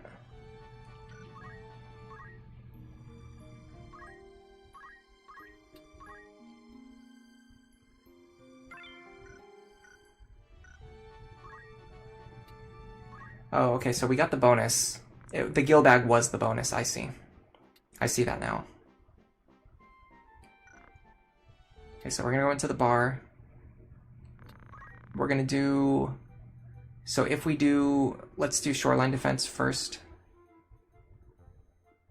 If we succeed at this, the bonus will be an increased payment. And we should get a bonus based on the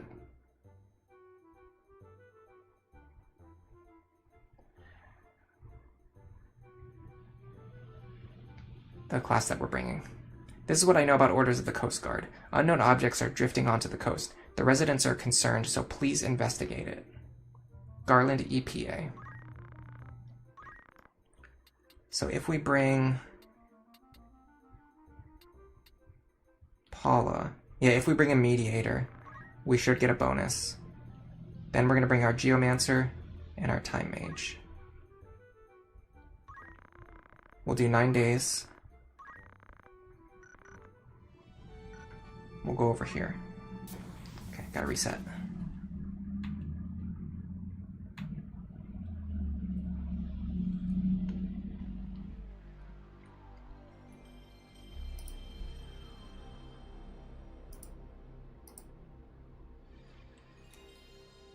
I feel like you have to use a guide for this stuff. Like, who would ever figure these things out on their own?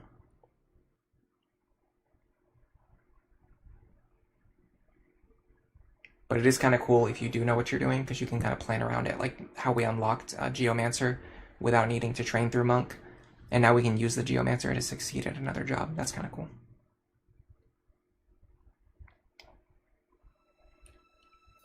Okay, let's try this again.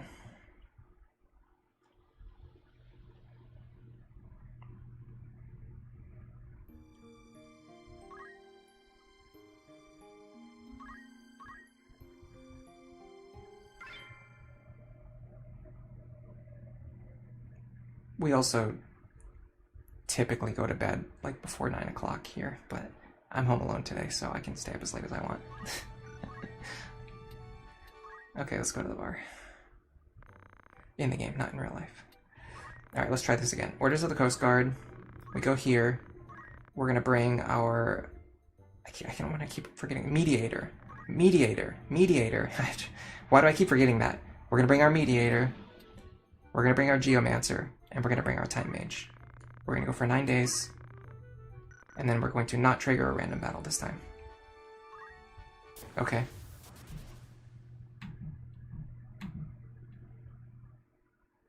I know the actual PS1 version doesn't have fixed RNG. Because I used to do this all the time. And you could definitely save scum it. But I'm wondering if the program that I'm using to play the game has like an RNG bug or something. Or not even a bug, but it just like it just calculates it in a fixed pattern. Either that or I just got unlucky twice in a row.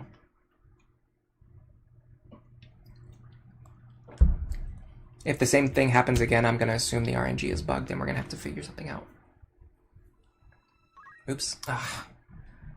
Now I have to sit here and do all this again. This is what happens when I try to stay up late.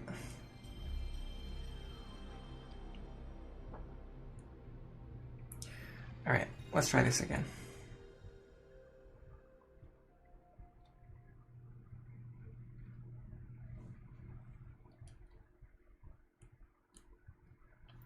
Loading screens. I don't know, like, I will say one very strange thing is that when I use other emulators, typically they run a lot faster than original hardware. I feel like it's so weird that I'm playing this like this way and it's running just as slow as a PS1.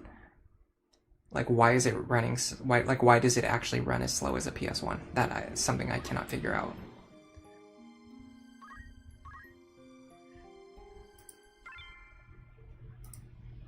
All right.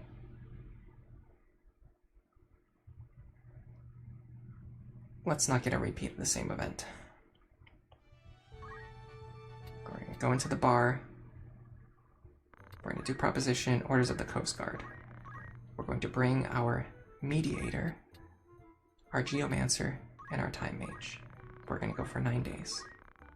We're going to leave, and we're not going to get a random battle. Okay, so it's not bugged.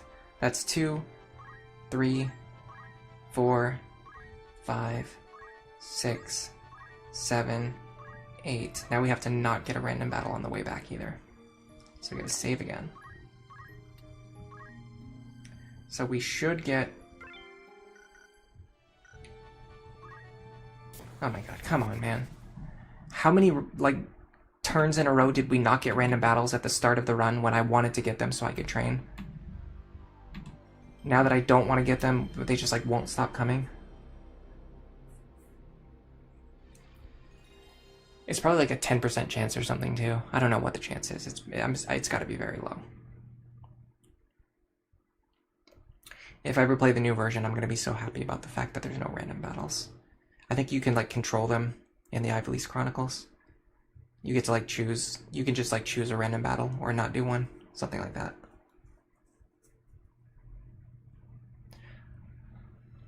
Yeah, we have to sit through these PS1 loading screens. It's very fun. It was a very smart decision of me to play the PS1 version instead of just playing the new version that everyone's playing. Okay, let's try this again. And we're not going to get any random battles, I think. We're not going to get a random battle. I feel very sure about that. And then I don't even know if I'll actually succeed at the mission either. Okay, so we're going to go to the bar. Now we should get special text about the fact that we brought a Mediator with us.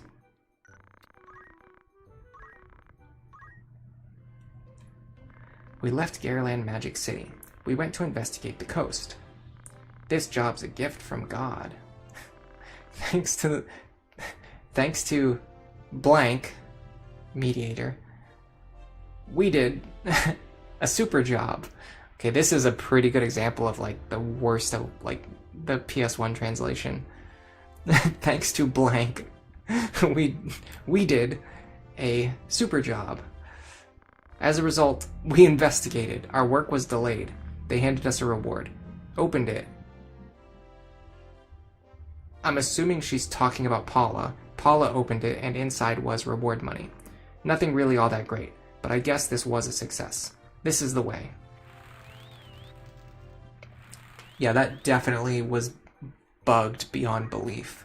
Okay, now test, like, there was so many bugs in that text. I don't think we even got the reward that we were supposed to get. Maybe we did, I can't even tell. Okay, we can actually get some time mage abilities now, maybe. We're still not near short charge. Maybe we just maybe we just grind some more time mage JP this way then. What about mediator? Yeah, we can finally get like praise, threaten, preach, and solution. You can use these to permanently raise and lower the bravery and faith stats of your allies, which is something we're going to be doing in the future while we're grinding. What does negotiate do? Just to get Gil. What does insult do? It makes them go berserk, okay. What is... Yeah, persuade is the one that basically is almost like a stop. It's not exactly the same as stop, but it like makes them reset their turn. So if you can do it right before they take their action, it causes them to massively slow down. Anyway, we're probably going to be using like brave, praise, threaten, preach, and solution a lot, but we have to decide which one we're going to use first and buy that one first. And then our Geomancer, we need her to get level... I actually closed out the guide I was looking at. I don't know why. I do that all the time. I'll have like a guide open and then I just close it for no reason. I'm pretty sure what we needed was level 4 Geomancer and level 4 Lancer, so we can just continue to do this as Geomancer. And Geomancer gives us a bonus here anyway. But can she actually get an ability now? Answer seems to be yes. I don't know which one is best. It's probably whatever one is tied to neutral ground. Yeah, like natural surface. Water tiles. There's usually water tiles. Grass tiles work pretty well. I can't remember if the Geomancer abilities are based on the tile that you're standing on or the tile that the target is standing on. I think it's the tile that you're standing on.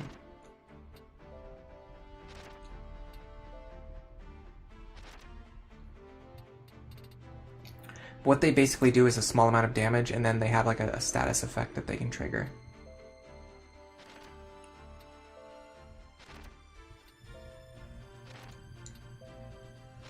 So I'm pretty sure the upcoming battle is...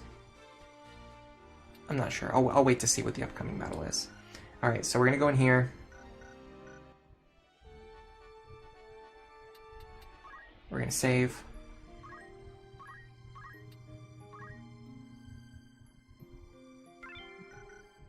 Now we're going to do Garaland Magic City. Bar. Proposition. Testimony of X Minor. We should get a bonus from the Geomancer job this time. There was a time during the gold rush when the mountain was full of miners with hopes and dreams. Now it's empty. What's become of Urobos Mountain? X-Miner, Kemia at Bar. Very cheap job. Okay, so we're going to send our Geomancer, our Time Mage. I might send Logins this time, because Paula's already got all the JP that she needs now. So let's send Logins this time. Get him some JP. We'll do 11 days. And then we are hopefully not going to get a random battle. Okay. 2, 3, 4, 5, 6, 7, 8, 9, 10. Okay, so we should get 11 days before we walk back over there.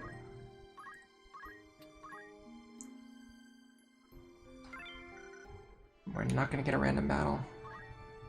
Okay, cool. Now we go to the bar. Report job. We left Garaland Magic City, and I mined at the mines of Mount Urvos. It was called Urvos a second ago, by the way. It seems like a lot of the typos and texts are in the propositions and like the bar and like the Brave Story tab, like the areas that have like a ton of text that they didn't expect most players to actually look at. This job's a gift from God. This job required quite a lot of strength, but we tried our best. As a result, we were able to excavate it.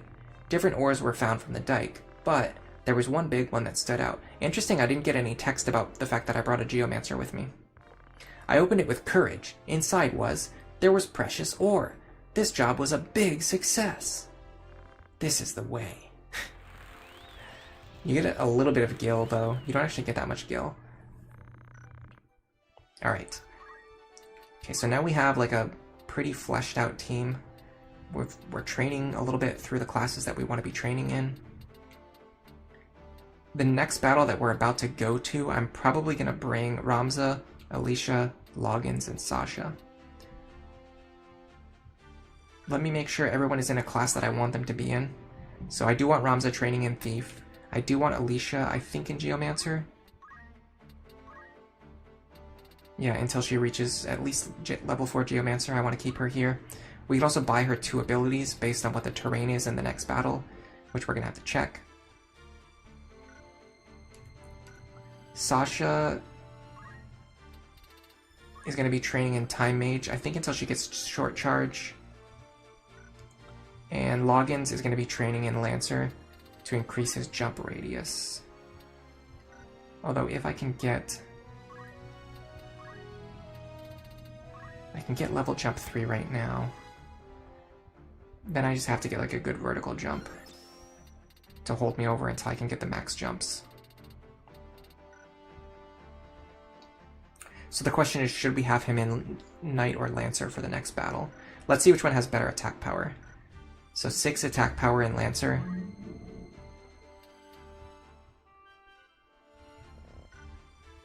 Six attack power in Knight. Actually, it's the same attack power. Let's do Lancer then. Because we can jump and hit enemies for a lot of damage, which is something the Knight can't do, unless I equip them with jump. But I need to have item equipped. So yeah, I feel good about this. And then while he's training through Lancer, he can just get JP that he needs. Alright. So we don't need to buy anything. We have good gear already.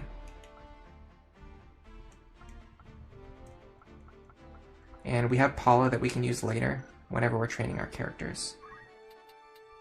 Alright, so we're either going to get a random battle, or we're going to go do that next story battle. Either way, I said this like 30 minutes ago, but this is going to be the last battle that we do today.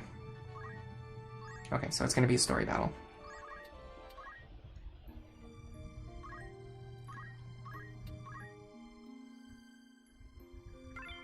This battlefield is Aragoy Woods. I'm going to look it up. If I can get any information on what kind of tiles are here, I'll buy some Geomancer abilities that I can maybe use. Okay, it looks like grass tiles, but I don't know if those count as like neutral tiles or grassland tiles. Okay, here we go. Soil, grass, tree, and cross-section. So you want Sinkhole and Tanglevine, which are probably called something different in this version, but I can figure out what they are.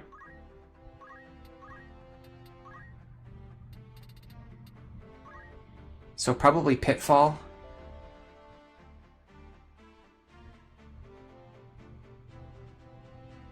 Is maybe Sinkhole, I'm not sure. Tanglevine is probably Hell Ivy. Grassland. Definitely that. So definitely Hell Ivy. And then the other one is either Sinkhole or maybe something else. Oh, maybe Quicksand. Swamp Marsh. Poison Marsh, I don't think so. I can't tell because they changed the names of everything.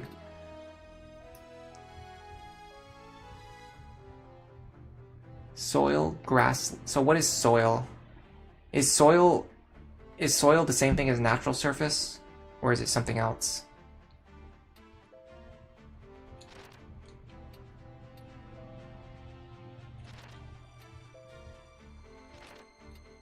I'm looking through all the things now.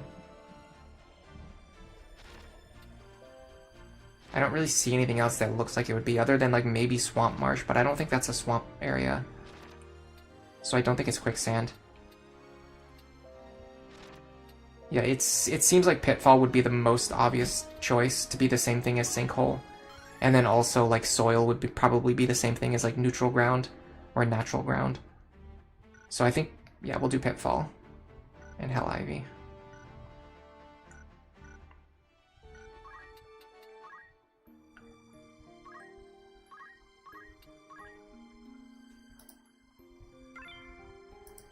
Alright. Let's go do one more battle today.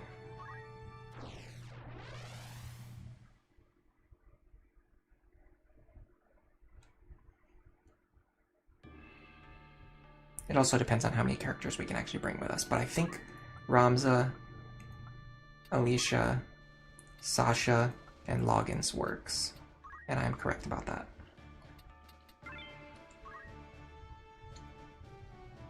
Time for either victory or defeat. Looks like everyone is a big fan of Black Mage. The second most popular is like Thief and Monk, but not even really close. Fighter is after that, and then White Mage is like pretty far in last place. I guess people don't like White Mage. I like White Mage. Oh yeah, this is a weird battle. It's kind of like a filler battle, honestly. Gob, gob, gob, gob, gob. Wark. Like, this is such a filler battle. Gob, gob, gob. It doesn't even have story, it's literally just them saying gob, gob, gob. A chocobo in this place. Must be pretty stupid to wander into Goblin's forest.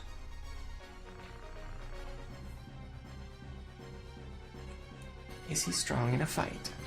Delita said wild chocobos are stronger than tame ones. I wonder if he's strong in a fight. You want to help him, Ramza? No money in that. He may help us save the princess. You just get like a free chocobo, basically. Which is kind of useless, but whatever. We have to keep the chocobo alive. It's like the Algus battle. Maybe a little bit easier because he's better at healing himself. But if all the goblins jump on him and kill him, then we're kind of screwed. So I think the way Geomancy works is it's based on the tile that I'm standing on.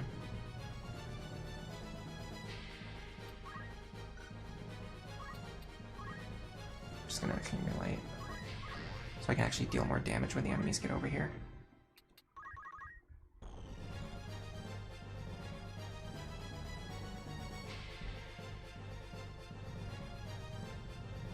They're following... Okay, the Chocobo's running into the corner, and they're following him up there, so we're actually going to have to go forward. We can't wait for the enemies to come to us.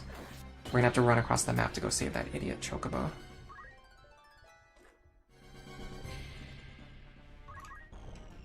Okay, Loggins should have a pretty good vertical jump now. The problem is you have to be like lined up perfectly in terms of height, otherwise you can't reach.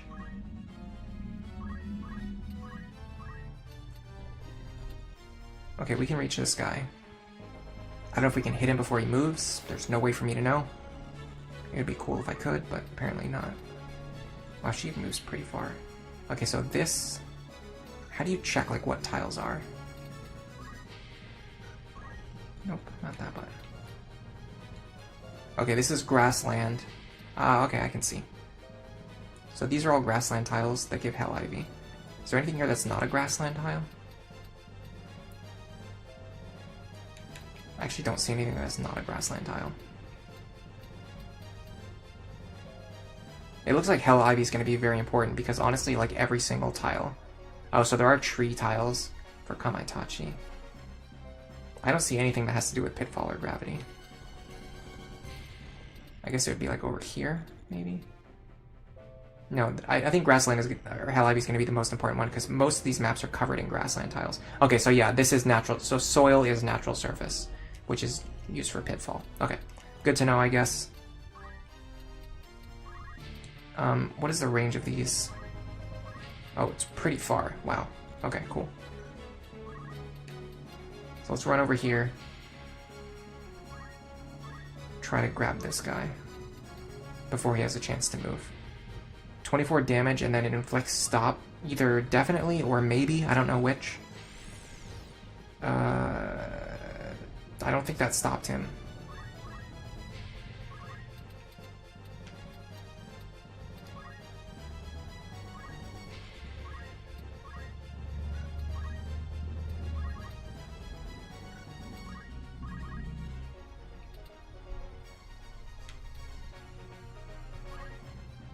Might as well try to haste here. Try to cast haste. Sure, why not? We're getting good JP at least.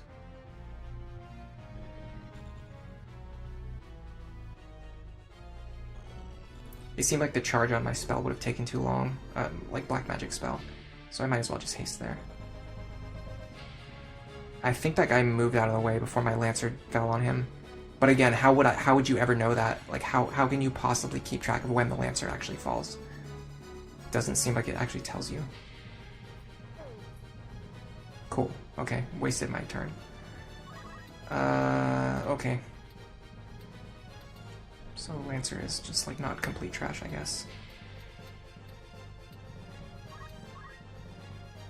It's so weird that every other class, like, tells you. And Lancer's the only one that doesn't. I get to throw stone, though, so that's always fun. I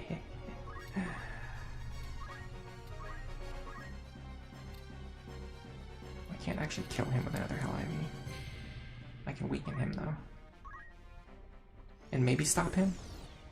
No? Okay. I don't know what the success rate on the stop is, but it seems pretty low. The good thing is, because the range is so wide, I can just keep casting.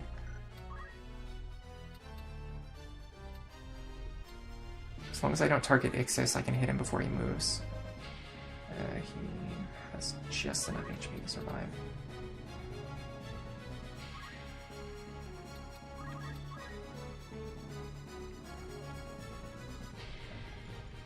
Why is Gatharian moving away?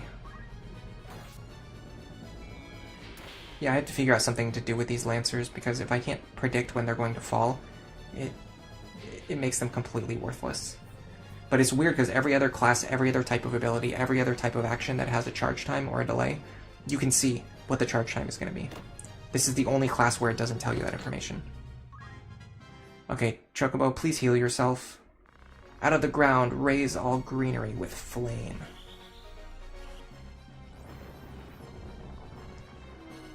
One goblin down.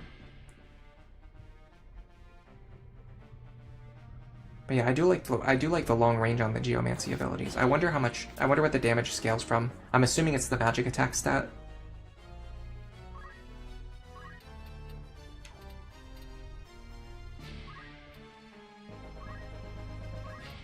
Yeah, I can't see when the jump is going to land. There's no, like, it doesn't work the same as the other abilities.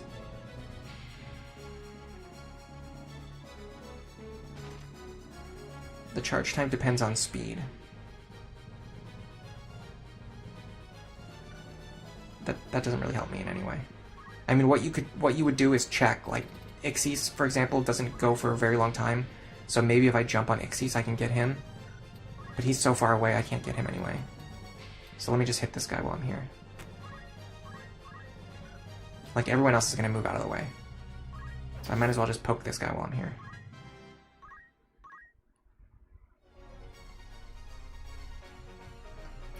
The only thing I know is that it's double my own speed. So maybe if I look at myself on the AT list and see, like, when is my next turn going to come up.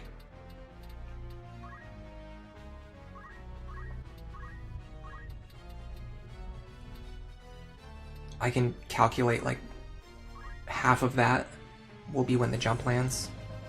So let me see if I can figure that out. At worst, you could maybe use it as, like, an estimate.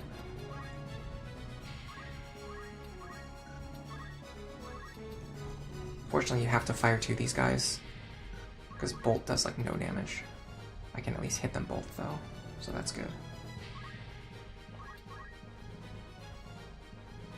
He's attacking instead of healing. That's really stupid. Because he can get counter-tackled and then killed. Thankfully, that didn't happen.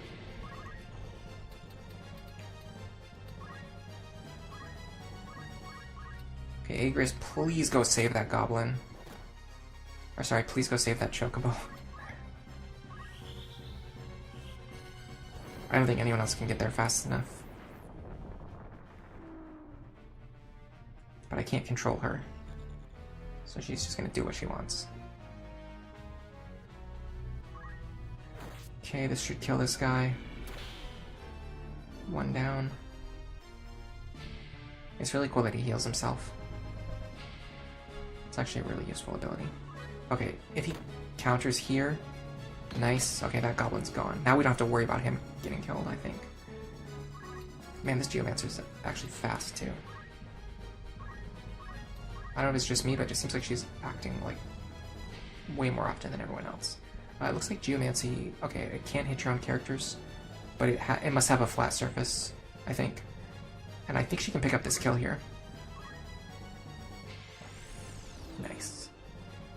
Honestly, I'm really glad we decided to keep Alicia on the team and do this. I think she's a really fun choice for a Geomancer. You seem alright. You're lucky. You ought to thank Ramza.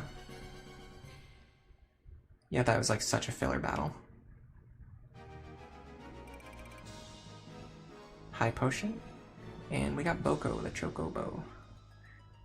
Honestly, we can add him to the team now. There's no reason not to do it because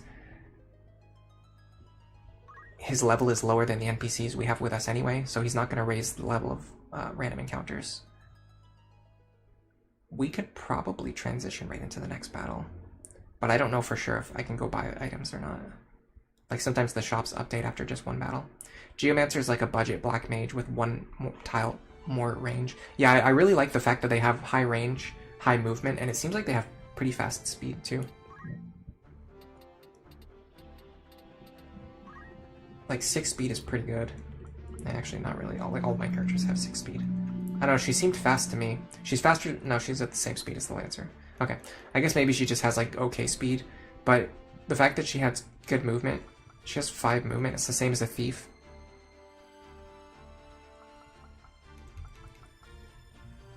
And she can attack at range. I wish her attacks would inflict status effects more often though. If I can get a black Chocobo, then I can breed a red Chocobo. That could be cool.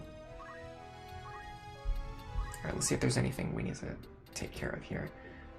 Not in the Geomancers tab.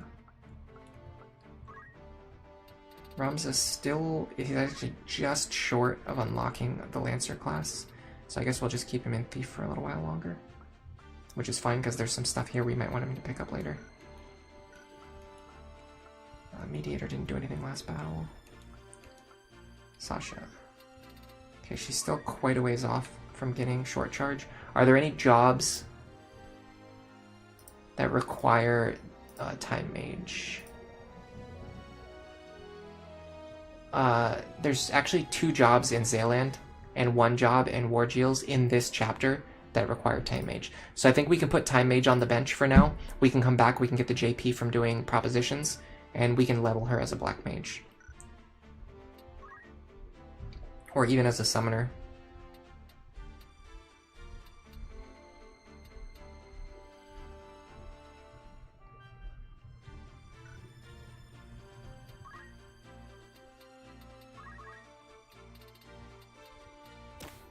Yeah.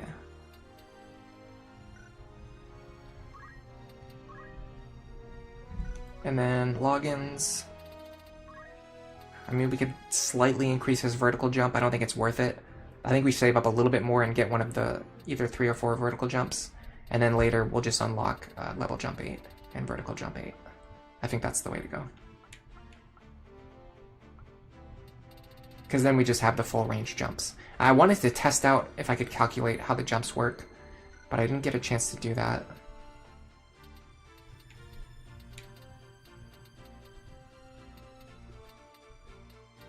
I do like that my levels are pretty balanced now, other than Heinlein who's falling behind, but like I said, he was a placeholder anyway. Like right now I think these 5 are my main characters. Ramza, Paula, Alicia, Sasha, and Loggins. If anything, we need to train Paula. But I'll have to save that for next time.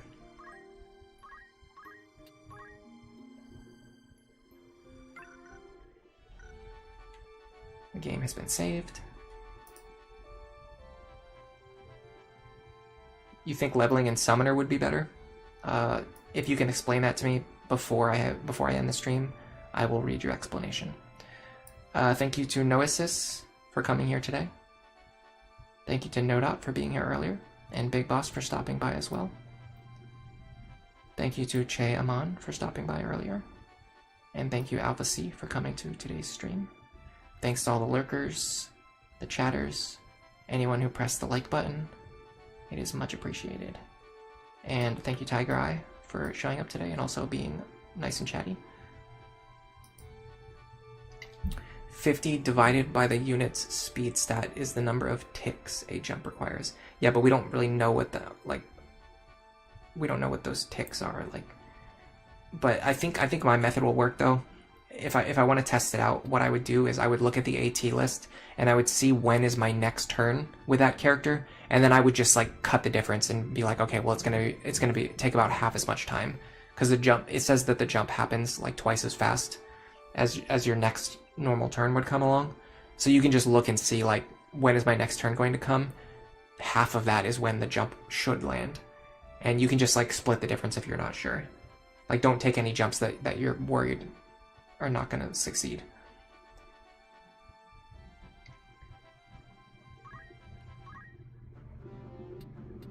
But yeah.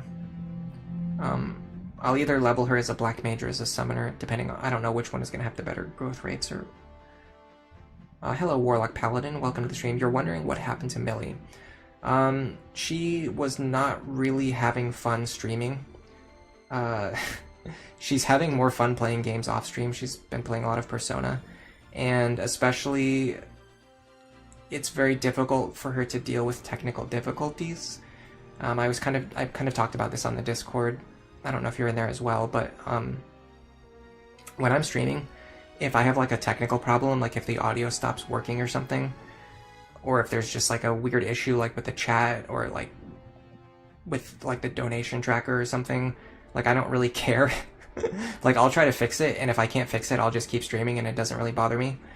But like with her, like whenever there was problems with the audio or like with her software, because she has to use, you know, special software, it like really bothered her, and she didn't like having to wait for me to fix it. And especially like if I couldn't fix it, the last time it happened, she just like ended the stream.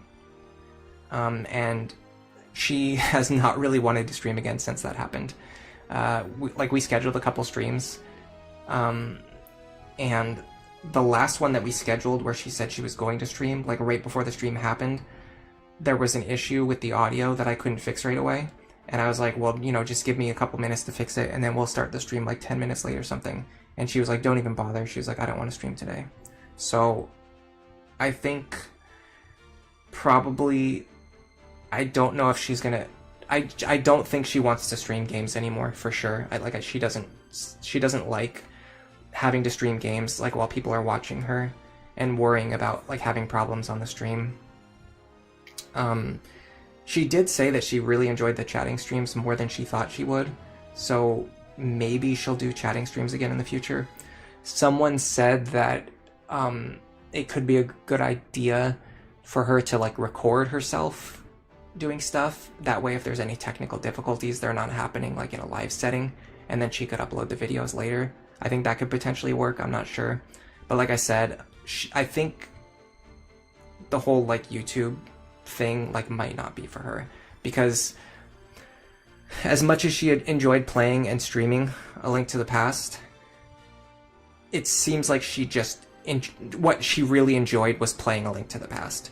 I don't think she really enjoyed the streaming part, and now that she's trying to stream other games and she's not enjoying it, and now that she's playing other games and not streaming them, and she's like enjoying playing games off stream way more than she enjoyed streaming. So I think it's going to be very hard for me to convince her to stream again, but I don't know, we'll see. Yeah, the last stream was glitching out, and then she just kind of decided not to stream again ever since then. We'll see. I mean, she might change her mind. There might be a day that comes when she wants to stream again. I know there's like some things that she was kind of excited about, like she wanted to play Professor Layton, but then she said she was worried. She thought if she plays a puzzle game on stream, she's gonna be like worried about people thinking that she's stupid. That's what she said to me. So I don't know if we'll get her to play Layton on stream or not. Like what else could we really get her to stream? I don't know. It's a tough call. Yeah, she feels embarrassed. That's what, yeah. Let me see. Let me bring up this message. She said something to me the other day, and I typed it in Discord right away. And if I look at what I typed, I can tell you what she said.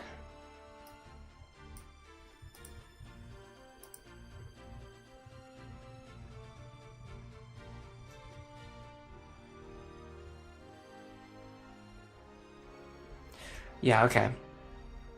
It feels like being on stage in front of an audience and the lights stop working and you have to wait for the stage crew to fix everything, but everyone is staring at you the entire time. That's like basically what she said to me.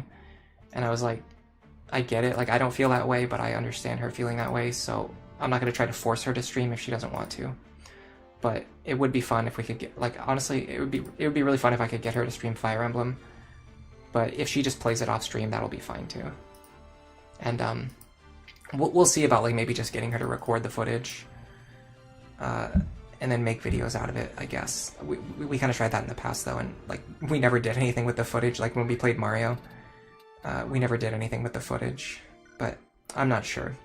I'll have to, I don't know. Yeah, I'll talk with her about it, and if I learn anything different, I'll keep you guys updated on the Discord. But it is a little bit late for me here, so I'm probably not going to stream any longer. I'm just going to head out. Thank you again, everybody who came today.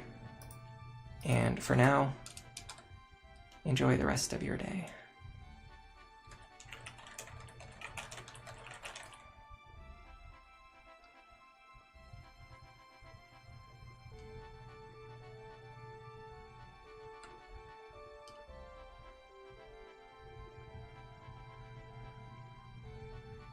No, sis, you're recommending we do co-op gaming? I thought about it. I've been playing a lot of Ark lately. I really want to get her to play Ark with me. We'll see if we can figure that out. Warlock is saying, she never finished Chrono Trigger. The story was only getting better and you were really enjoying her streams. Yeah, I know. It sucks. I really enjoyed watching her streams too, trust me. But I mean, I can't force her to stream if she doesn't want to. And she was enjoying Chrono Trigger too. I don't know if she's going to play it off stream, but then like if she plays it off stream, then she wouldn't be able to like then go back and stream it, you know what I mean? Because then she would have already played it off stream. So I don't know. I'm gonna ask her what she wants to do about Chrono Trigger. I think she wants to finish Chrono Trigger. Maybe after she finishes playing Persona 4 in her spare time, maybe we'll come back to Chrono Trigger and see what she wants to do about it. Maybe I can convince her to stream it, or if not, maybe at least make a video about it. But yeah, either way, I'm gonna head out. For now, enjoy the rest of your day.